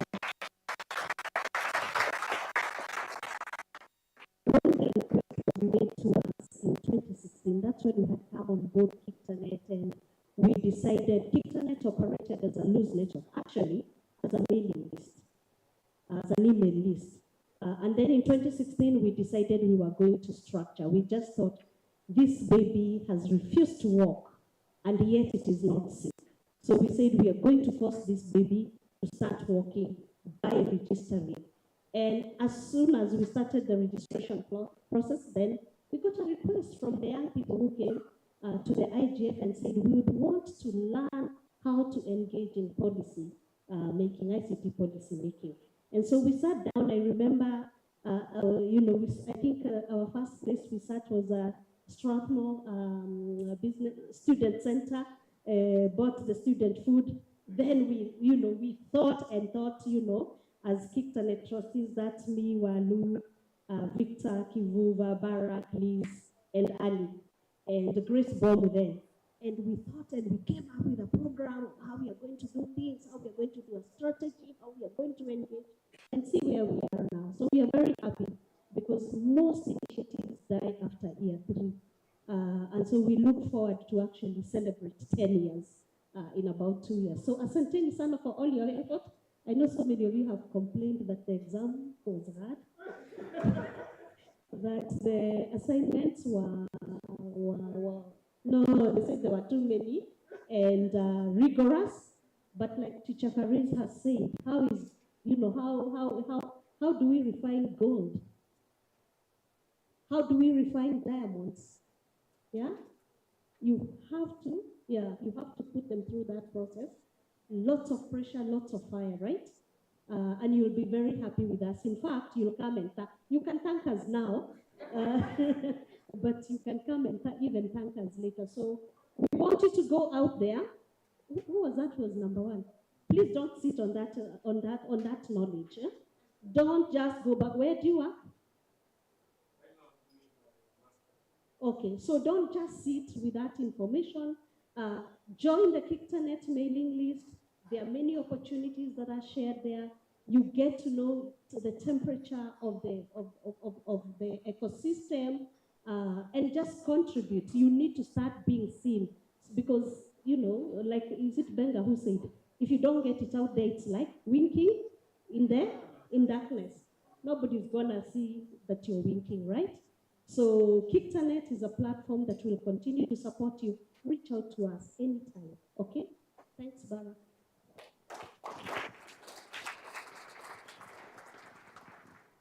The photo session is over.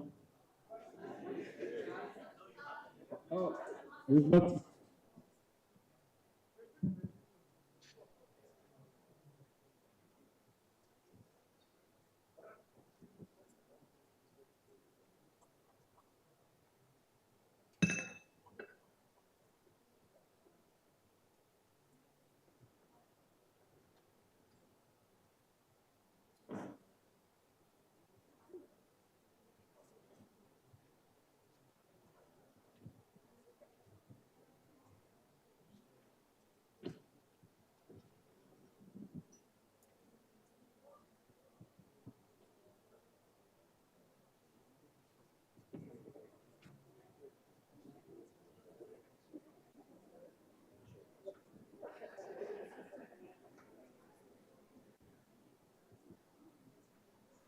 Or okay, thanks. Why?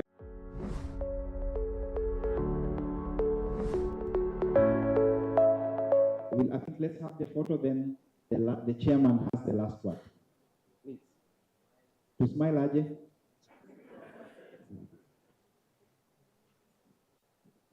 Thank you. Congratulations. And Mr. Chairman, Karibu as the speaker. So guys, I think we're almost coming to the last but not least juiciest conversation after tea. But I want to say, as I was looking at the graduates of KC go down, some of the graduates over the years, I think Grace will confirm to me, are now working with some of the many global technology companies as policy advisors and stuff. So congratulations, everybody. Thank you.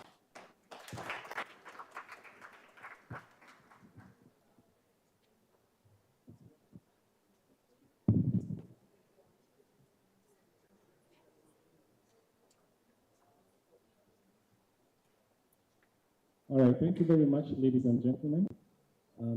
We are just going to conclude. I'd like to ask the rapporteur to come and give us a summary for the day.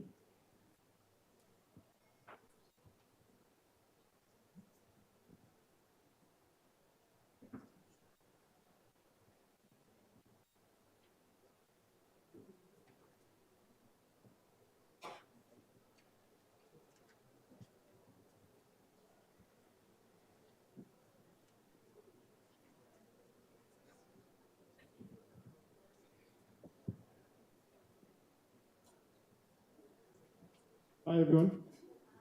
Good afternoon. I'm hiding over here. Can you see me? The guy in the back. Can you see me? Good. So I'm going to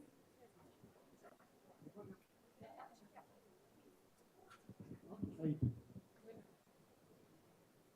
Okay, due to public demand, I have to go on top of this thing.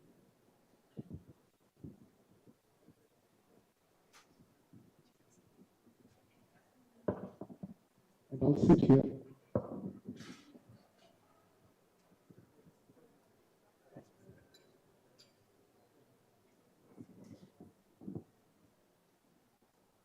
So, I don't want to take so much of your time. This chairs are there, and some snacks. I want to take it from the action points and way forward of the discussions we've had today, the fruitful discussions we've had today. I'll start with and the work of the marks. Something that they said, which was profound. And she said that the internet we want signifies our collective vision of a digital landscape that empowers every Kenyan, regardless of their background, location, and socioeconomic status. From the last session, I'm sure if you are keen, you are aware that we are talking about the digital divide and inclusion, and that has been the theme throughout, and how issues such as cybersecurity, data governance, human rights, and freedom all affect all this. Now, I'll go through session by session. When we're discussing in the morning session, the highest level panel, the theme was the internet we want, empowering all people. This session aimed to discuss the theme of the event and to present a high-level view of the internet that we want. If you remember that that's the question that each and every panelist answered. And the recommendations that came out of that session were, we need more collaboration between different stakeholders, government, private sector, civil society, academia. The next recommendation that came out from that discussion was regular policy review is critical. Kenya was lauded for constantly doing that, having regular policy review to ensure that the regulations are fit for purpose. And that's something that going forward we should be keen on. The third recommendation was on self-governance and how it's necessary on the internet. Before you post something, ask yourself, is it necessary? Do you have to post it? And this is because once you post something online, it's a wild west outside there. You don't know how it's going to be used. And sometimes you may innocently share information, but it may be used in a bad way. So also, there are some parts which you don't really have to share. Now, on the first session, which was on cybersecurity, cybercrime, and online safety, the session aimed to explore the challenges of cybercrime, emerging threats to online safety, and to promote best practices in ensuring cybersecurity in the digital environment.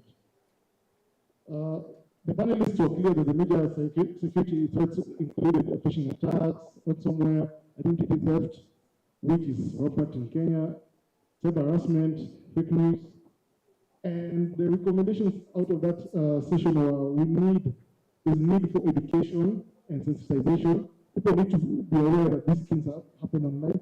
Not everyone online is your friend.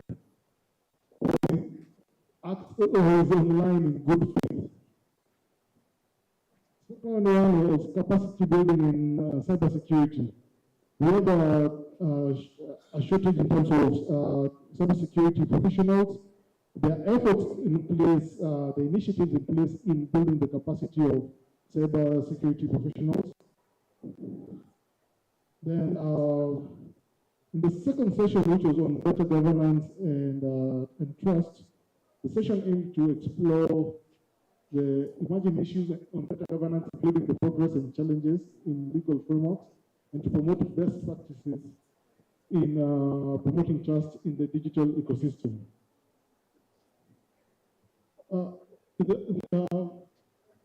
From the opening remarks by the Deputy Data Protection Commissioner, there are 4 things that she highlighted, and I will mention them quickly. That privacy should be at the forefront, equity is critical, safety is paramount, and ethical practices should guide the development and deployment of emerging technologies. The key takeaways from that session were, we should build a data culture where we're thinking about our data, our right to privacy, be aware of how to exercise that right. Secondly, we need to engage. We need to engage more. That is in as far as different stakeholders are involved, because when we look at the law, there are different stakeholders there: data controllers, data processors, the data subject. There are duty bearers, and then there is also the regulator, the Office of the Data Protection Commissioner in Kenya.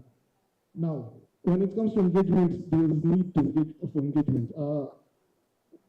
the data commissioner, the deputy data commissioner requested all entities that engage in processing of personal information to engage them before they come for them. So they're open. She said they're open and ready to receive questions and to assist entities in compliance before things go wrong and they're issued with a notice and then a penalty. In session 2, where we were discussing about human rights and freedoms, the session aimed to explore the impact of digital technologies on human rights, the emerging threats posed by harmful content online, and to propose the best practices to ensure a more rights-respecting digital environment. The key takeaways were the importance of fact-checking. We need to use the resources of fact-checkers or fact-checking initiatives online, such as PresaCheck. If you see some interesting information that whose authenticity you doubt, it's good to just go out of your way and do some fact-checking before sharing it. Secondly, it's capacity building. Capacity building in the sense that being aware and also being empowered to the point of being aware that the internet, while it's a very wonderful tool in this age, also has people who do not act in good faith. People who are not so genuine, people who thrive in chaos and may make it unsafe, either by posting fake news or information that is false.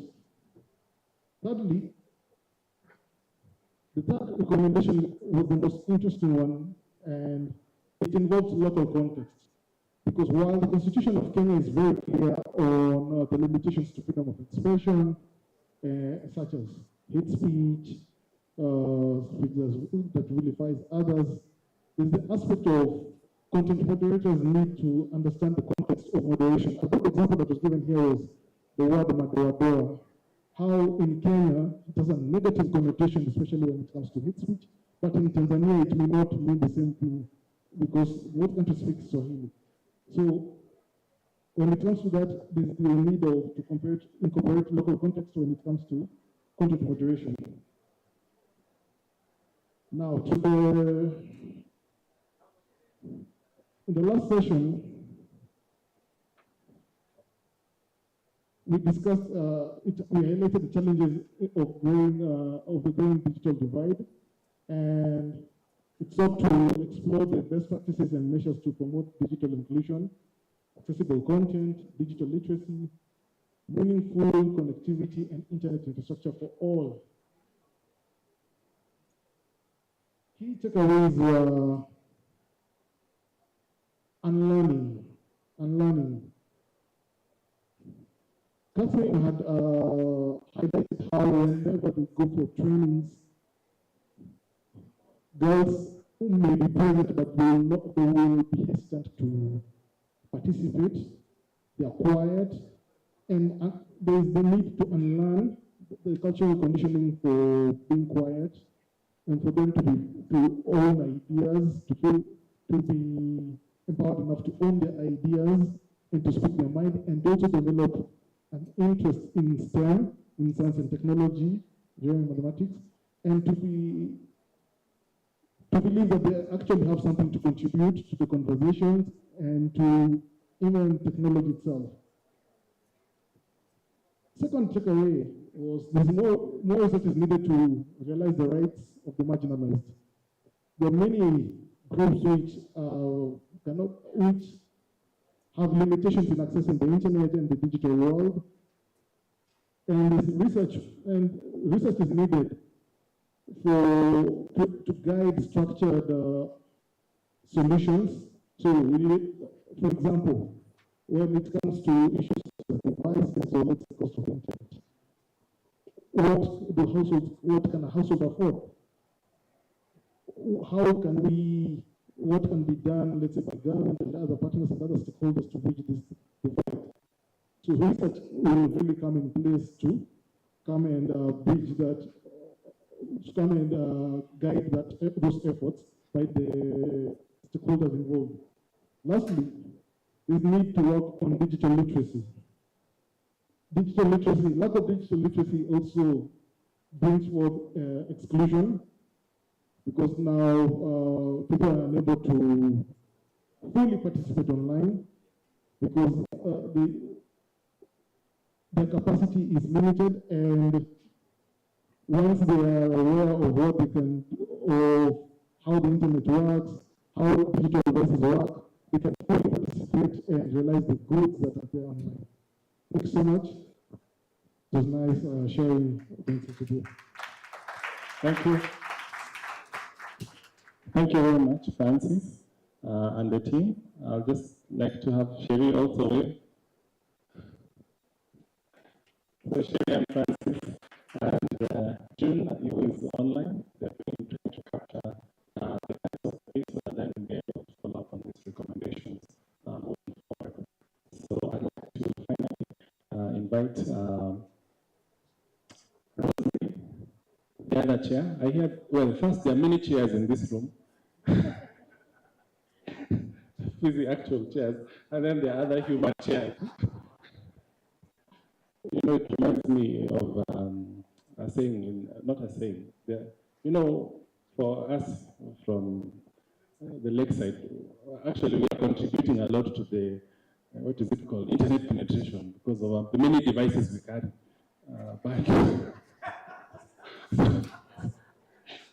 When you look at those statistics, what were inclusion? Consider some of us. But the reason I say this is because we have so personal story. So my brother is a doctor, and one time he went, but do I say? And so I'm coming there. So we went to the village, and so, you know, somebody said, you know, they asked, you know, there was a problem that, you know, there were some witch doctors. So someone said witch doctor, and so my grandfather then was saying, my grandson cannot be a witch doctor because he's a witch doctor. So in the law, witch means head. So when someone was asked, so we had a challenge. One person was asking, which doctor? And he, but he's a witch doctor. Witch.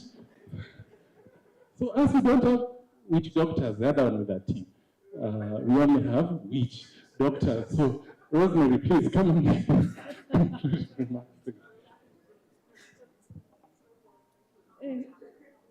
You know, how do you come after this fellow who even has stories about witches and doctors? But anyway, my main role here is to say a big thank you to all of us who powered through the day. I think we don't take it for granted that we started very early in the morning, houseful, and we're ending houseful, and we're not even done yet. So first and foremost, we'd like to thank all of you, our participants, those who are here physically and those who are there virtually. And of course, we have special guests who even joined from all over the world. And especially, there's some from Uganda and Cameroon. We're very, very grateful. I know this has been mentioned before, but we have to speak about Twahir, who today has hosted an event at Lamuka Hub, which is also the Dunia Moja Community Network, where he had a bunch of students from Kibabii University and Pwani University, and they've watched us the whole day. And the beauty about this is community networks is something that was birthed at Kipton in terms of helping to increase connectivity and even making sure that, you know, there's grassroots level engagements, what we call mashinani. And we are very, very grateful. So Twahir, a big thank you for doing that. And let's tell the other community networks to also do the same next year. I guess that's a challenge. And then I'd like to thank the Kipton Secretariat. Secretariat, I know that a lot goes into making this event today. So if you're here, you can stand. Anybody from the Secretariat? But it's just to recognize you and say a big thank you. The trustees, the trustees of Kictanet. These are the people whose passion, and I think Gigi always says, as trustees, we eat passion. So all of you who eat passion, to make sure that this happens every year. And even throughout the year when we have various activities and initiatives, guys, these are the vision bearers of Kictanet. Wave and say hello. Yes. And then we have a special group of people who convene every year when we have the Internet Governance Forum. You've heard the name MAG mentioned, the Multi-Advisory Group. If any of you are here, please stand up, and we'd like to recognize you. And not just you, but even the youth who also took up the challenge and formed their own MAG. And of course, a special mention to Watoto Watch that made the children's IGF possible. So if you fit in any of those categories, kindly stand up. We'd like to recognize you. Stand. Victor. Yeah. Thank you, guys. And what you don't know is that there have been meetings for months, very early in the morning to fit into their various schedules. It's multi-stakeholder. So you have people who work, people in academia, and they've come together to help put this together. Asanteni sana. Then, of course, our K6 students, our pride and joy. Asanteni sana. And we're very, very grateful. Then to our sponsors and our partners. Communications Authority, Asante sana. Meta. Our partners, GIZ, EU, and the Digital Transformation Center, we're truly grateful. And then ICNL, that's the International Center for Not-for-Profit Law. You know, there's a category I should have mentioned when I was mentioning stakeholders, and being one of them, we're very proud of our profession. So lawyers, thank you very much for sponsoring through the ICNL, the International Center for Not-for-Profit Law. Thank you very much for partnering with us. And then we have Safaricom.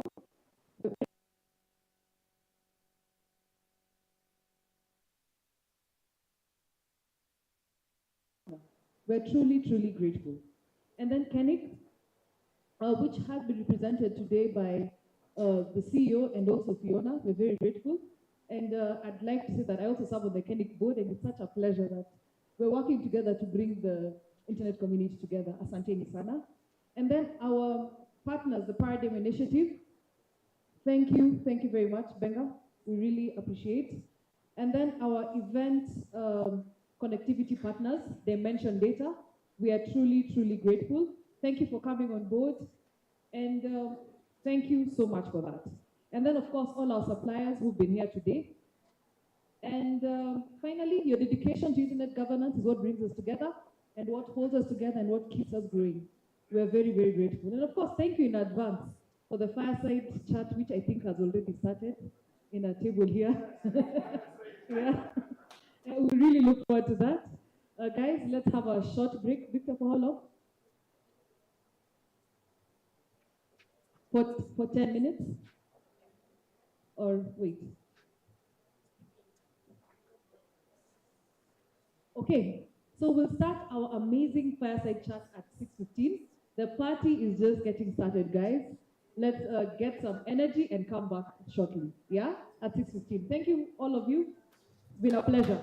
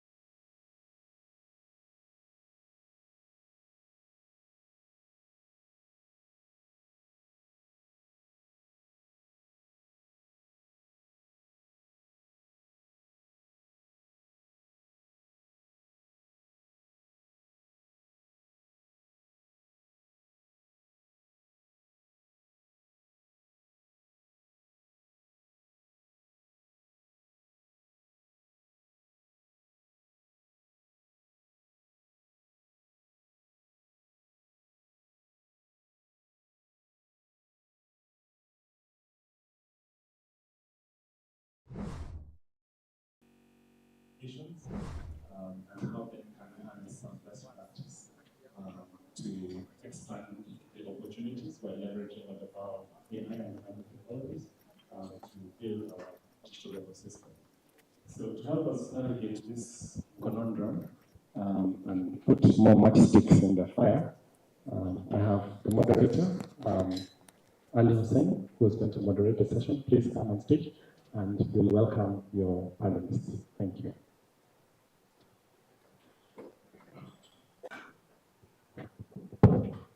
Thank you, Victor. Is this supposed to be the stairs? So we have hopefully a super interesting conversation today evening, which will go into the night. I know I am myself, and my panelists are probably between you and that band and Kanywaji, but please bear with us. We are waiting. Sorry.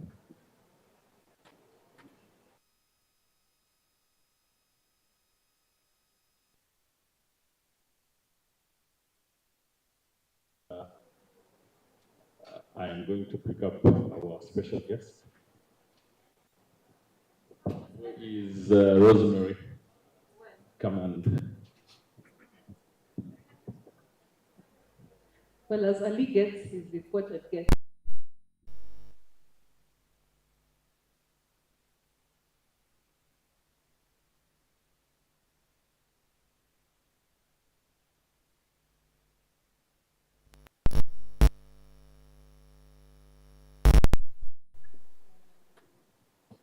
Look forward to the conversation.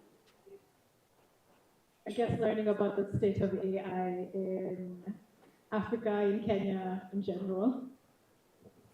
So dear panelists, your cheat sheet, take notes. So I'll skip this table. Do you want to share that what you for today? Just a very engaging session between the panelists and the other participants. Thank you very much. There's a special group of youth on this table.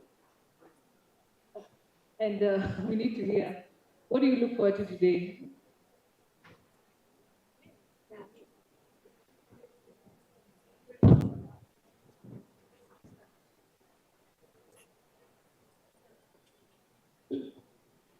Hello guys, I'm Asha Raja from National League of Kenya. I'm happy to be here today and to engage with the partners, and we are very thankful for the invite from Kenya Internet Governance Forum. We look forward to learn more and achieve our goals, and we appreciated all the panelists of what we have talked to about the internet. Sisi ndio wenye Facebook, WhatsApp, Instagram, so we'll work out about the cyberbullying, because that's yeah, thank you. So what, I guess cyberbullying in AI, panelists still taking notes, I hope. Yeah, and we're going to hear from an African perspective. You know, it's Nigeria, but today we have a presentation from the organizers of the African Internet Governance Forum. So tell us, what do you look forward to today? Good evening, everyone. My name is Eitai Rosemary. Thank you for putting me on the spot. I look forward to engagement. I think it's good to hear the people from the other side, but it's also good to hear from this side, so that at the end of the day, when we take it home, it will be real to us. I think that's what I look forward to. Thank you very much. Ali, you're back with your guest. Back. All right, guys. I want to invite my guests up here. Let me start with Mark. Mark, karibu tafadhali. Mark is the AI advisor at GIZ, right? Is that GIZ or EU? Great. Mark Karibu, please. Take a seat. Next is Cecilia Nyawira. Cecilia is head of search. So that's not Google search. That's people search at the Aga Khan Hospital. So Cecilia manages search at a global level. Cecilia, please come closer. Thank you. And I want to also invite Jack Ngara. Jack is Technical Director, Office of the CTO at Google. Jack, karibu, please. There was someone from Strathmore. I have not been able to reach Angela, right?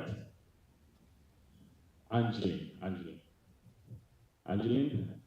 is AI lead at what? At CPIT? Yeah. And we are also expecting the principal secretary at the state. I always get confused with all the government titles, and because of protocol, I must get them right. State Department of ICT and Digital Economy, Engineer Tanui. He should be here shortly. But we shall kick off. So tonight's conversation is really about AI, artificial intelligence, and emerging technologies. We've spent almost a whole week on the internet governance issue, so we are going to start bringing it home today based on artificial intelligence and emerging technologies. So with me today, I have professionals from from the people perspective at the professional level, from technology, from government, from education. So we want to have a conversation. We don't want to sit here and talk among ourselves. We want to involve everybody in this one.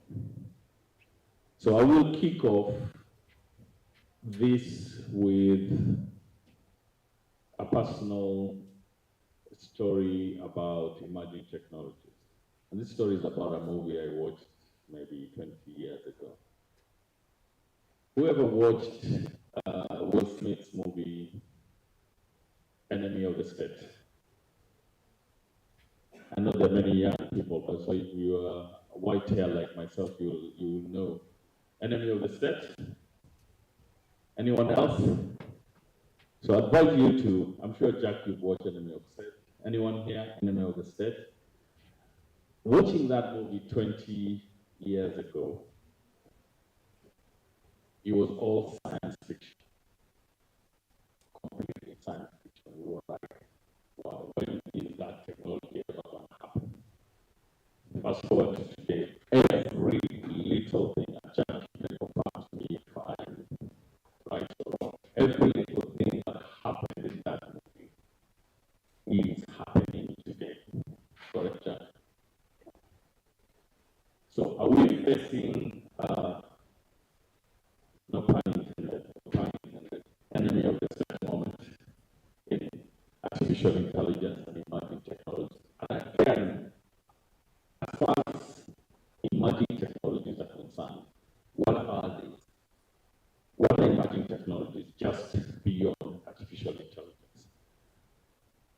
So I'm going to give up the mic to Anthony to kick off from your perspective, but maybe you want to introduce.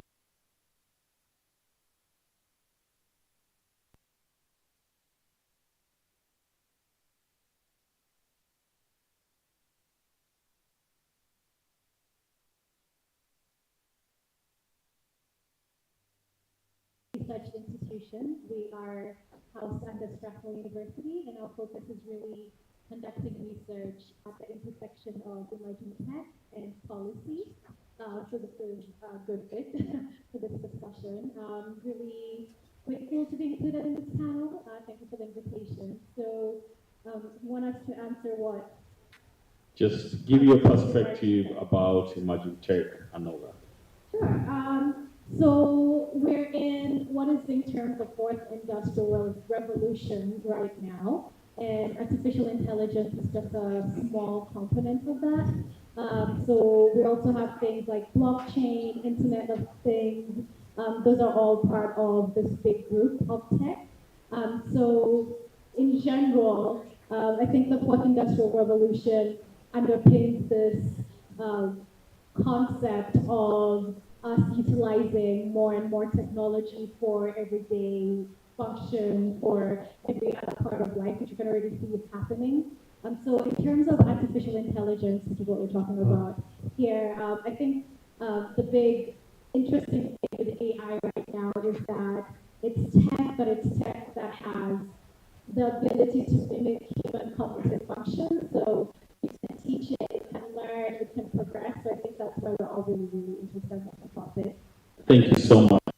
So I'll take like a minute break to welcome our guest from the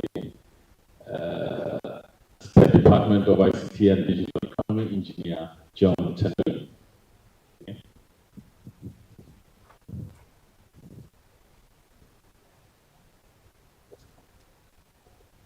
Okay.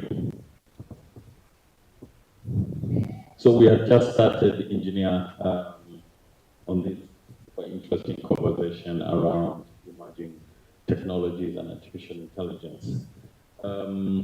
So thank you for that.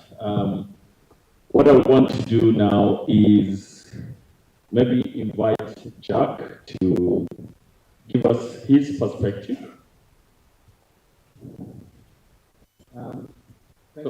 So as Jack is starting, guys, if you have any questions, any comments, keep them in mind. We'll come to you as we have this conversation. Over to you, Jack. Yeah, thanks a lot, Ali. So as Ali mentioned, I work for Google, at the office of the CTO. Basically, work with Google's I think 10% customers to figure out where the tech is going and how it can impact them. It's great to be here.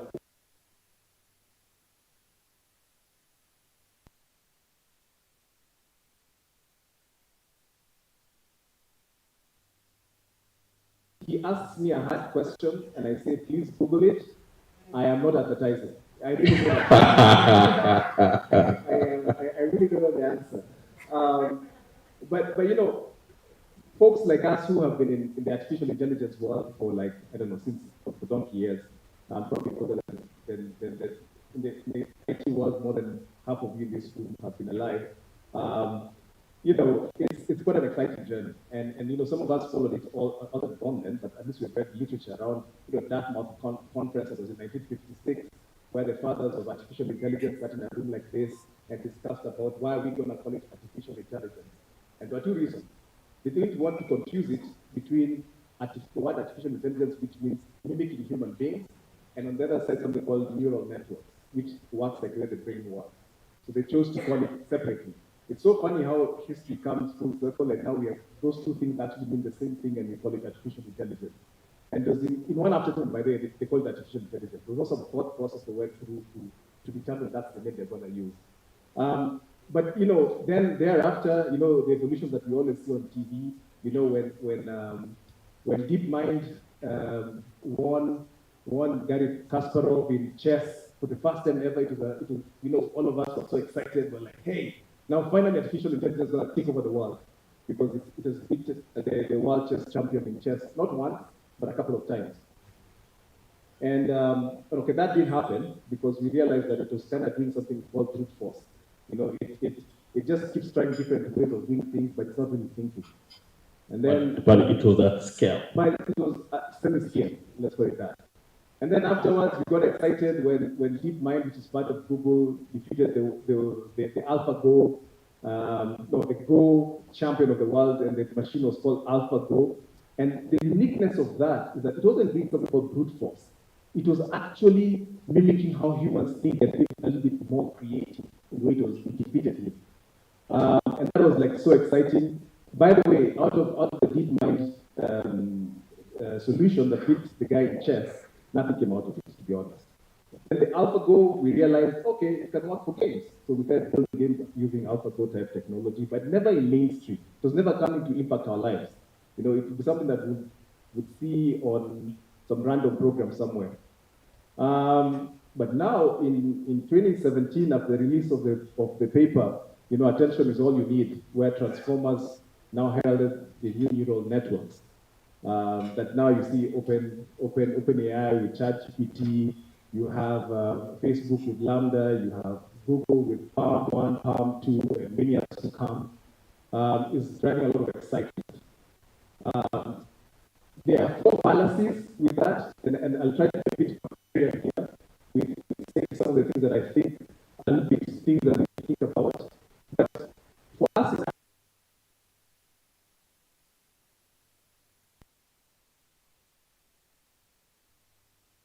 network. So in other words, the programming that goes into building these things, and the logic and the algorithms. And the second thing, it's a mathematical statistical model. And mathematical statistical model need inputs. And these inputs are trained by data that's not necessarily coherent. And so, you know, if we want to participate into the future, we have to figure out how do we get more of our relevant data with some of these models so prediction that can help our daily lives in Africa. And so we don't feel disadvantaged. Many of you remember a couple of years back, there was this meme going around in WhatsApp about a guy who goes to some bathroom, I don't know where it is, and then he puts his hand like this, and it doesn't dry his hand. When he does this, it dries his hand. You remember that? Yeah? Yes. And it's the same thing with these models. It's because it wasn't trained, and many companies, tech companies like Google, have made mistakes like those before. So how do we, as Africans, make sure that, you know, some of the things that have been happening in these mathematical statistical models, the software is fine. We get involved in them. Yeah. Jack, thank you so much. So thank you for that bit of historical perspective and what is currently going on. Engineer, from a government perspective, you are sitting at the apex of ICT policy at the Kenya government. What are we seeing going forward from this perspective, from emerging technologies, from artificial intelligence? What do you say? Thank you, Ali, and first I want to appreciate KictaNet for organizing such an important conversation. Artificial intelligence and emerging technologies are quite important to us. At times, maybe we can look and say we are a consumer of technology. We wait until it's ready, we just enjoy. But I think we need to rethink that and be part of the frontier of establishing what you mentioned, those models, the algorithms, and so forth, because it will definitely affect all of us. From the government perspective, Kenya has been very keen in adoption of new technologies. And we are all aware the country does not hesitate to engage when it comes to new technologies. We check many of our development blueprints, Vision 2030 clearly points on those areas of technology, on how to tap it, how to grow it, how to make our country a player in innovation, technology, and knowledge economy. So we are solidly as a country focused on being a player when it comes to new technologies, including the artificial intelligence and any other new technologies. We've also seen in other documents, the blockchain, the task force led by Ndemo, which did a very good job and gave even proposals on things that we should consider as a country. And some of them we've started seeing implementation, touching on payment systems towards digital currencies and so forth. So as a country, we are keen to play. and participate. There were comments when we launched this new way of connectivity using the balloons, which failed. But it's a full statement that this country is ambitious to participate in any kind of innovation.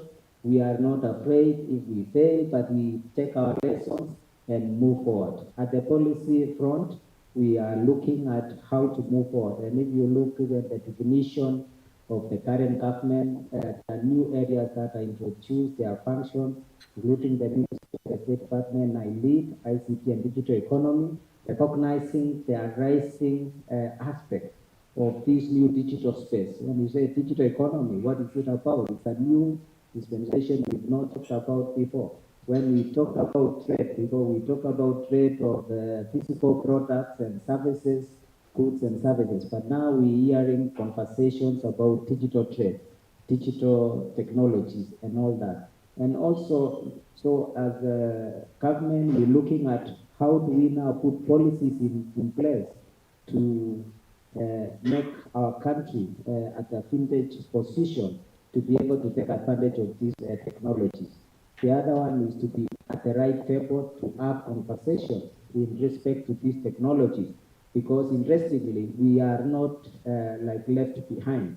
Conversations about artificial intelligence is a top conversations across the economies, whether it's US, whether it's EU, and so forth. So it's important that we sit at the right table. And I think internet, the conversations we've had over the years, and the impact we have had on policy is very important. So these conversations are in the right place, and I thought I'm coming here even to listen and hear what should I do with the position I have as recommendations from Kictanet, because I think these are the people who need to look what's happening across the world. You mentioned about the biases that can be inbuilt to some of these systems and solutions.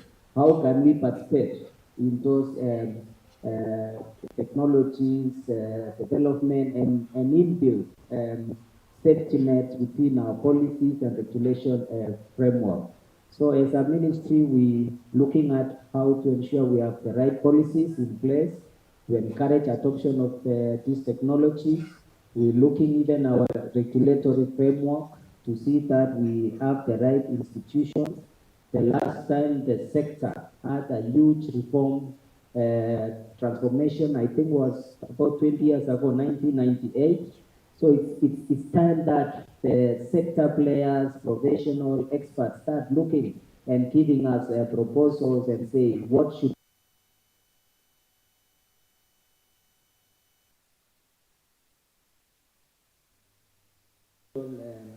legal and structured institutions that need to guide us to the next step.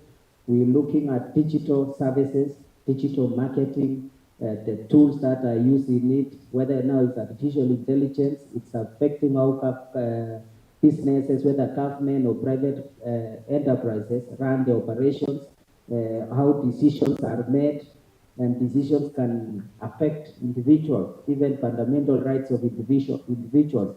Now, we already seen simple decisions like the ATLAPA, where machines are making decisions about your credit score. If we advance a bit and put more intelligence, it can be more effective, but also you can introduce biases. So what precautions do we have in place to address those areas? So we are keen and working on those areas. We've started conversing about the next sectoral reform in the country, in the ICT and the digital economy space. That is this space we're having this conversation today. Engineer, thank you so much. We really appreciate that. And yes, I mean, I can confirm that conversations are ongoing and will continue to go on. Cecilia, we've heard from the government side, we've heard from academia, we've heard from the techie, who keeps on saying that I'm going to give him some hard questions. So he's probably prompting me, which they're going to come. But from a people perspective, from an HR perspective, how are we seeing emerging technologies, artificial intelligence being used and where do we see the future? Just, from a day-to-day perspective, from a strategic perspective on human capital. I remember when I started, it used to be personnel management. Then it moved to human resources. Then it moved to people. Now we're talking about human capital. Over to you. Thank you so much for this opportunity and inviting me to participate in the panel. My name is Cecilia Nyawira. I am a talent acquisition specialist. I've been focusing finding top talent for a little over 13 years. And one of the things I've certainly seen is the ways in which we're going out there to find top talent for organizations. And I think AI has really contributed to how we're able to not only find, but quickly process the vast amounts of data that we're receiving in terms of applications. So we have seen use of applicant tracking systems.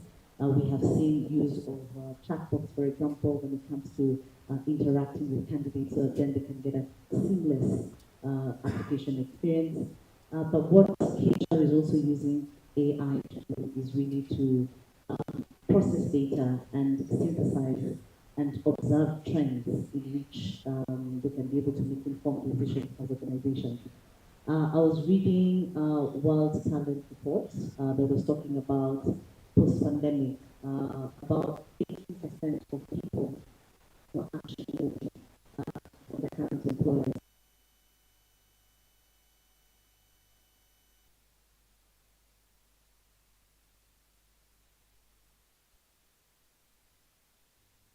Window looking to actually jobs. And so it's using data, using AI to process and to synthesize and to understand then why are people moving? Are they not engaged? How do we enhance the engagement of the people within the organizations? So it's really how the AI, in my opinion, because of course I know there have been concerns around AI is coming so that then people's jobs will be lost. How much job security do we have? But it's not really a question of losing work, but it's a question of how do the people upskill and maintain relevant job skills that will be able to add value to the organizations that they're working with. AI is not supposed to be competitive, and it's not going to replace people. I can assure you that. Over 200 years ago, when the weavers used to weave cloth with their hands, and then the spinning jenny was introduced, there was a lot of concern around, the spinning jenny will come and take away their jobs. But as a matter of fact, the people who were able to quickly learn how to use the spinning jenny, they realized that they not only retained their jobs, but their wages even increased. So the people who did not adapt to technology are the ones who sort of got from that equation. So it's sensitizing people and human capital really to ensure that you continue upskilling, you continue gaining relevant skills, work with businesses. AI is really complementary. It's never going to be a question of AI really coming up with the right questions that will resolve the business questions that the businesses have. But it's what other softer skills do we then sharpen, creative thinking, problem solving, relationship building, because these are the things that will remain ultimately a human aspect. When it comes to managers, we are experiencing a scenario where managers are not really sure how to manage in this AI world. The things that worked in the past are not necessarily what is relevant now. You can't manage people by walking around and ordering instructions to have them done, but it's really how do you harness technology so that then you're managing the outputs and the outcomes that the people are contributing. AI is essentially supposed to be a tool that employees use to look at their job and say, right, this is my job, this is what I do, but how can I do it better? How can I get better outcomes for my organization that will ultimately save on the resources? Because in in any organization, we know that saving resources is critical. So it's not about wiping out jobs, but it's really how do I use my jobs and my skills to add value to the organization. And I think that's the kind of mindset that not only the people who are doing the job, but also the managers need to have, that AI is complementary and not competitive. Thank you. Wow, thank you so much, Cecilia, for that perspective from a human capital angle. Mark, you know, Europe has, and where my lake friends, I don't mean that Europe. I mean Europe. I mean the real Europe.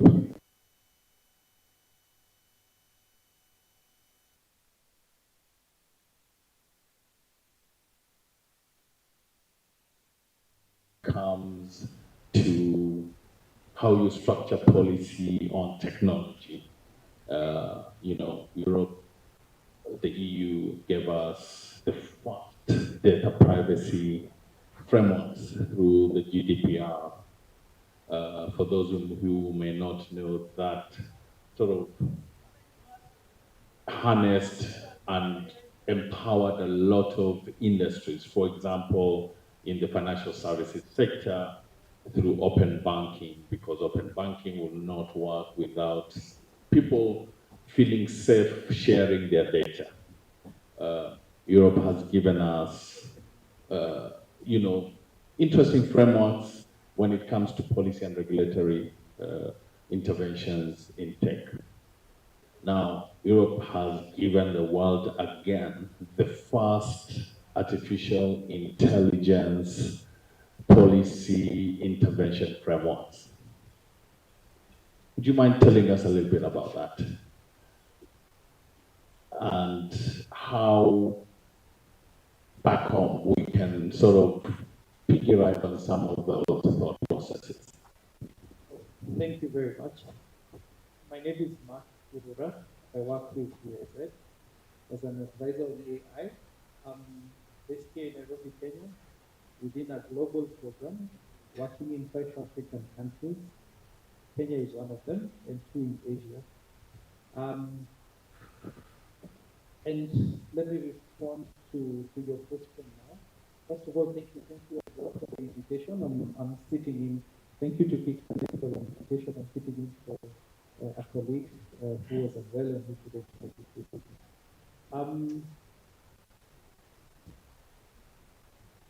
So the EU is a market, is a common market. And it is able to come together and pass this policy,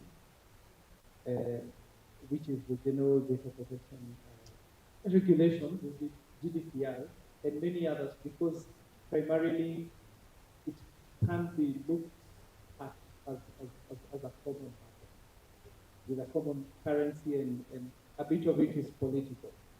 And so even when companies interact with this market, using the example that has been shared, you know, there is some sort of looking at it from a population perspective, from a monetary perspective, and how they can kind of work together, because also some of the big tech companies are really, really powerful in terms of influence, in our own homes. Some of us know, you know, if our children are using devices in the house, it doesn't matter if they're 7 or 8. Now they can use this technology unguided, and they have, you know, been born into a world of tech, so to speak. Some of us, you know, have the example of the enemy of the state. Some of us found these devices when we were, you know, we had ideas. Anyway, so to the AI question, right? Some of the things that the policy is beginning to articulate is being precise around regulating AI in this way. There are some applications of AI that are high risk, and others that are not. A month ago as well, there was a US congressional hearing where there was testimony by the CEO of OpenAI, a professor from the University of New York, and I think the chief privacy officer of IBM. And they were testifying, and some of the things that especially the lady from IBM was saying is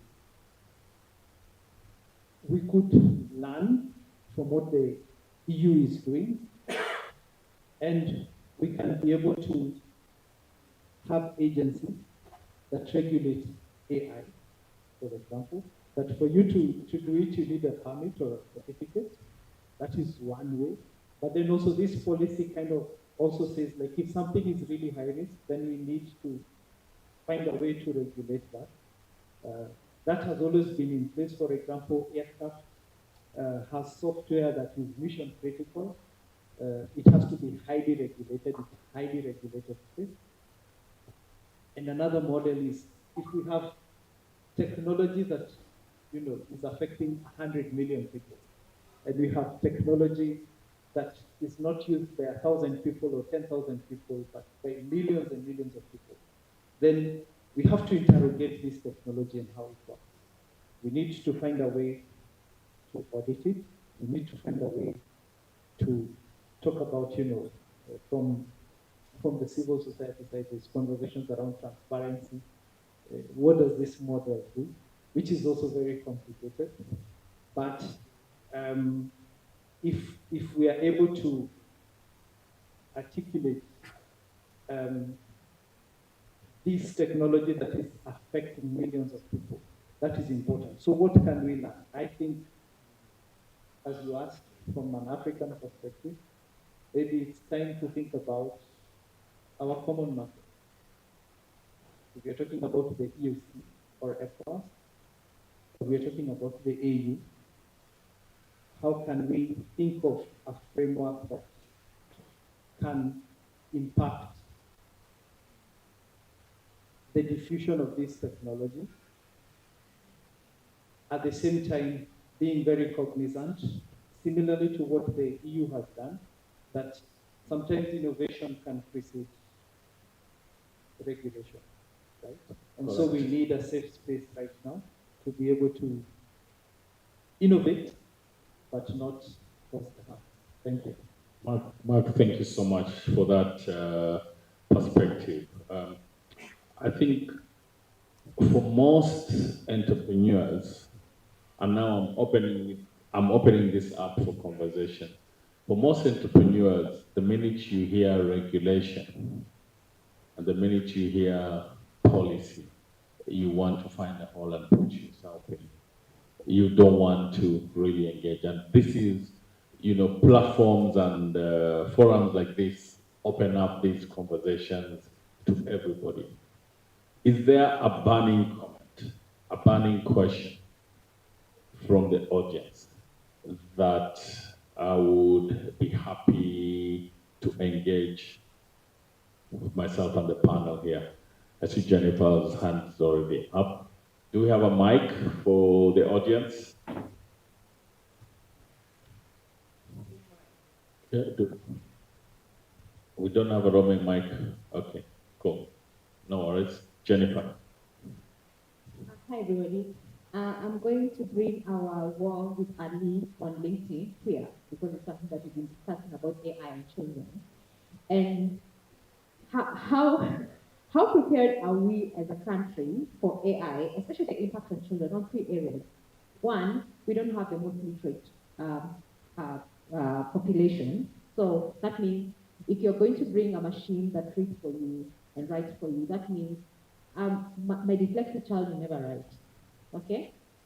In terms of logic, okay, thinking, if a machine is thinking for you, what does that mean for children? Okay? And then creativity. Right now we have so many generative machines that are creating amazing art. Okay? So that means if I have to, let me draw the map of Africa, and then I don't even have to type it. I'll just say, Google, hi, Jack. Google, can you draw for me a map of Africa and highlight all the dams that, so I don't have to do it. For me, that is my biggest concern about AI, okay? Yes, I know the argument is the learning, but what about the kids who have not learned yet? Or how prepared are we, okay? And then number two, Honorable, my question is, I have a big tweet with OpenAI, because the machine was Do you want it closed? Sorry? Do you want it closed? Do you want it to be called closed AI? No, I don't. No, I'm pro AI. I just want regulations. What can we be able to do? So my biggest thing is, why was this built in Kenya and it's supervised? Okay, ChatGPT. I've not used before. I've not been so busy. I've not used ChatGPT before. But why don't we Jack? It's built by Africans. Okay, some kids from JQR, okay, who have been working so hard. Why are we not helping our children, as you key in that data, also key in something to do with Africa, so that it stops to being so biased against Africa? Thank you so much, and thank you for Jennifer, thank you so much for those comments. I knew you were going to transfer our online conversations on LinkedIn to here, which is fine. But the good thing is that I'm the moderator. I can outsource it to Jack.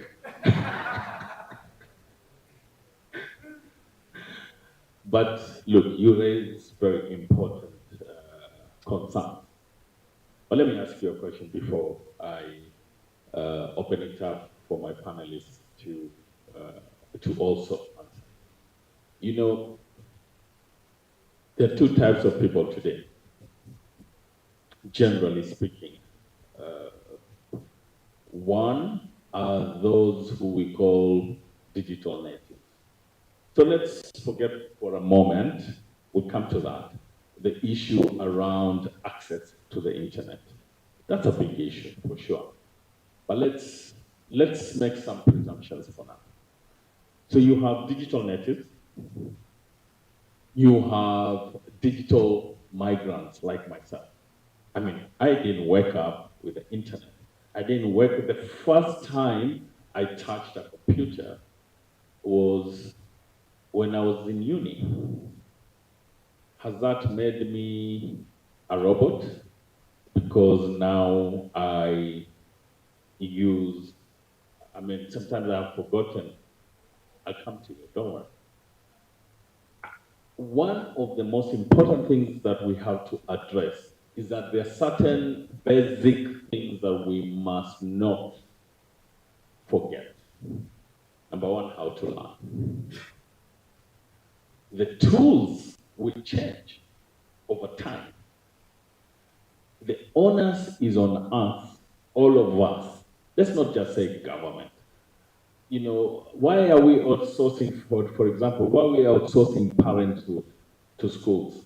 Is that the government's problem? That's a parental issue, so we need to have those conversations. I'll let Jack add on to what I've said. I won't say Google it, but anyway. So I don't know the details of the OpenAI ChatGPT thing that was being worked on here, but I can speak generally about how the tech works. Initially, I said that a lot of these are based on the neural networks and then the mathematical statistical models, and that is where the data sits. So what tends to happen within those data, it's not a perfect loop that the machine learns on its own. It needs a human being to, we call it reinforcement learning or annotations of a picture. So for example, if it says picture of Engineer Tonoi, it doesn't know who this is, so someone has to go and type Engineer Tonoi. So that the next time it sees it, it will know that's him, right? And that's the work I think they were doing. They were annotating those images and they were annotating video clips, etc., to teach it how to do it, but they didn't necessarily, I suspect, not have control over the actual data that was being fed into the systems. And that's where, as a society, we need to think about how do we get this data. Are there repositories, maybe something that Kicknet can think about, are there repositories of pictures of our roads, our savanna, that we can feed in? Many of you remember a while back, and I think one of the search engines still has this. If you type in on the search bar, unprofessional hair, it'll show images of our women's hair, right? With braids and everything. It's still there right now. So, and they call that unprofessional hair, which is, and look, we can argue about the search engine being wrong, but where it's picking the data from is someone somewhere has kept that information in. So we need to be active participants in that field to make sure that we don't get disenfranchised. So sure, we can complain to whoever that company is that you buy, but sometimes it also asks us, those sitting in this room, who participate in the digital economy, to be more proactive and engage them even more with our own data sets, etc. I'll let someone else handle the learning thing. So the first things first, where's the principal of KESI, Kenya School of Internet Governance? Okay, Barak, this guy here is alumni. He's faculty next year. He needs to come and teach us all this stuff that he's talking, and he's not getting away from it. No, you don't get paid. I think what Jack has said is super, super important, guys. Sometimes the solutions are with us. I think what we need to do is get more engaged. The solutions are here. They're not in the US, they're not in Europe, they're here with us. And that's really one of the key reasons why Internet was founded and why it remains vibrant today. Have we answered all your questions? Okay, I think Nyawira wants to say something. I will give it back to you.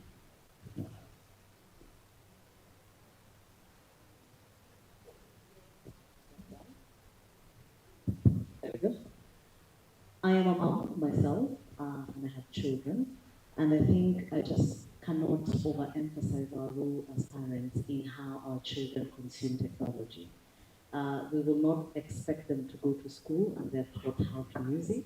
We will not expect the technologists to create programs that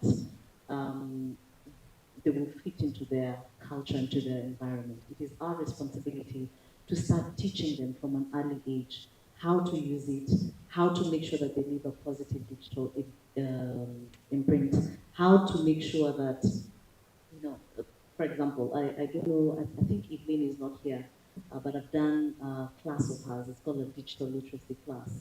And what that class did is that my daughter did not just go to attend that class to be taught about how to use technology, how to make sure you don't post sensitive photos on social media, but I, as a parent, was also taught on the role that I play.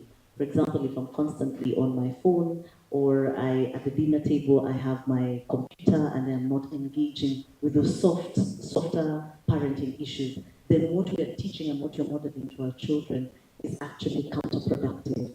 To add on to the types of technology that is also coming, I think we cannot overemphasize the need for creativity to be ingrained in children from an early age. We are not going to talk about creativity when people get into businesses or into employment, but it's from that early age. So yes, you have access to technology, but are you using your social time to go out and play the games that we used to play? We know the impact that they have on the cognitive abilities of children. So again, it comes back to the parents. Are we teaching them to sort of mix the use of technology and the use of other areas to be able to develop their cognitive abilities to strengthen that? I hope that. Thank you so much, Nyawira, for that. Yes, okay. Please forgive me if I take a long-winded approach to answering your question. So what I'd like to emphasize, first of all, is that we should really be wary of giving AI human characteristics. I think there's this great danger of us anthropomorphizing, I can't say that word, this technology, but AI is not creative. So how AI works, and it's been touched upon before, is you give it data, right? It predicts patterns in those data. I mean, it identifies, it identifies patterns in those data, and then it has a predictive capability, and it'll sort of tell you what the next most likely answer will be. So you have to train AI, and you're training it to do a very specific task. So the example you gave, for example, where it can create paintings, it's not really creating paintings. You're giving it a prompt, right? Make me a painting of a cat in a house or something. And it'll search its entire database and come up with something based on the data that it's been fed. So your concerns are valid, but again, I think what you're really worried about, not to put words in your mouth, is ChatGPT, and just in general, okay? So I'll just use ChatGPT as an example. So ChatGPT is a type of AI called generative AI. So it predicts something and then creates text, right? It can create text. It's also generative AI that creates images or videos. So there will have to be a change in what we consider learning, meaning that if you have something that can actually do the basics of creating text, then that can't be a learning outcome anymore. You know what I mean? Like, we have to change how we think of learning outcomes and how we think of assessment protocols. So that will have to change, but I don't think that necessarily means that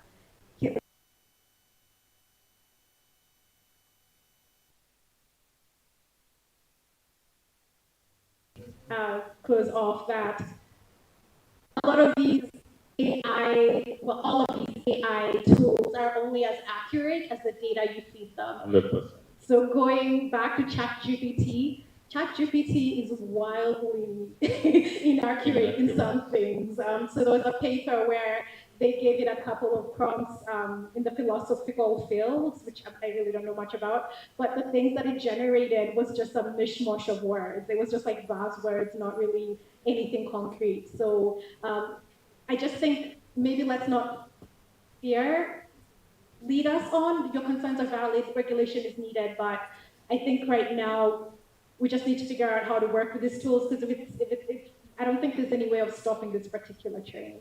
It's a tool. So I'll come to you, Mark, in a minute. But Jennifer's concerns are valid, absolutely valid. But I'm sure though the Egyptians also valid that the papyrus will go out of fashion. Here we are today. How do we sort of align? How do we ensure that the technology does not lead us, but we lead it? Mark, I'll come to you, but engineer wanted to say something, and then I'll come to you.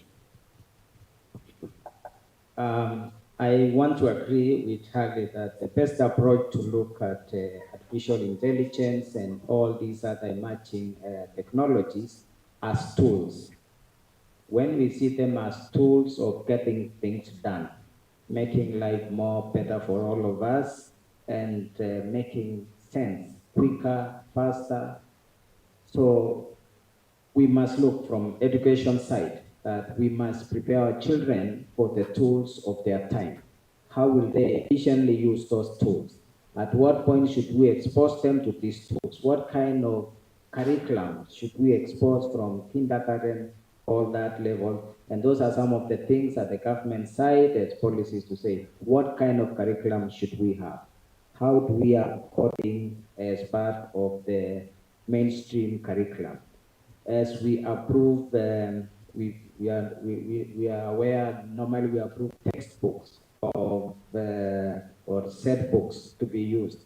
Yeah, we should start seeing even digital tools being approved as part of tools for educating our children. And that's where government have a control now to prepare our children for the future. And those are the things now we need to participate on.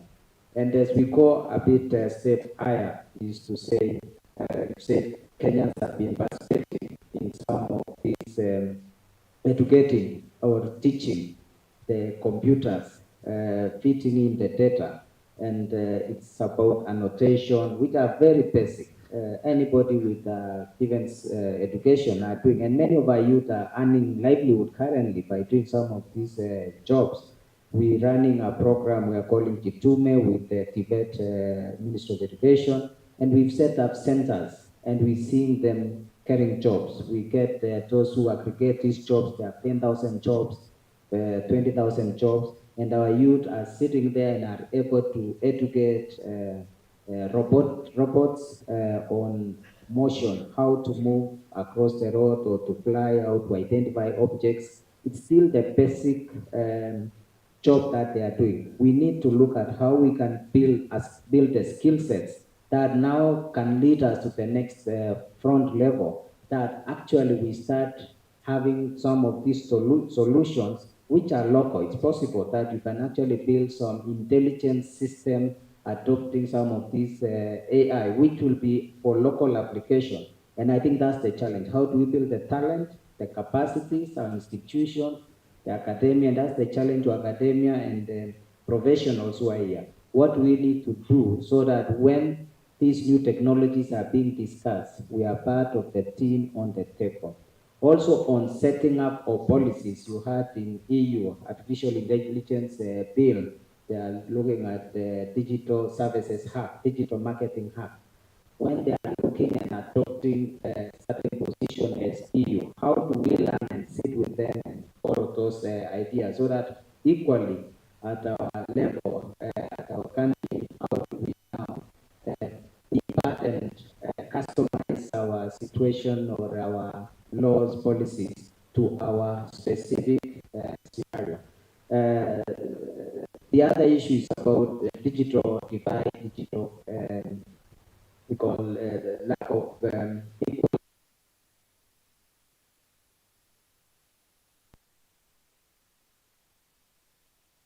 to be connected.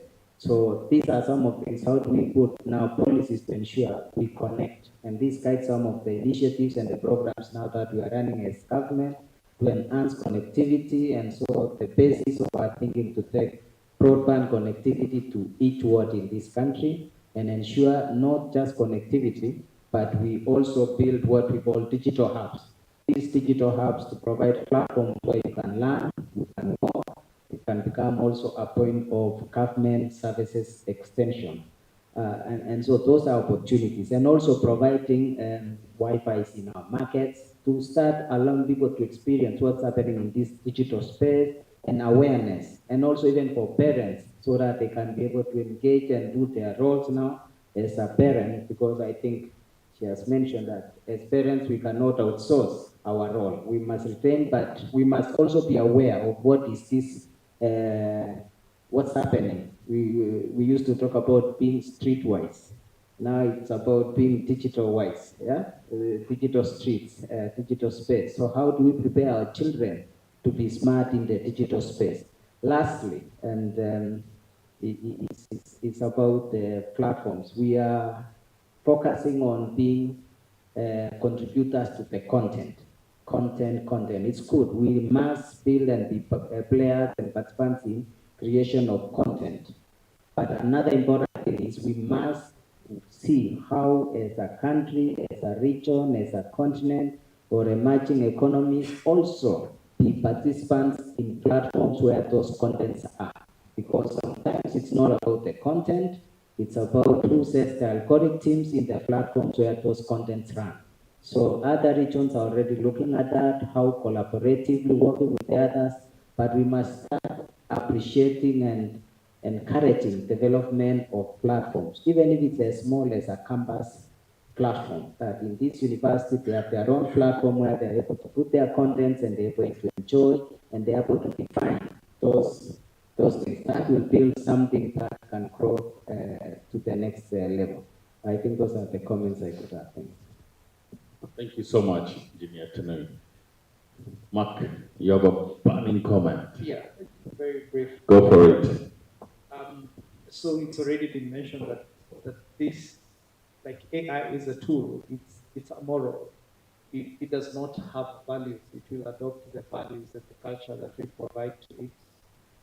I think close to what you're asking is the issue of power. Yeah, and what policy can do to power, because the people who are creating this technology are extremely powerful, and they come into our home, sometimes without our knowledge.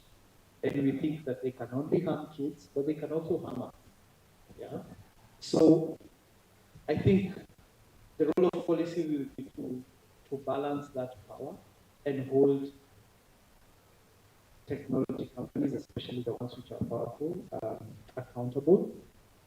And as a challenge, and engineers also mentioned, content. We have to generate our own model. We have to generate our own AI, our own use cases, which then can serve us, and which, I'd be happy if it was a powerful Swahili model, because sometimes you find like our people can't talk Swahili properly, and they communicate with the technology in English, which is not a bad thing, but it's because we do not have a model. Yet Swahili is spoken by a lot of people.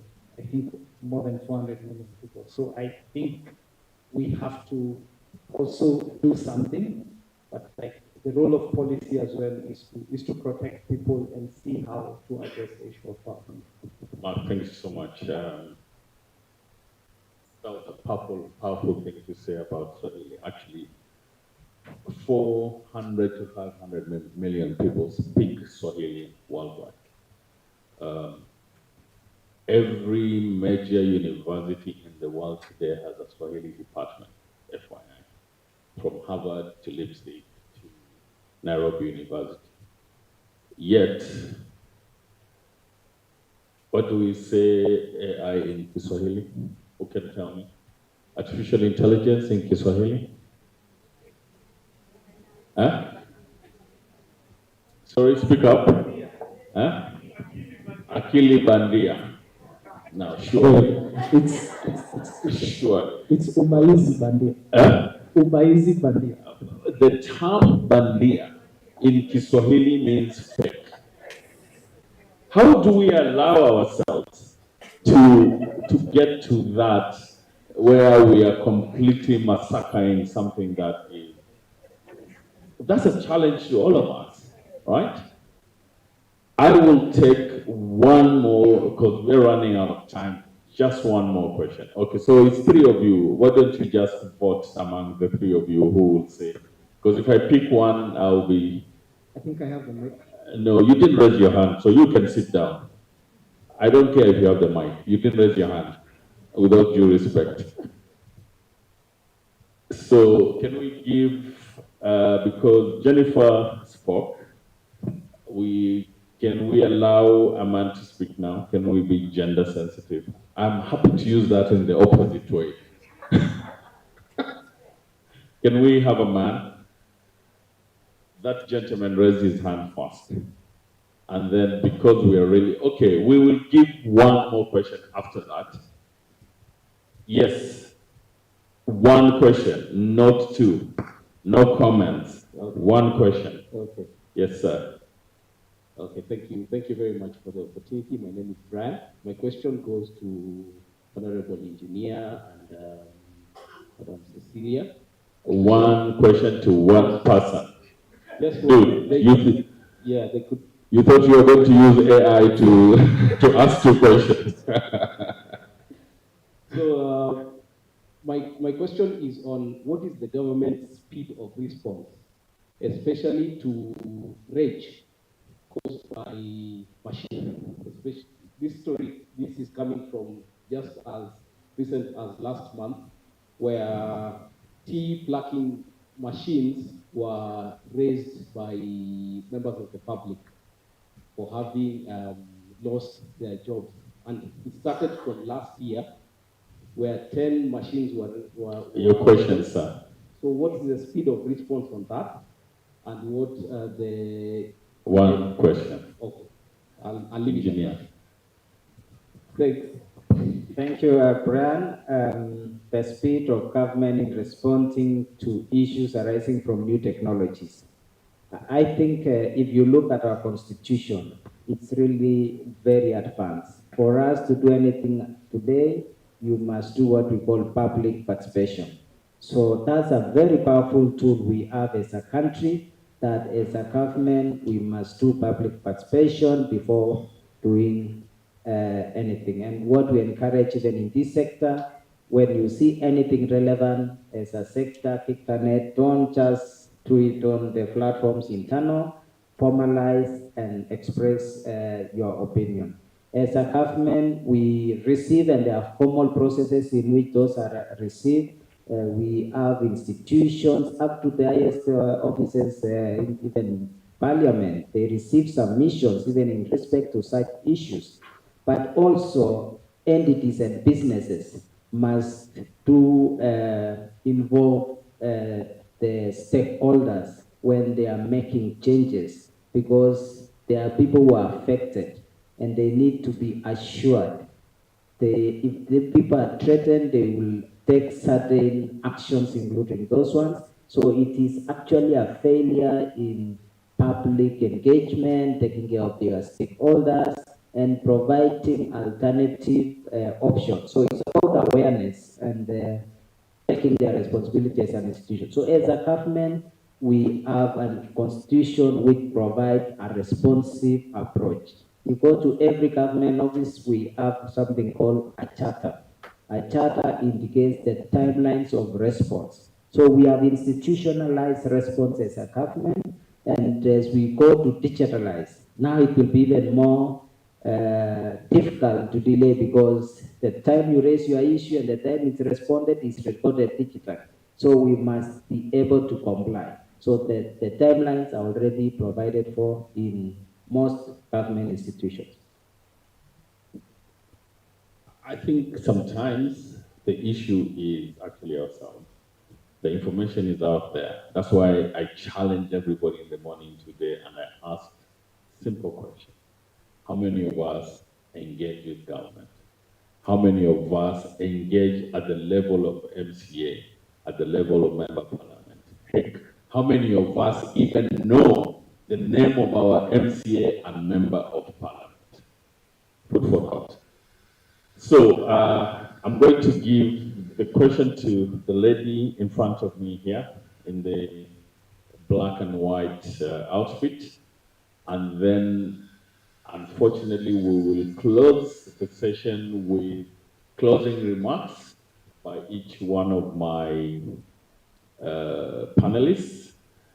But it's not over, guys. I think my dear sister Grace is going to open the bar for at least an hour or two. Or am I speaking out of turn, Grace? It's true. Amesema. She has spoken.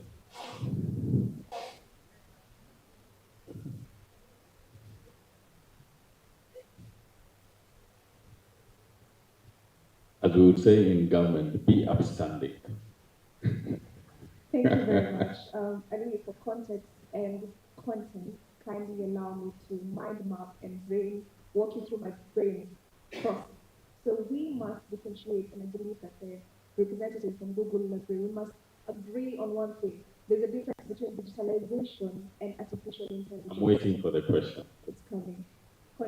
Context versus content. So we are in a country now, to the representative from government, in a country where we have no access in some areas to digital devices for children. And for them to access AI, they need digital devices. So that's one thing. And AI clearly mimics human beings through data.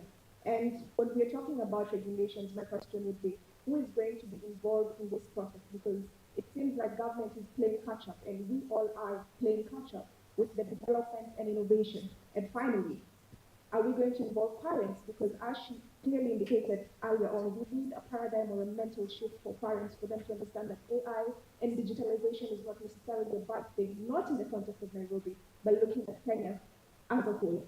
On education, I'm glad that I can... Okay, I'm going to stop you there. You know, we can go on and on. We are running out of time. Do you want to really focus on one question? Because I've not gotten a question from you. Focus on that question. All right. Yes. Who is going to be involved in regulating AI and basically any form of regulation? But everyone... Okay, look. I'm going to answer that. That's a very simple one. I'm not even going to ask my brother. He's outsourcing it to me. Agreed? The reason why we have platforms like the Kenya ICT Action Network is so that we can get involved. And I can assure you, the fact that my brother Engineer Tanui is here today speaks volumes in terms of the engagement that the Ministry of ICT and the digital economy wants to engage Kenyans. So, as we say down in Mombasa, wauliza swali dada. Sorry, wauliza jawabu. You've answered yourself. You're here already. We are starting to engage. Engagement in policy and regulation is not a one-day affair. It's a continuous process. So I know that Gen Z and I'm told Gen Alpha is coming. So if you think you've seen stuff with Gen Z, go to Gen Alpha, utaona. Those things of wanting stuff immediately, immediate gratification, it's not going to happen. It's a process. It's a process, but my sister, the fact that you're here, you're part of the solution.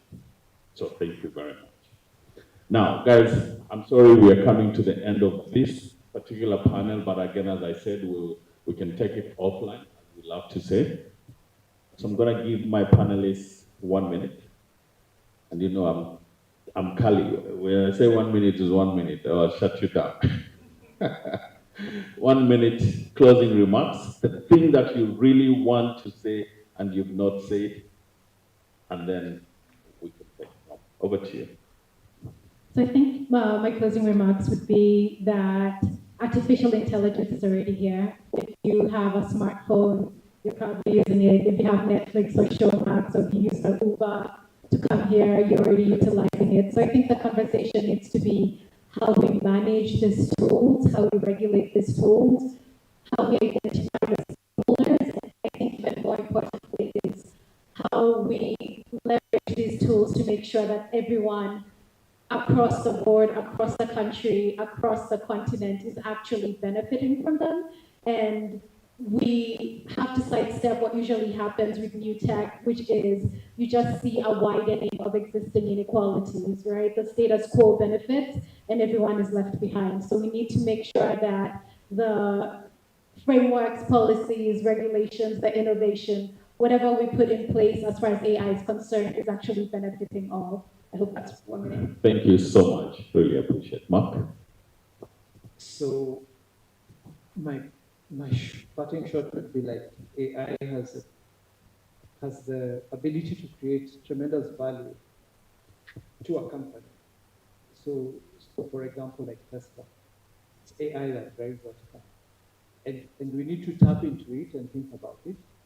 That's one. But then also number two, that will not happen if we do not build a local AI ecosystem. And I think we need to do more of that, where we talk to civil society. We talk to academia and people in research who are doing stuff in Swahili, in Luo, in Luya. They are building data sets. And I give a challenge to the people from the media as well. When some of these people from the academia come and they are requesting for data sets, that we can share, because if we protect and hold on to it, we will continue talking about not having content and not having models that have been localized. So let's work on the ecosystem building and then put money into it, like local money or Kenyan money. Let's not wait for Silicon Valley investors to come. Amen to that.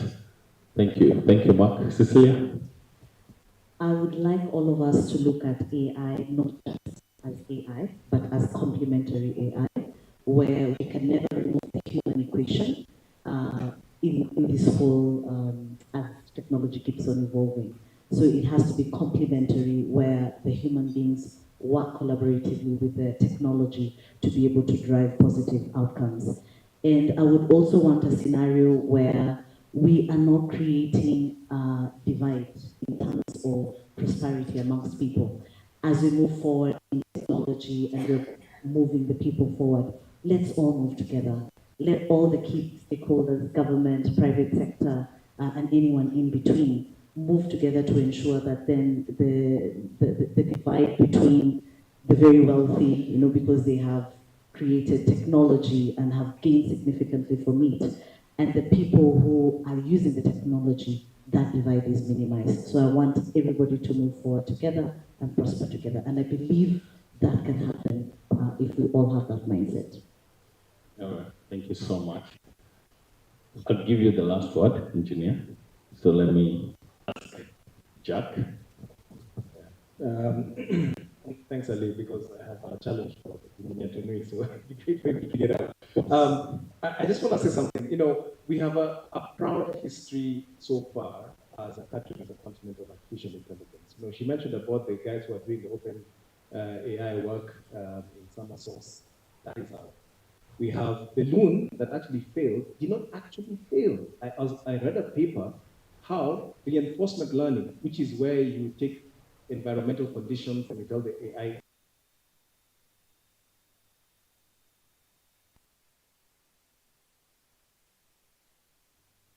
So it's even till today, things like Palm, Bard, Open ChatGPT are using some of those learnings that we did here using technology.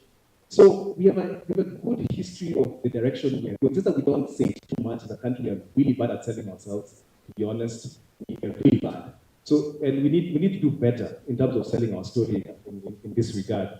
The other thing is that on the education front, 2 weeks ago, I was giving a paper of some gentlemen who have used a model that's 45 GB to equivalent challenge ChatGPT. Now, what does this mean? With your phone, I'm sure most of your phone has more memory than that if you remove all the Facebook pictures, Instagram posts. You have more memory than that. That means that even where we say that our kids cannot get access to some of these technologies, if you download that model, they can use it to learn from a phone, from a basic, without having internet connectivity, etc. Because the model can be deployed autonomously. So there's a lot of opportunity for us, as much as we need to put the safeguards, as my partners have said. Let's look at also the opportunity that we can use to frog like we don't know that all these other countries. So let's look at also the opportunity. Last thing I want to say, which is now the challenge to engineer. If you think about all new emerging technologies, let's take the US, maybe not so much the EU, but most the US.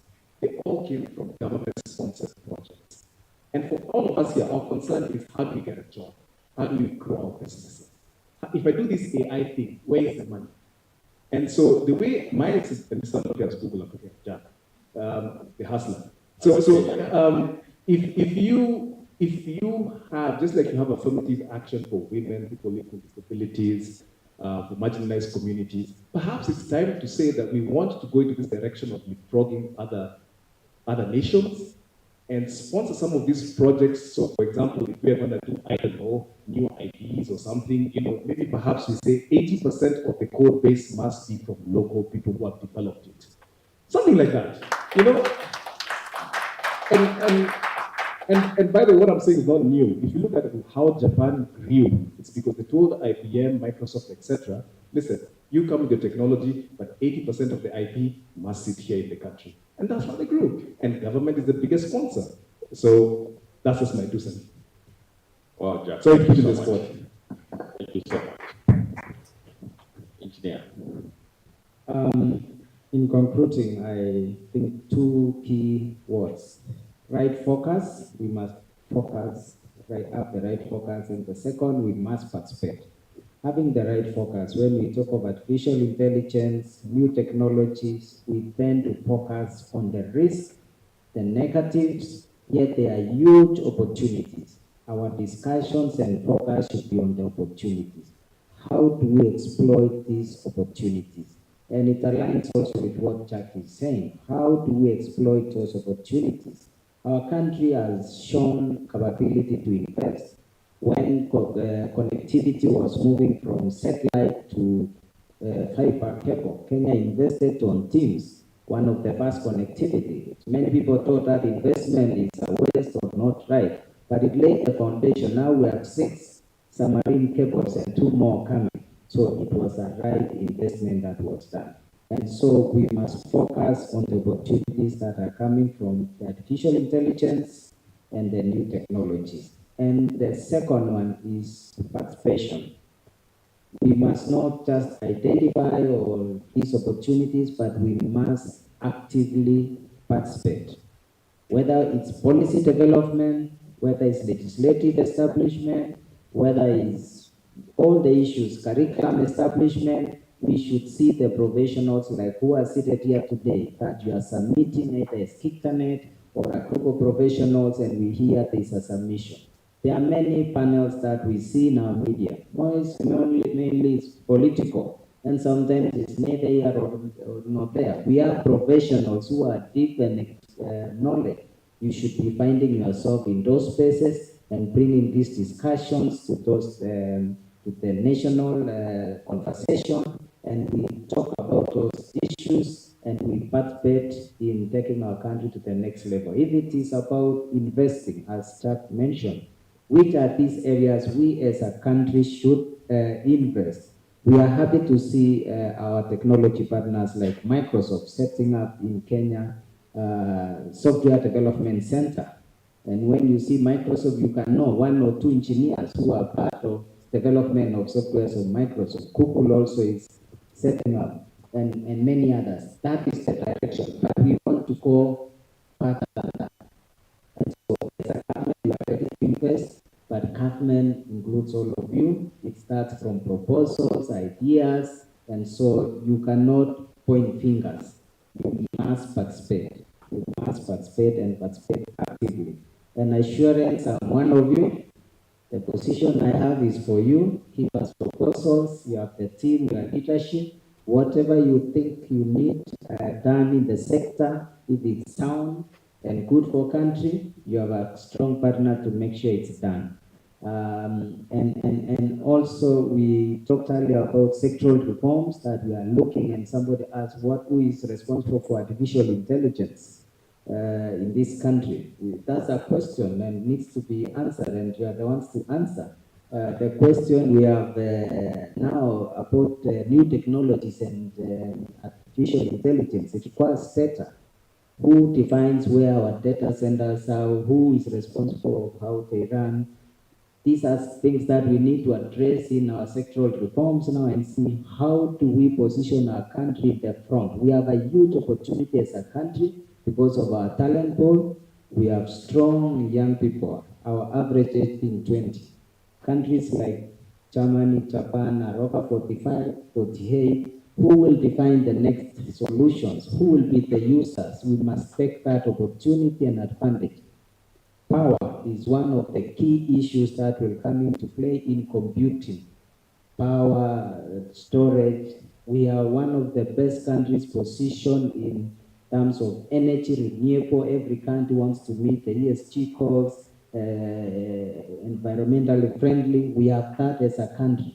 So this country must take advantage to be the data hub of the continent or global, so that all these computing power, we can see Google setting up their cloud infrastructure here, Oracle, all these players, and we see Kenya being a big digital trader through the data being processed in our country. So let's focus and let's participate. Thank you. Thank you so much, Engineer. Asante sana. So in closing, I just want to say a couple of words and then I will hand it over back to my European brother from the lake.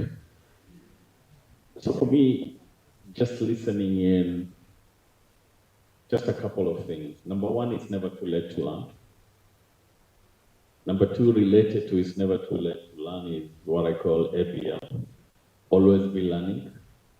Always. We should always be a wide space for learning. Last, for me, I want to give a personal professional experience about using artificial intelligence tools that have just made my professional work a lot more productive in a way that is so mind-boggling I can't even begin to you know, to discuss here because it will take a whole day. We've discussed this with Jack many times. Just to give you a snippet, if I'm doing a report of some work I've done before using AI technology, that report will probably get me 75 to 3 days. And I will do it then, like the way a human mind goes, you stop, then you come back later. Today, that time, 2-3 days, would take me about maximum 3 hours. With a lot more enriched report. So, to Cecilia's point, these tools are here to enrich us. They're not here to take our jobs. AI tool can't do what I do. You can take that to the bank anytime. With that, I want to close this and say thank you very much to my panelists for their time. All these guys are super busy people. Thank you to all of you guys who spent the whole day here today to interact, to learn, to share. You are also all super busy. Asanteni sana. We look forward to the next IGF 2024. Thank you.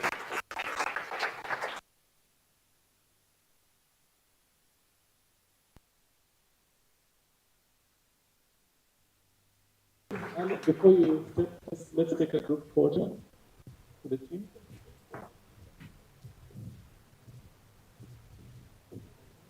Or we should get some AI to do it.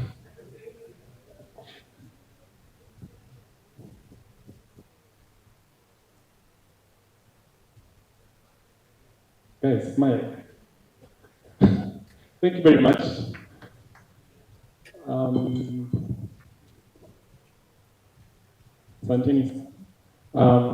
Yes, we've come to the end of the sessions for this hall. I'd like to invite Grace.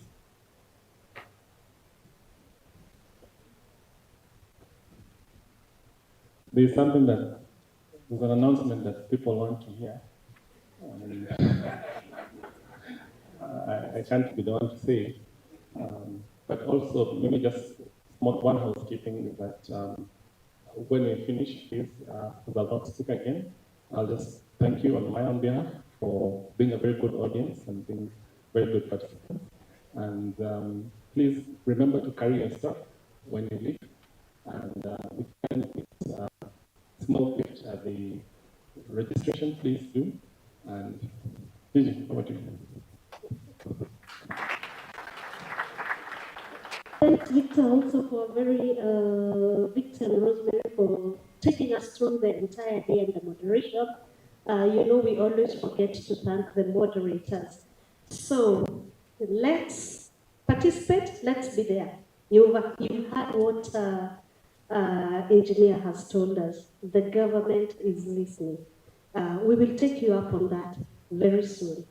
Because as KICTANET, we are actually developing also a policy brief on policy components of artificial intelligence, and we'll be calling anyone here who is interested again to that conversation to come and listen what Professor here, he's refused to be professor, but he's refused to finish writing what him and his team will be suggesting to us, and then we will bring that to the ministry. So we want to thank you for staying here. Oh my goodness, it's a full room and it's going to 8, meaning that the conversations were very interesting. That is the only way we can say that. So there's going to be a drink and some bites, and that's on the 14th floor. I think you'll go up the stairs. They'll show you how to get there. It's kind of complicated. Up the stairs, get into the elevator. I've forgotten how I went. But I know you go up the stairs, then elevator, then you walk again, then another elevator up to the 14th floor, and then there will be someone to guide you. So asanteni sana. That's an opportunity to network. Please don't leave before you know somebody new. Exchange contacts. Let's build this community. And see you again next year, 2024.